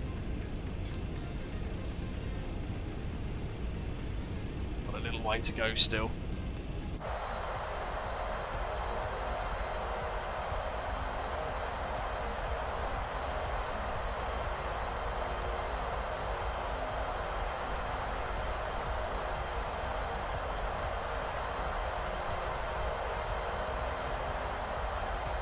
The MD-11 targets 30% centre of gravity according to Tier there. Full aft centre of gravity will keep the elevator in a more neutral position, producing less downward lift and therefore reducing fuel burn. And it also makes the aircraft less stable though.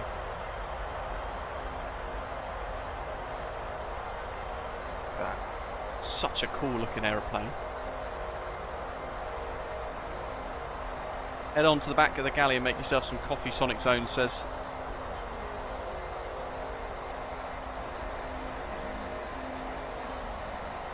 Aft centre of gravity is actually less stable since the elevator produces less downwards lift, but it does also reduce fuel burn. Yes, there's pros and cons, isn't there?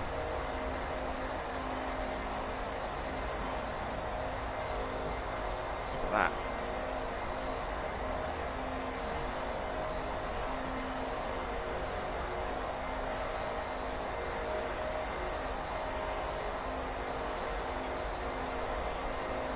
Shakir, welcome mate.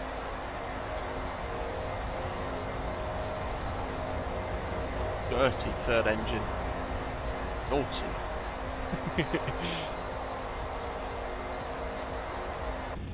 Aaron says the approach doesn't mess about, straight in there. Those of you with the 777, you're going to have to really manage the energy for sure on that. Fly the drone inside, Sonic Zone says. I can walk inside. I've set custom views for it. 2 seconds. No, that's Windows key. Ooh. Where's the handle? There it is. He says it's not clicking though. Why not opening? Is it because I've locked? Ah! Ooh! They've simulated the door lock. There's the hallway of our cargo jets. Little dirty coffee cup there that's probably been in there since the aircraft got delivered to the airline.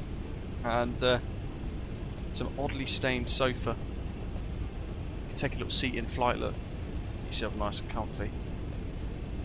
Sit down, chew the fat for a little while.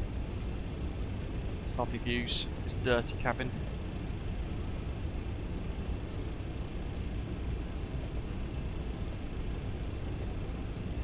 Through the rope. For those of you, if you just tuning in, you might not have seen this a little earlier on as we were having a little venture about. Cargo version for today. Well, the rollers down there look really good actually, don't they? Look at that. And there's that big door.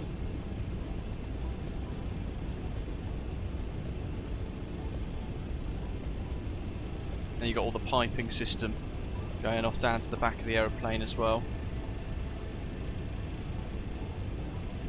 I love the lights reflecting off the metallic textures on the cargo bins as well. That's quite nice what they've done there. There's a slight different variation of cargo down the back as well.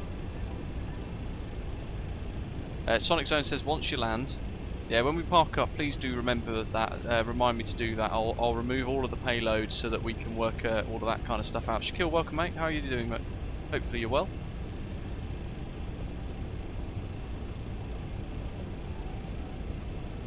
Shaquille says he's tried to stream the jet last night twice now. He's had a glitch where the plane will practically shut off and nosedive outside. It happened since version 1's been installed. How strange. I don't know what. I don't know what to suggest there. This is only the second time I've flown the aeroplane, so I hope that doesn't happen.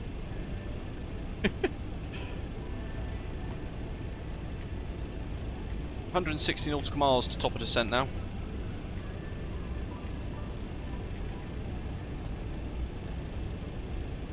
And let's have a little look. If I just change the time to a bit more night, go right to the cusp of sunset, shall we?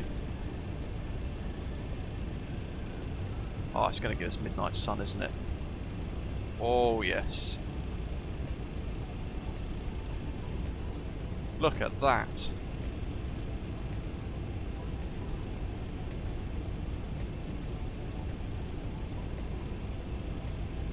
How cool does this look?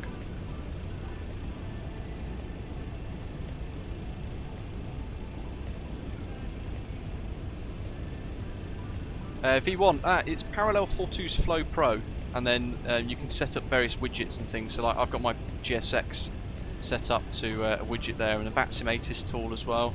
Control visualizer at the bottom left, so you can see what the controls are when we're flying Boeings and things. Yeah, that looks really cool. Let me go full night. I love the reflections though. Look at the sun bouncing off the side of the aeroplane. That's really, really quite cool. I like that a lot. Let's go full night. Let's move the wheel down here. Probably not going to get full night though, because it's land of the midnight sun because we're so far north. That's as dark as we're going to get.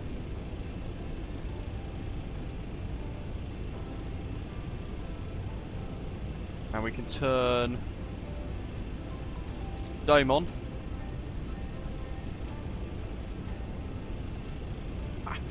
Ah, they've smashed the emissives with this. Cabin wise, although we are in the freighter as a reminder, we've still got entrance lighting. It's got all of that stuff. Look at that, how bright are those? Let's wander back in again. That's really cool.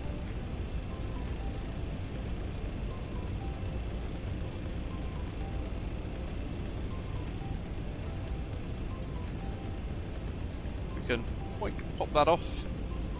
Let's see, I think that one is flood. Is that flood? Yeah, that's flood. That's the panel lights. So the panel lights are on maximum now. Flood lights are off. Ooh, that's the seat. Ah, glare shield.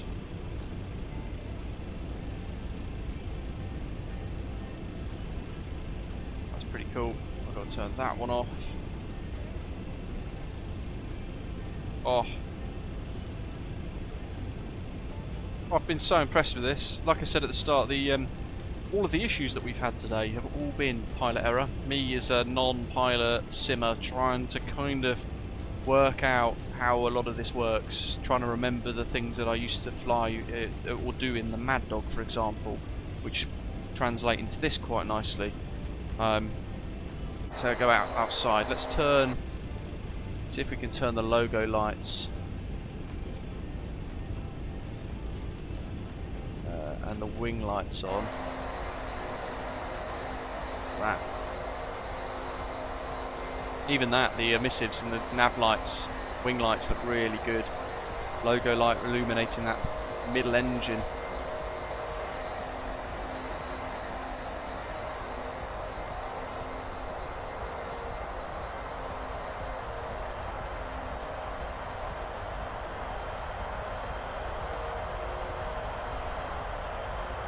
What do you guys think?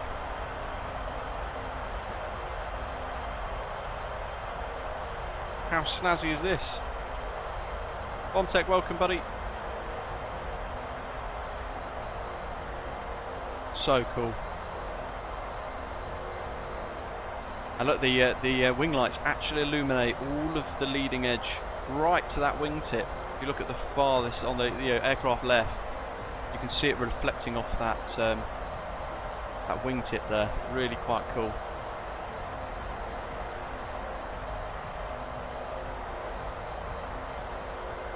Yeah, good spot. Looks like the strobe light there next to the green nav light isn't working, but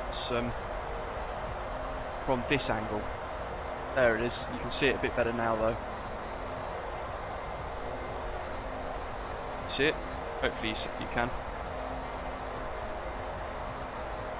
Pulsing away. We turn them wing lights off. Ricardo's asking if this will be compatible with Microsoft Flight Simulator 2024. We're not, to be honest, we don't really know. We're only going by what Asobo have said, and Asobo have said yes. Yeah, add-ons and stuff should become available and work with Microsoft Flight Simulator 2024. But until we actually arrive, we won't really know. Look at that silhouette as well. Oh. I'm going to grab a screenshot of that. Don't forget, strobes only work with a certain radius. So we might be behind the operational radius of that strobe light, for example. But then once we get within a certain range or a certain arc or an angle of that strobe light, bam, we can see it again. Look how intense that red nav light is.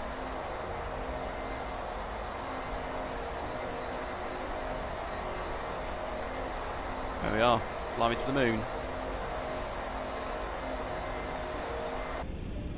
Yeah. Remarkable. That's really nice. They have smashed this out the ballpark. I'm getting more and more impressed as we fly along.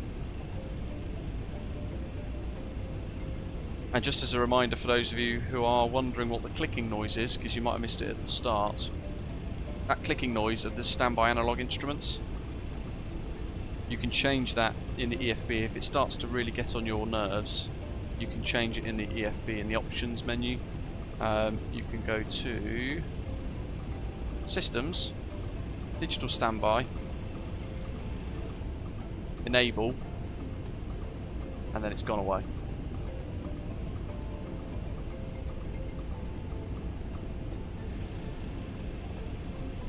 You set it back again. Okay, so on the charts then, to kind of go through our arrival for today. Now, a big thank you to everyone who's hit the like button so far as well. Automator, thanks for the ongoing support, buddy. You've been a member for 27 months. My goodness, looks great. He says 2024 being an absolute cracker of a year for flight simulation. Doc's saying for some reason this silhouette picture reminds him of Mental Pilot's videos. So we've done pretty well. If we were oceanic, we would have a bit of crossing or like oceanic clearance to do here. But making very good progress on our flight today into Keflavik. And you can see there, inbound Oldan, then Asrun, over the kind of south coast of Iceland at that point, closing in over the land. And we're working into a straight-in approach via Dover for that ILS 28 at Keflavik. So, the arrival's going to kind of look like this. Max 250 knots below 100. Running in through Asrun. If it's really busy, there's a hold at Disro, but we're still going to envisage straight in, working through those altitude constraints. So initially below flight level 120 for KF 124, and then between 5 to 7,000 at 125, and then the clearance limit of Dover, max 230 knots between 3,500 feet and 6,000 feet on the local QNH. And then we'll be turning straight in for a fairly long final. See there, it's an additional 6 miles on top of the 10 miles. So it's about 17 mile final that we're going to run here, all the way down from Dover, establishing on the ILS, which is good because it will give us time to get underneath that glide slope, get nice and configured, work out the aeroplane. It will just give us time to slow some stuff down. But yeah, max 230 knots, 3,500 feet, and then from KFI 28, max 210 knots, 2,500 feet, shooting the ILS down to 28. 3,065 meter runway. I'll set auto brake 2 or medium, whatever it is. I'll have a check in a second. What is it? Medium, that'll do. I'll set auto brake medium. I think minimum should probably be sufficient actually for 3,000 meters, but that's just a confidence thing from me because I'm not really particularly familiar with this aeroplane properly yet. But I'll set minimum actually, and then if I need any more, I'll use manual brakes. How's that? We'll use minimum brakes. And then yeah, runway 28, vacate at Bravo 1, and then we'll route off towards the apron. We've got to work out where we're parking actually. Stand 61's Doc's given us.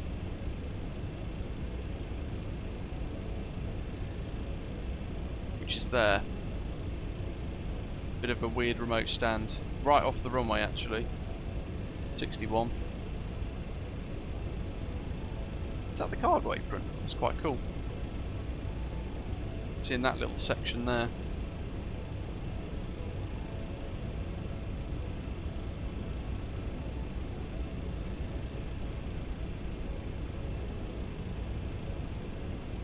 So we're not going to massively stress on the approach. It's something that if we were in, for example, the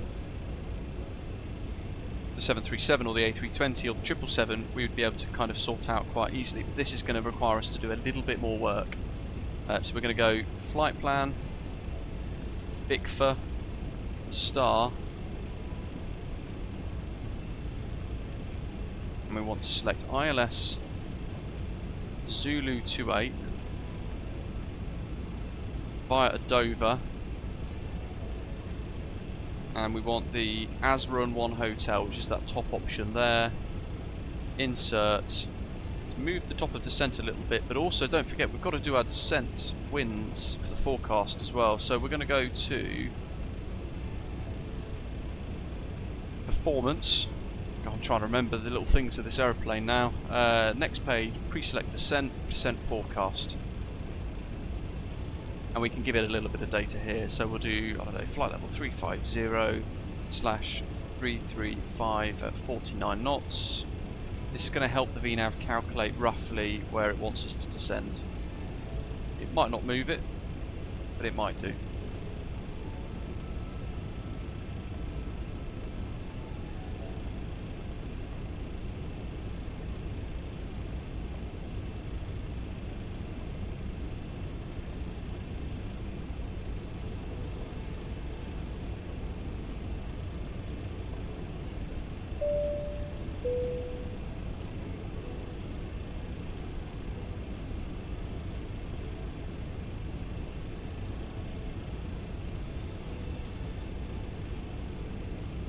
getting the METAR. What have we got? 310 at 20.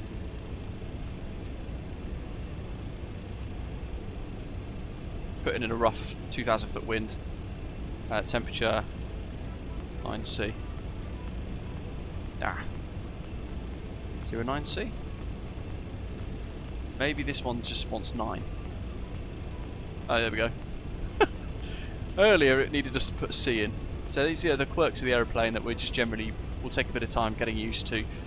So that's all good, that's all set. Fix rings. Now I'm not sure how it's going to want this format. I'll go for RW28 and I'll try that. Gamer Clark, welcome. Prime says the EFB can do landing performance calculations. Oh yes, look at that. Runway 28. We'll go with dry. There's no suggestion it wouldn't be dry. Get weather information. Landing weight is going to be estimating 200 and roughly about that.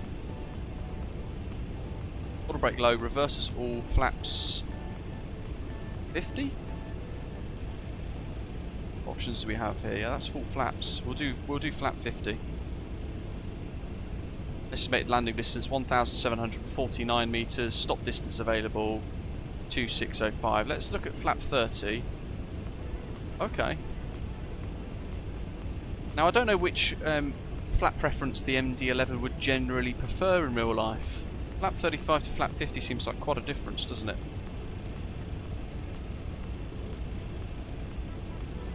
But flap 50 seems quite a bit more, quite a lot higher. I think with the crosswind and the variable winds, I'd probably want flap 35 anyway.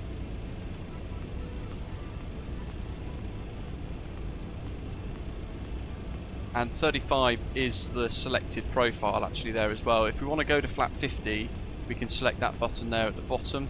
That final LSK there, we've got that little #50 land, so we can select that to select it if we want, and then it will recalculate stuff, or we can press 35. So 35 is the active mode, like so. We've got to also do things like check the nav data.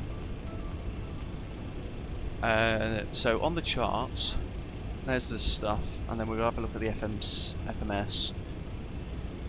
Asrun, Dismo below 140, speed's going to be about 315 there, that's fine. KS124 below 120, that's good.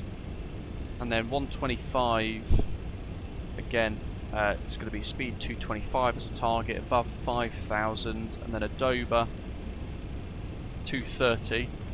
Just mirroring that, those max 230 knots, that's okay.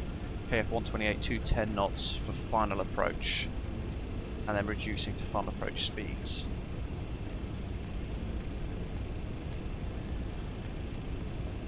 So let's see if it takes runway 28 as a fix. Yes. No intercept, it says. Interesting.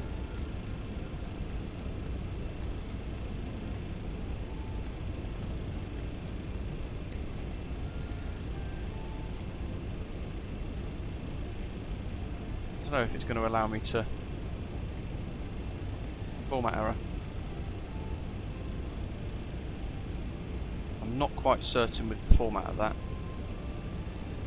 if I'm honest. That's a little bit more learning to do for me there. Someone in the live chat I'm sure might be able to help. Christopher says, did you include your temporary toga on the taxiway in that landing weight?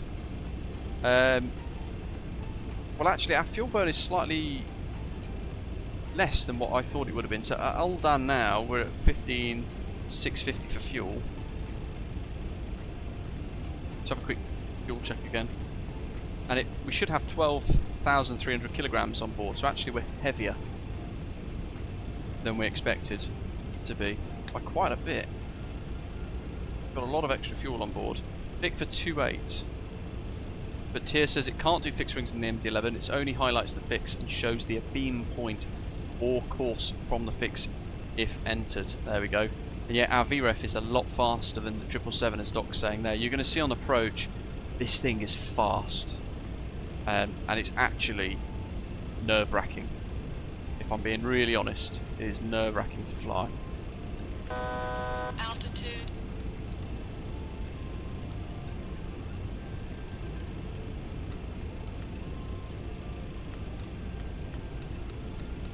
I think we've passed our top of descent.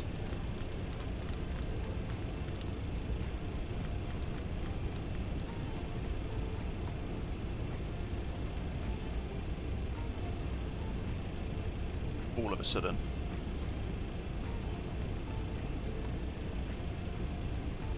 Surely not. 80.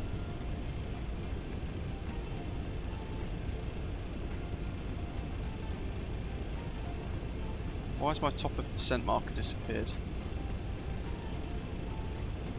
Ratsu all down 373. Yeah, this is top of descent basically now. So I've gone back to managed FMS speed.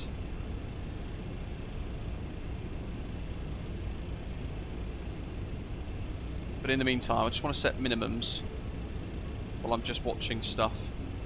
ILS 369. Okay, into descent now.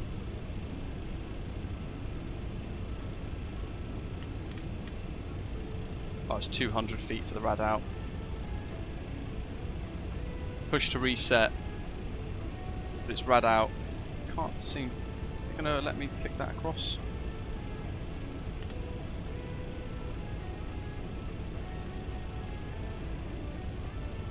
No.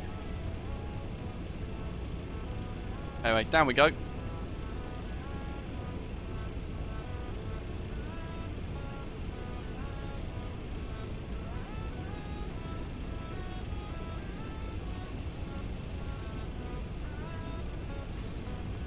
I've got to get back to them checklists actually, hold on. Yeah, it was we just caught the top of descent, so we remained on path. Descent, FMS MCDU set for descent and arrival. We've just done that and checked the data thankfully. Landing data, set FMS land page and auto brakes. They're on low. SDCPs, check SDCP status page. Through transition altitude, change the altimeter to the local setting, which is 1010. QNH 1010 on my notes.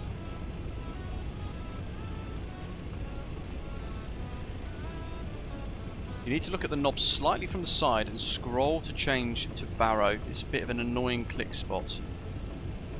Oh yes, that little collar there, look. Good spot. Yeah, that is a bit of a weird place. But there, now we can set 369.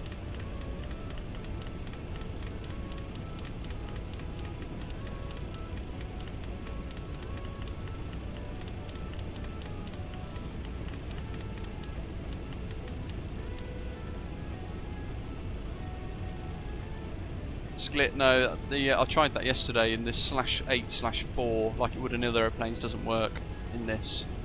But that's fine, we don't need it. I don't know where the Togo click spot is. You press auto flight and that will then do the auto thrust for you. There's no specific Togo button. If you look at the throttles, there's an auto, that's an auto throttle disconnect I think, isn't it, that button there? But that's it. Okay, checklists again. So that's the descent checks done.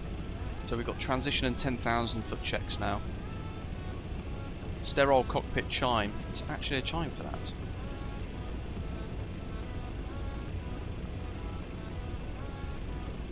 Where'd the chime?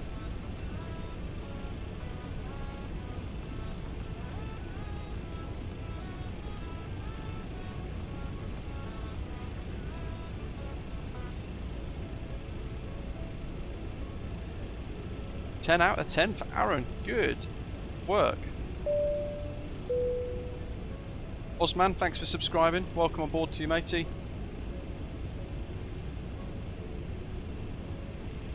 Can't see no sterile cockpit button. I think it just generally suggests that would communicate to the crew, but we're obviously a cargo bad boy.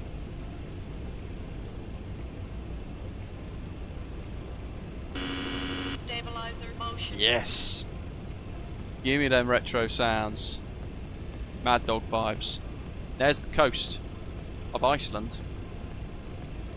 Critical, really nice. Saying there, how's the feel of the aircraft? Sonic Zone confirming there about the fix. You can only enter a bearing, not a distance. So it will just give you a straight line from the fix, like a radial from a VOR or extended centre line, for example. Missed approach for this, folks, is climb on course 282 to 3000 and expect vectors by Keflavik approach. So basically maintain runway heading and climb back to 3. What's the go-around checks for this? I haven't got any checklist for go-arounds. Smash the throttle, climb. Oh, me too, Christopher. It's meant to be stunning. Have you guys been impressed by what you've seen so far with this aeroplane? Hopefully you have. Hopefully I've been able to showcase it in quite a nice little way. The quirks of somebody not very familiar with the aeroplane and making some of the mistakes that we've done. Being able to see how the aircraft responds. In fact, think about it. What's going on with the trim tanks now? Oh, look at that. It's moved all of the trim tank quantity back into the centre tanks. That's really cool. So it's shifted that centre of gravity in the descent. A little bit like Concorde, actually, then. It's pushed that fuel forwards again to balance the aircraft. That's really impressive.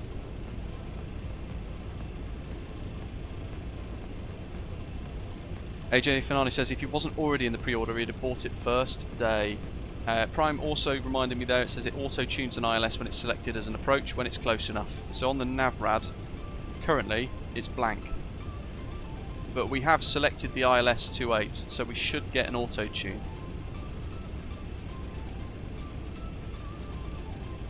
But I'm very tempted to put it in the course anyway. I think I might. 1085. Course 2. Stabilizer motion. 2. It does scratch that cargo itch as well, absolutely. Starting to pick up different VORs now. Keflavik is that blue arrow. In fact, it's given us guidance to the airport. 77 miles to go.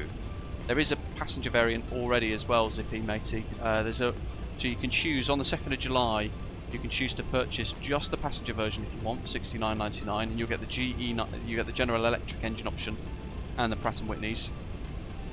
If you then also want to scratch your cargo itch, so you want to then buy the other one that you haven't already purchased, it's an extra $9.99. And then if at the end of 2024, if you go, I want to pop some circuit breakers, that's $4.99 extra towards the end of the year as a kind of an enhancement simulation pack they're going to do, which is nice. Fox says yeah, he's impressed. I think it's fun and unique enough to be worth $70. Me too. I think the price point is perfect. Musical Aviator says, I'm wondering if the MD-11 unique push, pull, yoke, jiggle, pull, push, pull jiggle will be modelled on touchdown where the pitch rate significantly changes with spoiler deployment, then again on auto brake. A bit difficult to see, really, on that screen, sadly, with that view. And I don't want to be zoomed out that much because it will change my perspective on final massively. Prime says the Pratt & Whitney engines will come shortly after release. There are currently a few issues with them. There we go. Thank you for clarifying that. Now, Peyton, by study level, it's quite difficult to define, isn't it? Because it means very different things to very different people. But is it high fidelity? I think so, yeah. They've done a really stunning job with this. Overwhelmingly very impressed. They've got the old school feel, the kind of dirty vibes and the wear and tear. Bang on with this. The system depth I think is perfect for pretty much all of us, most of us in the sim community. How would you set up for auto land, Brian says? Is it like the 777 where it does the ILS and the course automatic? Going to get most version and cargo and the passenger variants. Again, I haven't tried it, so I'm not really sure about auto lands. I'm not sure what capability it has. Again, it's something I'd need to research. There's our performance page. What's it? Econ descent. 330 for the target. Wow. Currently, you can see there the VNAV saying we're 18 feet high. And that's a prediction to flight level 90, but let's keep it going to 3,000, shall we?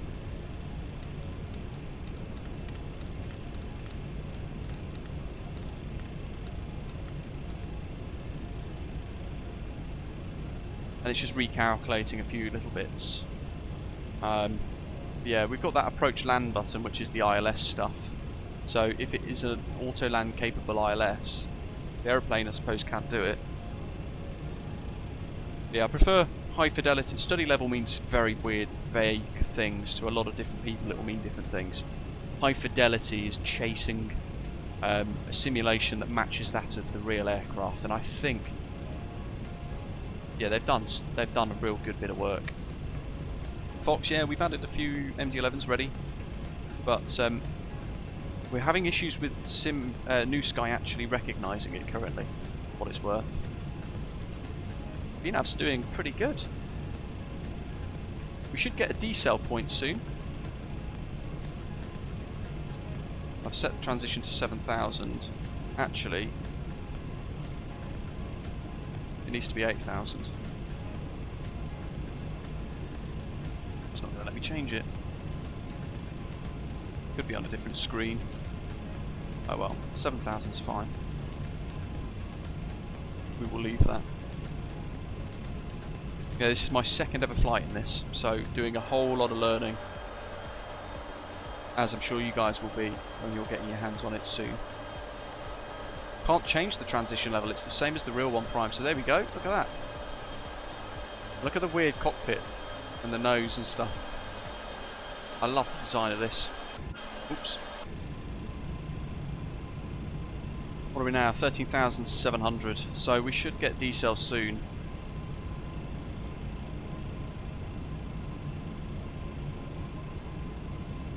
Chris Packett says easy enough to set it up in your Honeycomb Bravo. Yeah, it's I've basically taken my Fenix A320 profile and I've duplicated it. I've had to add an auto throttle disconnect button to my Boeing yoke.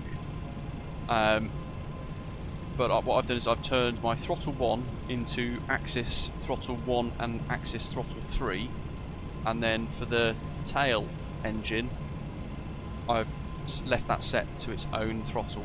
So with my left throttle on my Honeycomb Bravo I can control engines 1 and 3, and then the centre engine on the tail, engine 2, I've got as throttle 2, if that makes sense. Hopefully it does.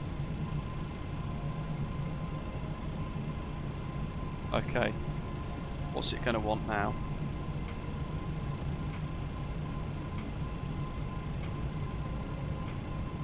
Coming up to 10,000, hopefully we're going to get a decel imminently.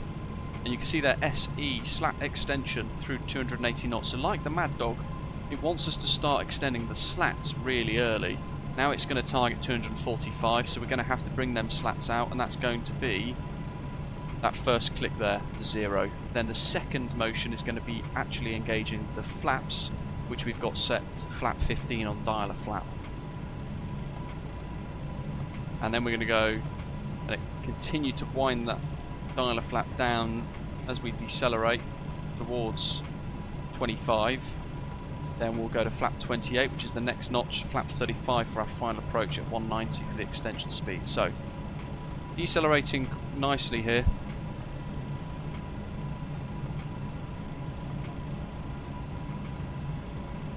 Slats can be extended through 280 knots, so here we go.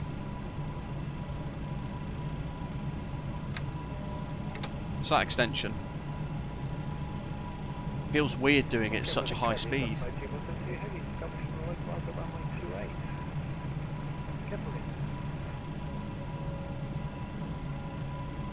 Ter says you don't keep winding the dial a flap, you just go from 15 directly to 28. Oh, good to know. Targeting 245 now. So actually, we already want dialer flap 15.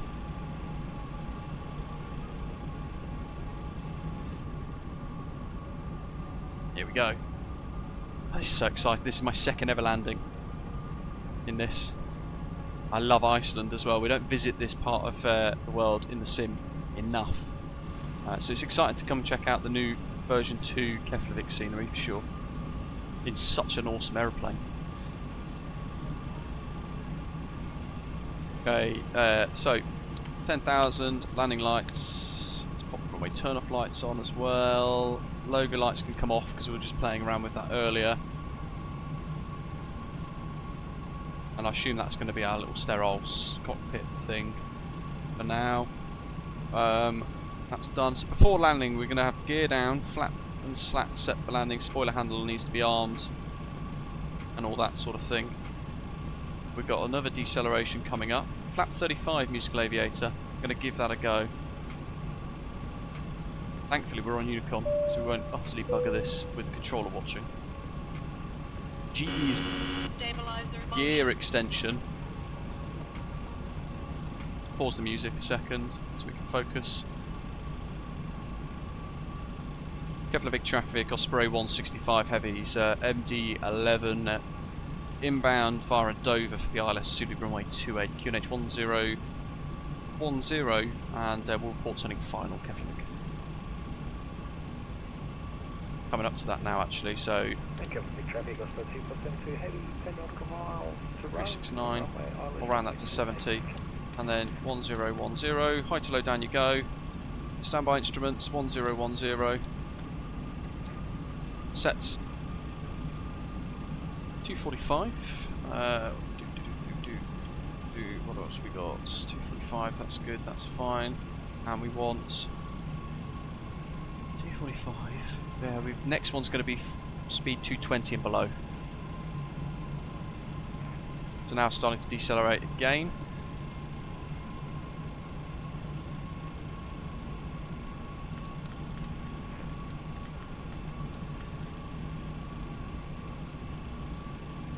I'm going to go set speed 215 manually now.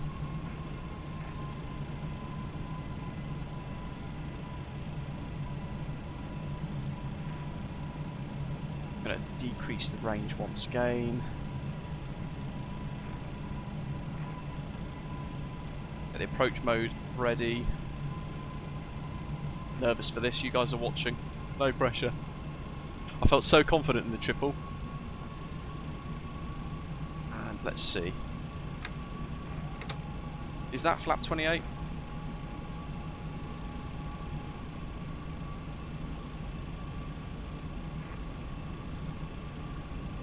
Yep, flap 28.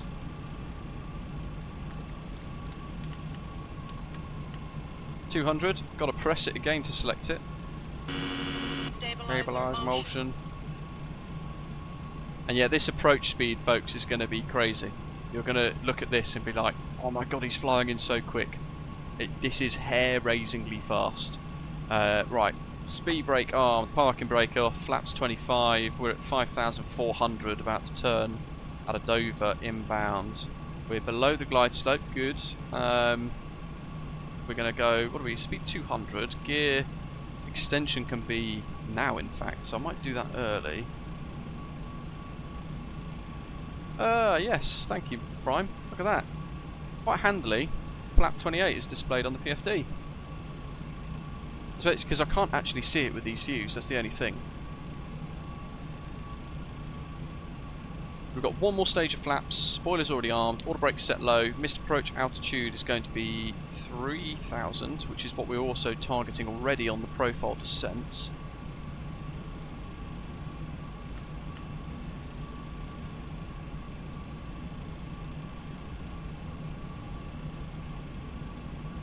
I'm going to press approach mode now, land armed.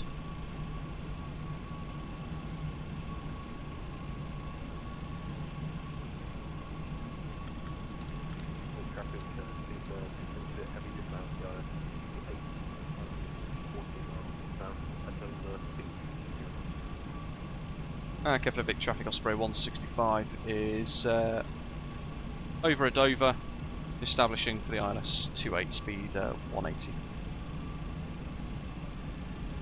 Let's have a look on the outside, shall we? Get that gear down.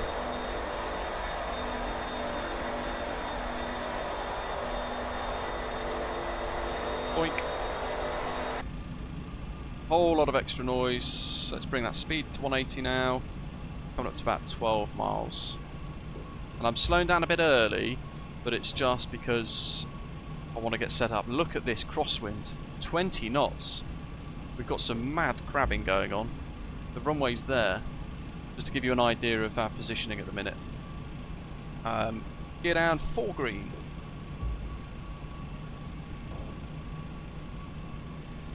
Flaps 35. Speed brake is armed. Missed approach altitude is set. Altitude hold at 3,000. Keflavik traffic, Osprey 242 Heavy is exited the active runway at Bravo 1.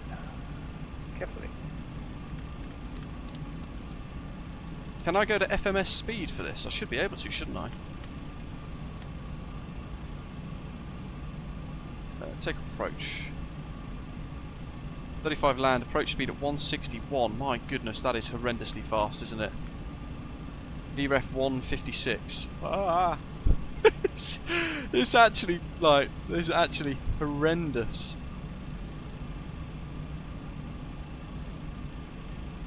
Horrendously fast.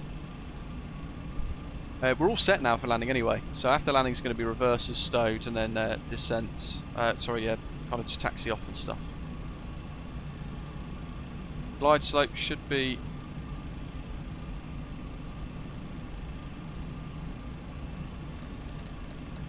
It hasn't. Autopilot. Okay, manual flight. My controls. Don't know why it didn't do that. 2,500. No, doesn't like it. Autopilot. So, 161. Aeroplane. And flying from long final. Look how fast we are.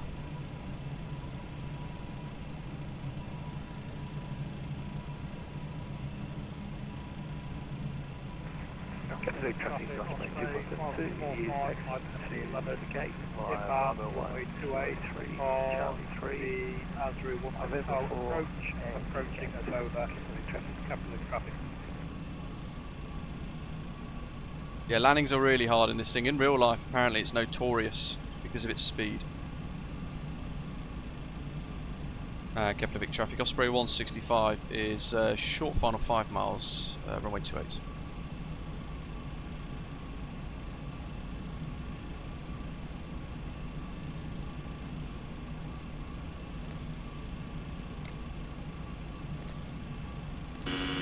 Stabilizer motion. Ah, bugger it. Doesn't want it. It's fine. Autopilot off. Just hand fly the whole thing.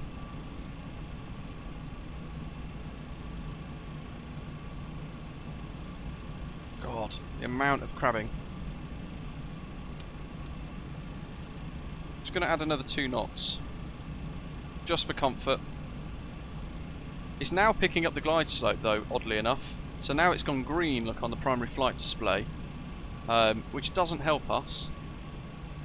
Now.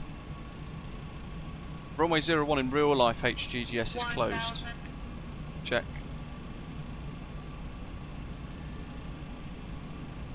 Yeah, look how fast we're coming in. 63 knots at disregard. Glide slope inhibit.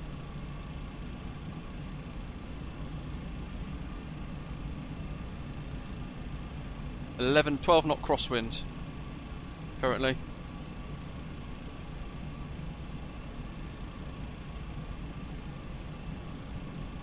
This is my second ever landing in the MD-11, and I've not flown in significant crosswinds with it before yet. So, interesting. 500. Wow. Sporty. 400. Which is a handful. Approaching minimum. 300. Just getting stable. Minimum. Continue. 13 knot crosswind. 100. 50. Oh, a little bit of sink. Just counter 30, that. 20. 10. Touchdown.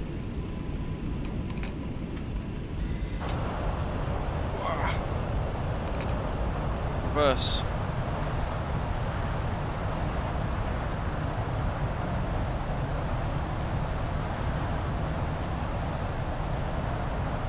brakes off.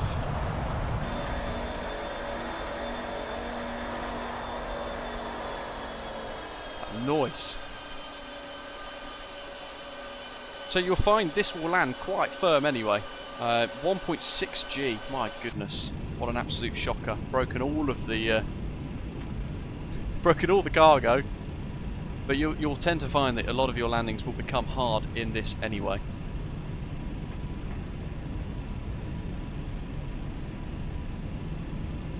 We'll slowly vacate. And I'm going to pop APU power on. Yeah, not the gin. Hopefully we didn't break the gin.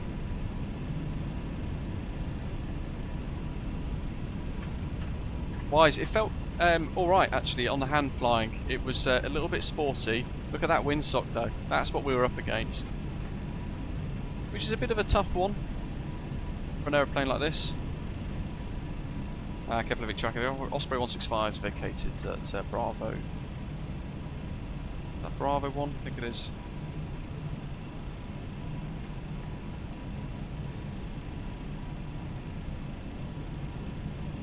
Andrea says you should watch a real video of an Alitalia MD-11 landing at Kai Tak. The pilot slammed it so hard to the ground, the pilot called bank angle on the ground. Yeah, I think the general feedback is you can't land these particularly smoothly anyway. Nav load, high int off, that's all good. APU's available, let's pop that on. Oh righty, so got which views, there we go. Slats, flaps, so flaps up, slats to 0. Engineer, have they actually? That's amazing.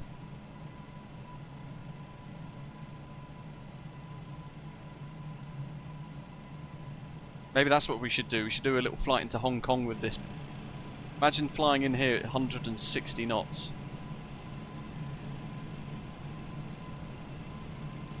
So landing lights off, beacon, nav and taxi remain on, high intensity lights off, slats and flaps up, retracted, spoiler handle is down. Stabilizer trim set 3 degrees up. Very high trim, it's like 13 point something. And stand 61 is literally here.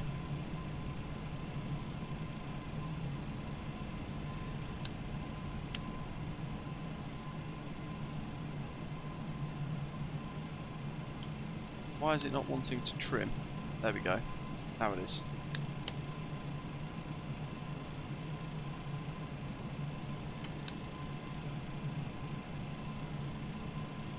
So we're going to set that 3 degrees up. Weather radar. Push that off. APU's already started. And then we've got parking checks. Keflavik traffic, Osprey 145. On files for runway 28, 10 miles out. Right, 61.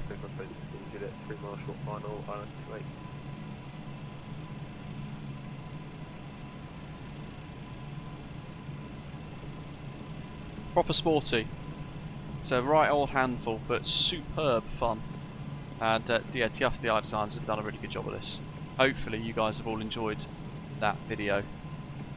With this stream so far today, and I hope I've been able to show it off as what it is. It's a really quirky, well simulated aeroplane that is a bit of a handful, and it's real sporty on approach as well, and great fun to get your hands on and try and kind of understand as well. It's remarkably cool. We don't have replay, unfortunately. Interestingly enough, that's not working either, but I'm just going to pause that there, because I want to. Oh yes, it's because I've got aircraft control switched on. There we go. I'm going to spot this touchdown with the 777. Look at that. He's literally pointing towards us.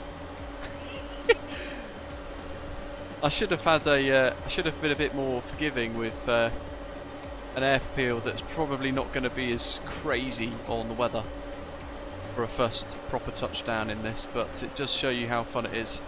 That is a beautifully well recovered touchdown in the 777 though, whoever that is. Amazing effort.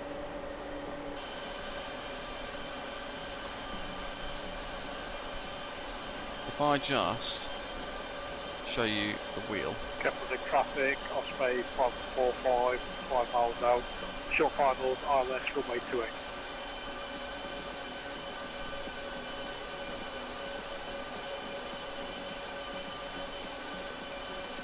That'll do us. Park and brake on.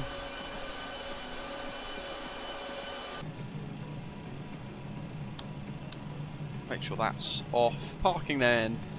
Brakes are set. Seatbelt signs off. External power we need to establish. We've got APU power though.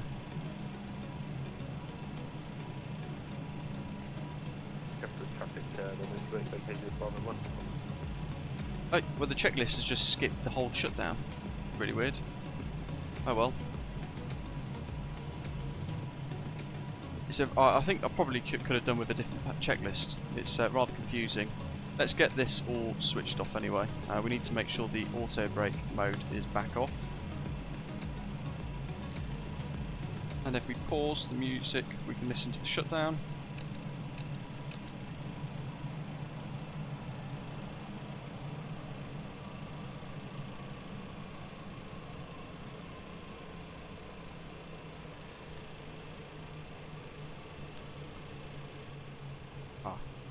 Because I turned the weather radar on there, didn't I? And then we can do services, chocks, GPU connect. APU power is already on. Beacon lights off. Oh, there's a touchdown.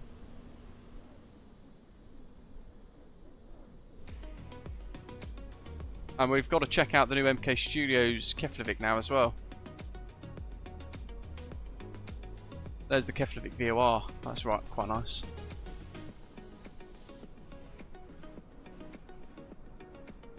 Yes, clear the payload, thank you. Yeah, we've got a few other things left to kind of look at, and we will do that in just a moment. I want to have a look at the actual terminal building as well. How many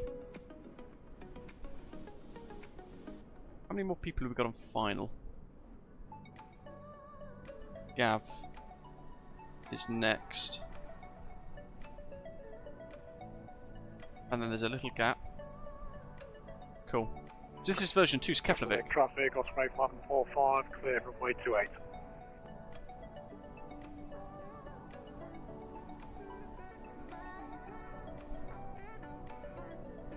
Pretty plain looking buildings, but I think they are actually in real life as well. Cargo facilities and stuff there.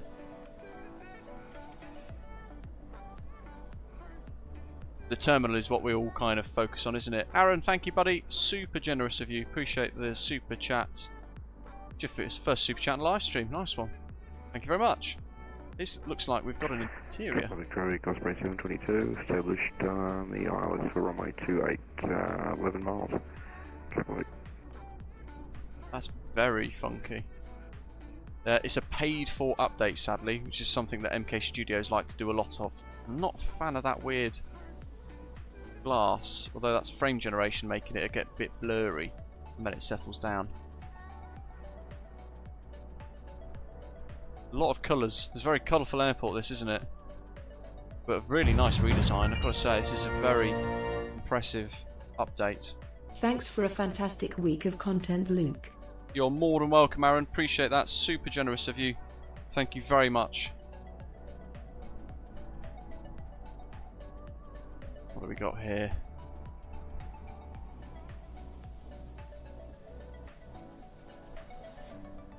Little bar.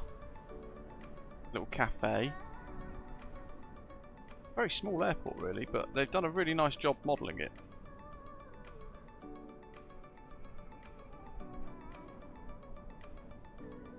Again, a little seating area and a cafe. The brickwork there is stunning. Look at that. That's really nice. And if we go to this part of the terminal, which is I think a bit of an older bit, it's a little bit more standardised, isn't it? A little bit more kind of airport vibey without all the colours and things that they've put into the newer section. And same with the rivals. Really, really nice. Oh, look at that. 777 vintage jet, baby. So cool. Oh, I love that PMDG 777.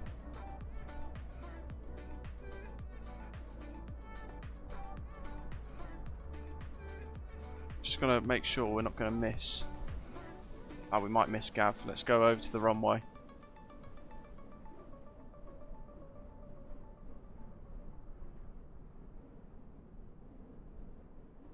Yeah, I'm not sure what the price is of this actually to purchase. The apron textures here look very, very nice as well.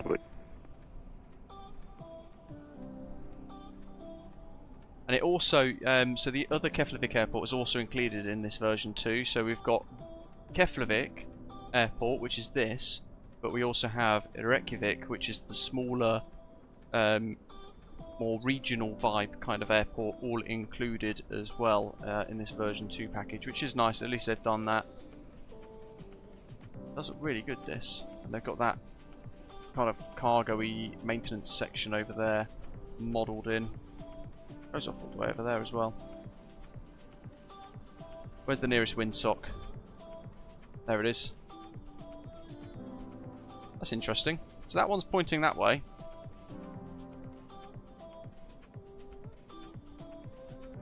But that one's pointing that way.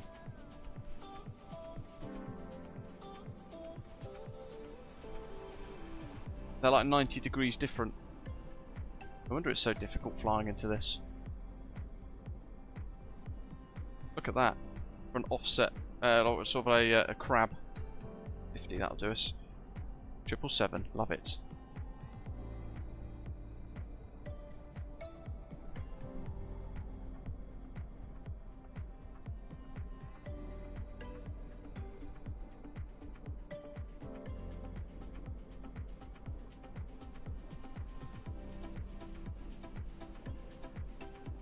Who's looking forward to the TFDi Design's MD-11 then? I know it's we've all just had that massive rush and huge excitement of the PMDG 777-300ER, which is phenomenal. It is really spectacular, that aeroplane. I absolutely love what they've done with it and what they've provided to us in the sim community. It is perfect. It's everything we've needed and been waiting for, really.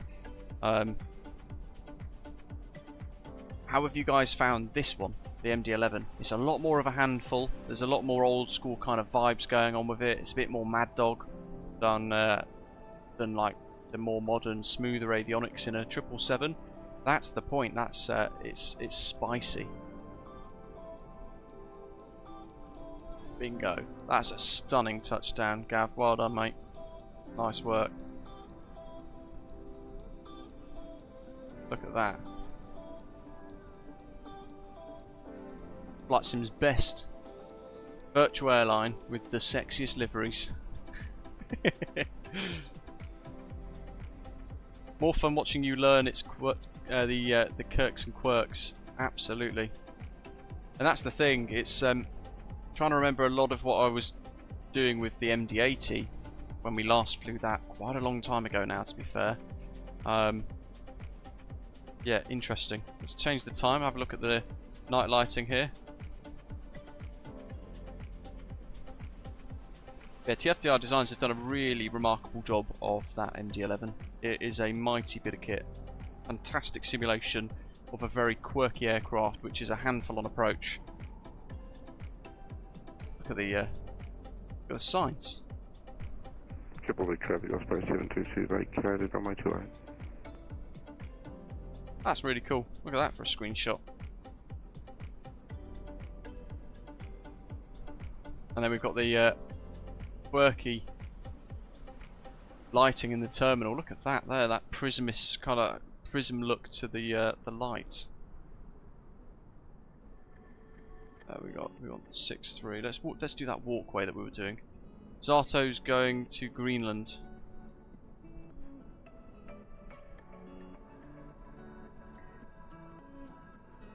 Gonna try and move the drone camera so we can explore this at a bit more of a slower rate. This looks cool.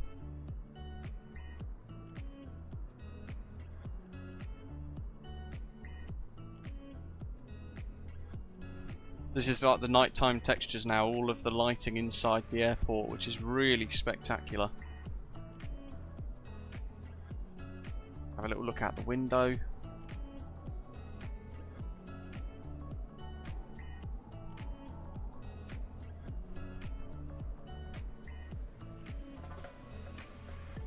Nice. Couple of flight options there. Delhi as well, wow. That's a long old flight. Stefan, welcome. How are you?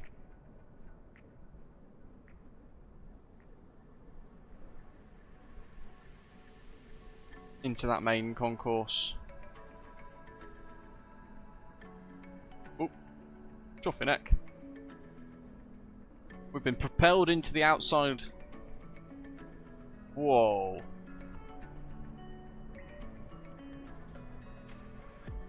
That's one of those cool textures, isn't it? It's actually 3D, so we can't go in any further.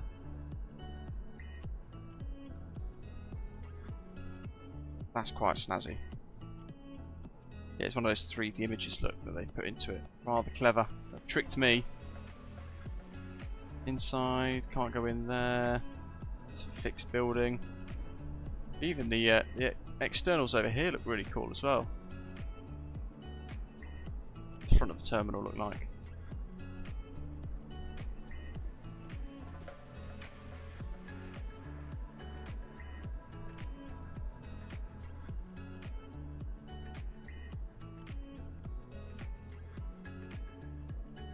Pretty swish. Those light pylons over there over the airport, beaming that light down, look very impressive. And in the daylight, this all looks quite good as well. All the walkways, a little hotel, car parks.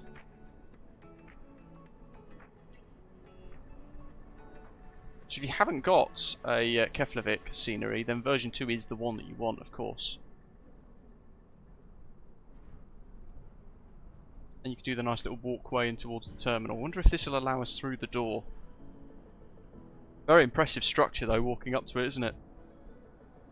A lot of glass, which is very nice. But it's going to ping us further up again. Oh, hello. Don't tell anyone we're in. Ah. Look at that.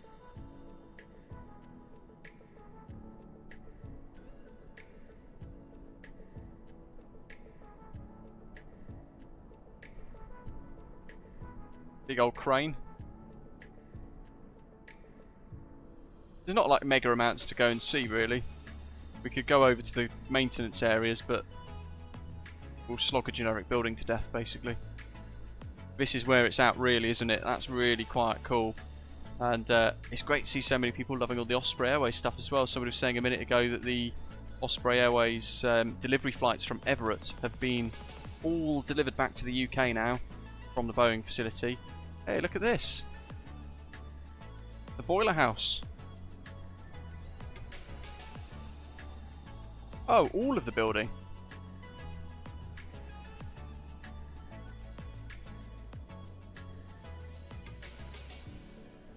Keeping all the heat in. Traffic, Osprey 265, established on 01.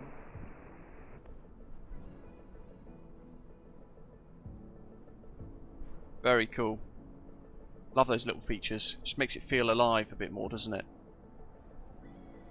Look at that in the backdrop. A mighty MD-11. That's a snazzy screenshot right there. Maybe not without the tail wheel floating. That one there. Bosh. You can download all our virtual airline liveries, including the mainline modern one by TAPSI and this wonderful heritage livery as well for the triple from flightsim.co. All of the details for our virtual airline Osprey Airways are on the website britishavgeek.com if you do want to get involved and fly some realistic style flying. Let's head back to this. We want to disembark with GSX. Oh, that's because I pressed it twice. Deboarding. Airport Associates. Ben wants to go and look at the alert hangars and the hazes across the other side of the runway. Sure. We'll quickly blast over there because, as Ian has said, we've got an arrival on 01 anyway, which is imminent.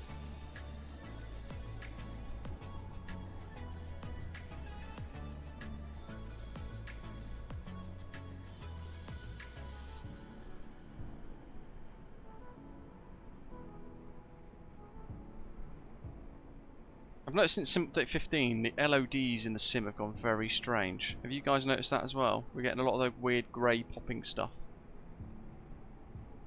Traffic classified is fast established on your approach runway 0. Right now, that Big old hangar.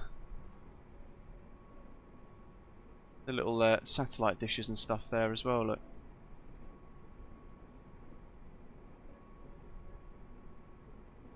Do you want to deboard crew?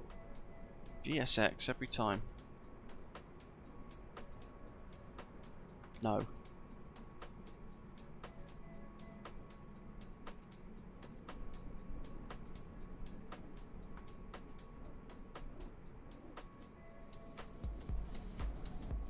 We've got the little de-icers there, look. They're great fun to drive.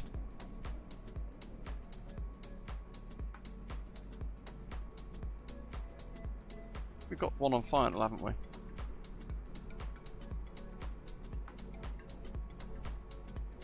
Oh, you want to look at the eastern end? traffic goes 3, factory 5, landing 01. That is 01. I can see him. Sonic says, crazy to land an MD-11 here during a winter storm. Yeah, you'd need like a good old shot of vodka, wouldn't you, to keep that nerve, keep the nerves all settled. Here he comes.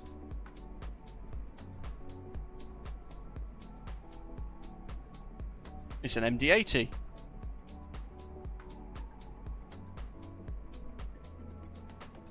Look at that windsock. Flapping about like crazy, that.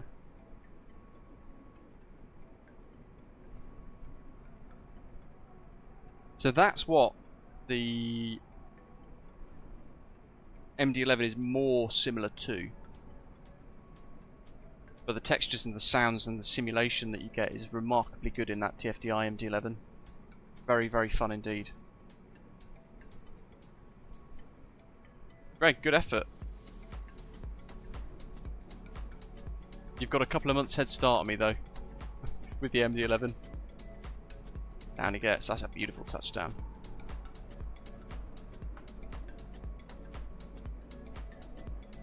Is it that stuff over there you want to go and see, Ben? Over there? I think it is, isn't it? Let's quickly blast over there. Zeep.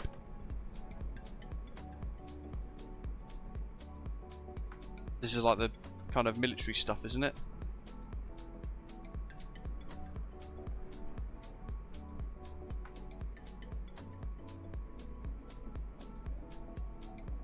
Ooh, look, we've got some jets.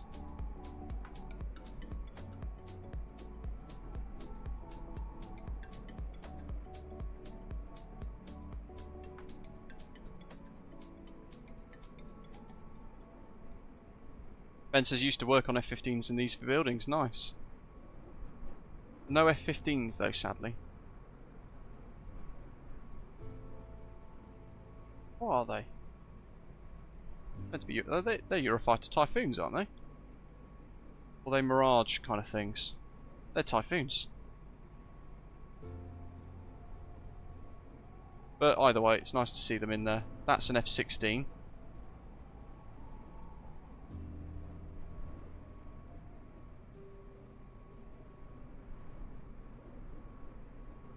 Nice to see it's all done though. They've added these bits in there. This little bit of a military life over in this corner.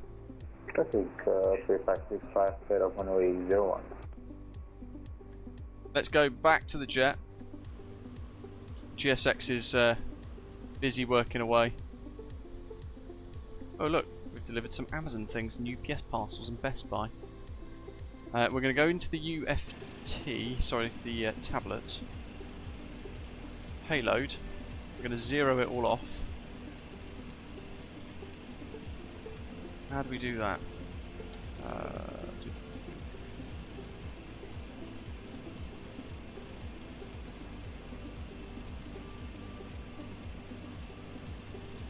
Cargo. Set.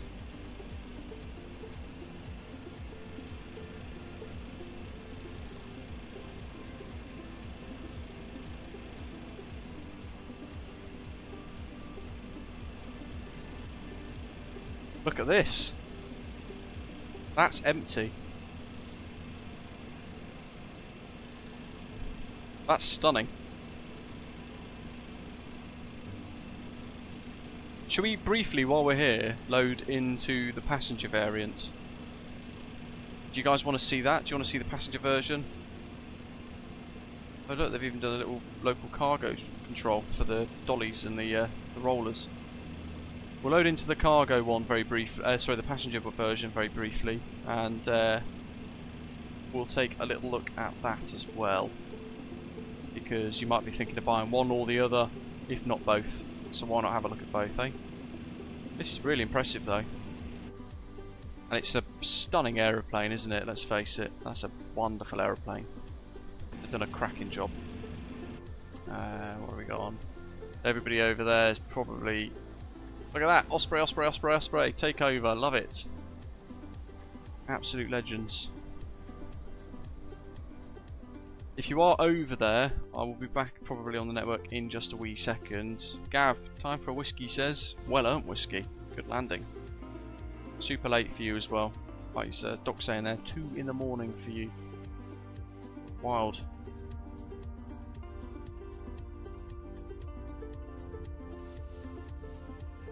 Have a look at that passenger version. I haven't looked at this one yet. So it might take a little while for us to load into it.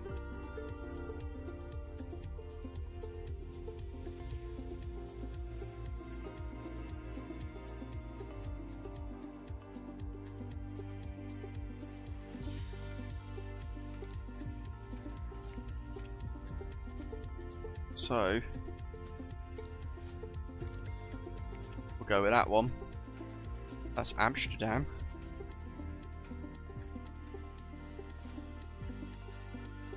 Keflavik. There's Burke. That's the in V2. You also get Reykjavik in airport, as well as Keflavik International. There was nobody over here, was there, at gate 8? So I will park over here, which actually will get me next to all of you guys. Boop. That's me trying to reconnect to VATSIM. There we go, we're in. Hopefully this is going to be pretty impressive. I don't know if it has a cabin or anything, I literally haven't checked. So we're going to find out together. The model, of course, the externals will still be pretty much the same, won't they? Very nice. I haven't watched any content for this either. So all of this for me has been a proper first.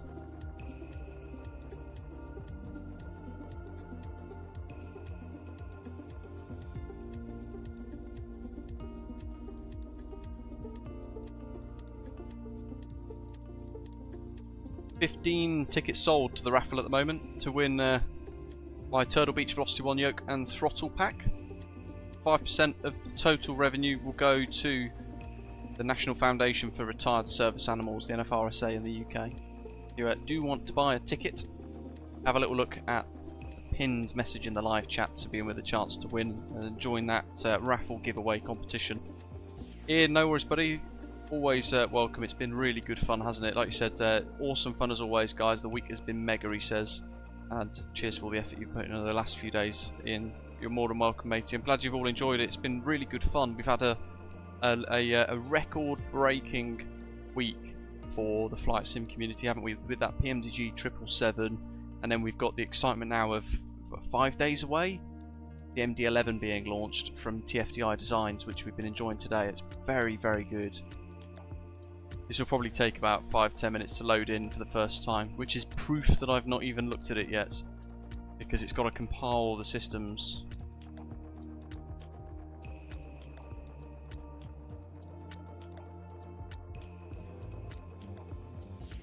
Greg, yeah, thank you for your help, mate, with the checklists and tips and things. Hopefully I've flown the airplane well enough for a newbie. Second ever flight in it, which by bowl accounts was an improvement on the first. I've got to sort out the ILS, which is not ideal, because both times I couldn't get it to establish on the ILS. So either I'm doing something wrong or I'm not setting something up quite right to get the aeroplane to settle into the approach. Not too much longer to wait now. It does compile quite quickly, which is nice.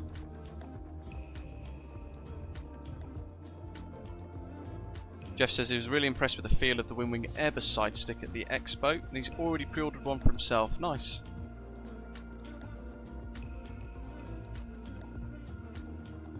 Gav, great to hear. Great week on the channel, indeed. You guys have made it super fun. E-Hawk's looking forward to the MD-11. Looking to do mainly American cargo ops, but will be playing with the 777 while he has the time this weekend as well, yeah.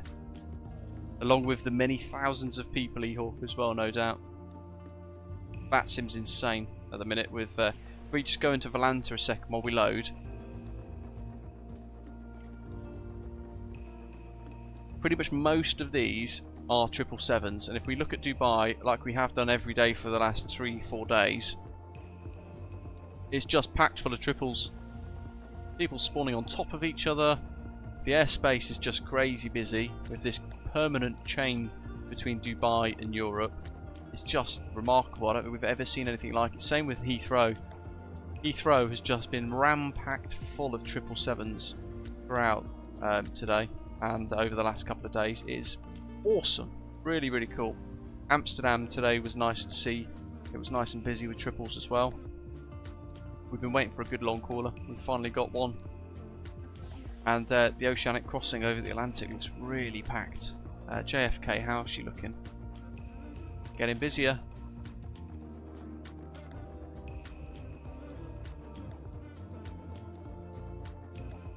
It's incredible, isn't it? Absolute madness, the amount of traffic at the moment.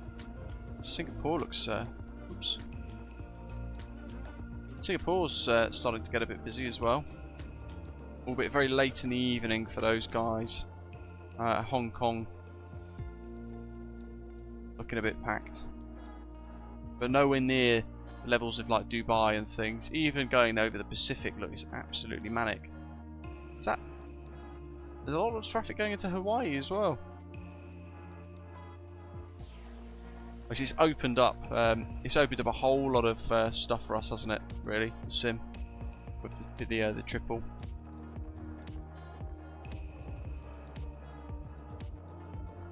Ferry, no. It's also illegal. And it's a site that's hosted in Russia. So why would you want to support that?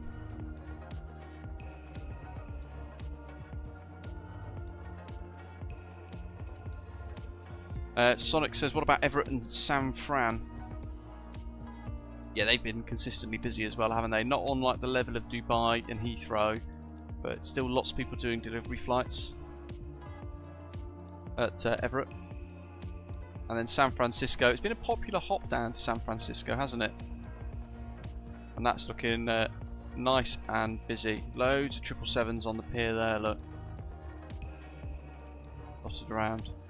It's great to see such a buzz with an aeroplane. LA, got LA Centre online. That's got a bit of traffic. And Time to have a look at the passenger variant.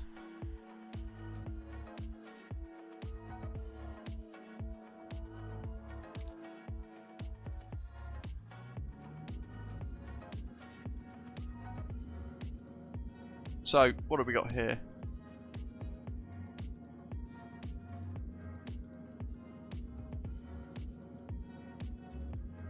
Everything in the overhead panel looks very similar, all of the same.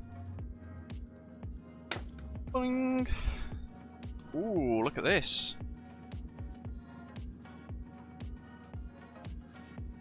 Very retro.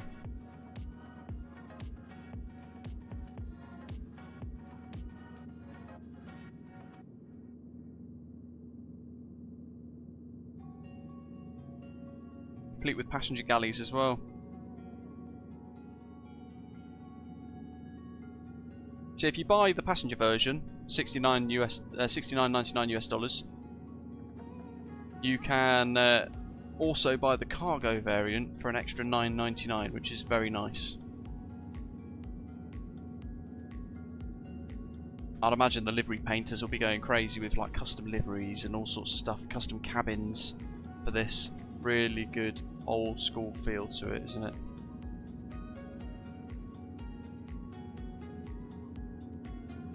Has he got, I think, did the MD-11 have the toilets down at the back? Was it downstairs or something? Or am I getting that confused with a different aircraft? I might be thinking of the Lufthansa A340 bizarrely.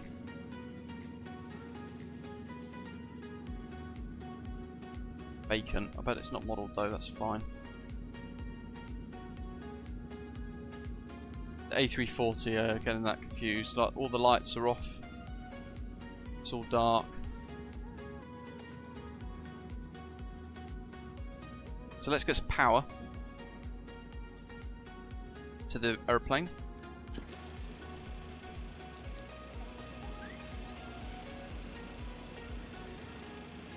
Galley bus there, galley power. Start, stop, flap limits, cabin pressure, icing.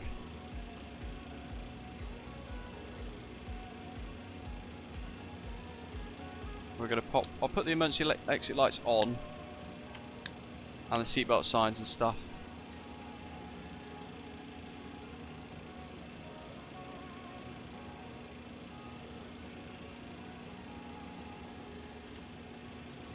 Right, let's go back in. Wonder if my custom views, no, they didn't carry across, that's fine. And I'm going to intentionally put that time back to like late at night. Oh.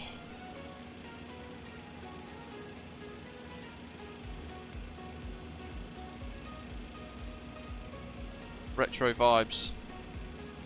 Weird blurriness thing just going on then. Not sure what that was, but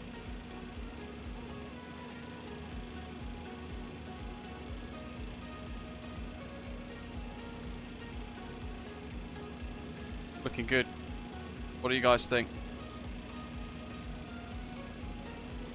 It does, it's got that yellow tint to it, like you're saying there, Enchandino. It's got that old school kind of look and vibe about it. If we look forwards as well, seatbelt signs, no smoking signs. It's got that old CRT monitor for the safety demo. Mad. That's incredible. Look at that.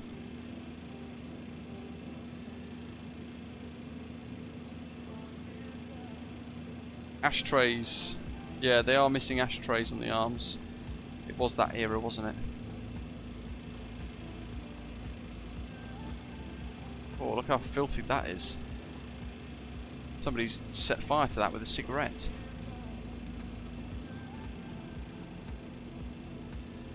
It does look a bit wider, doesn't it, than the cargo version, like you're saying. I can't really work out why, but the same aircraft. But it might be because of the overhead bins and all that. Even the seats, so the metal underneath the seats and stuff. Very old school. No galley light though.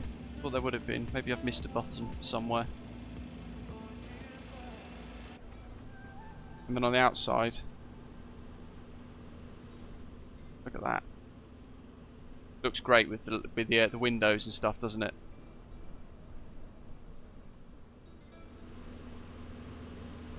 Really snazzy.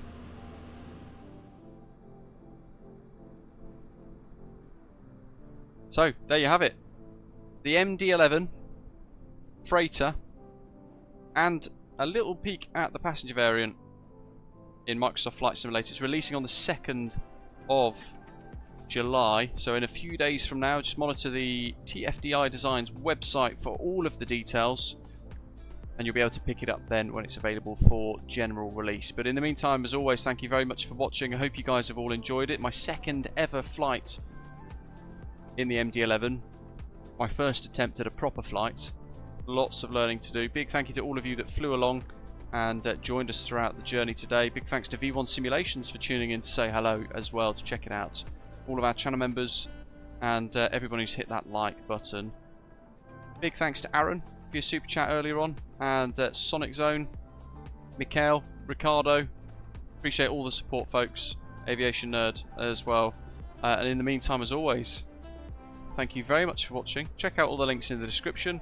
Enjoy the crazy weekend about to start with 777s all across VATSIM, and I'll see you the other side of next week at the end of a working week. But in the meantime, as always, hit subscribe if you've not done so yet. Don't forget to give us a little thumbs up before you head off. Thanks for flying. I'll see you very soon. Take care.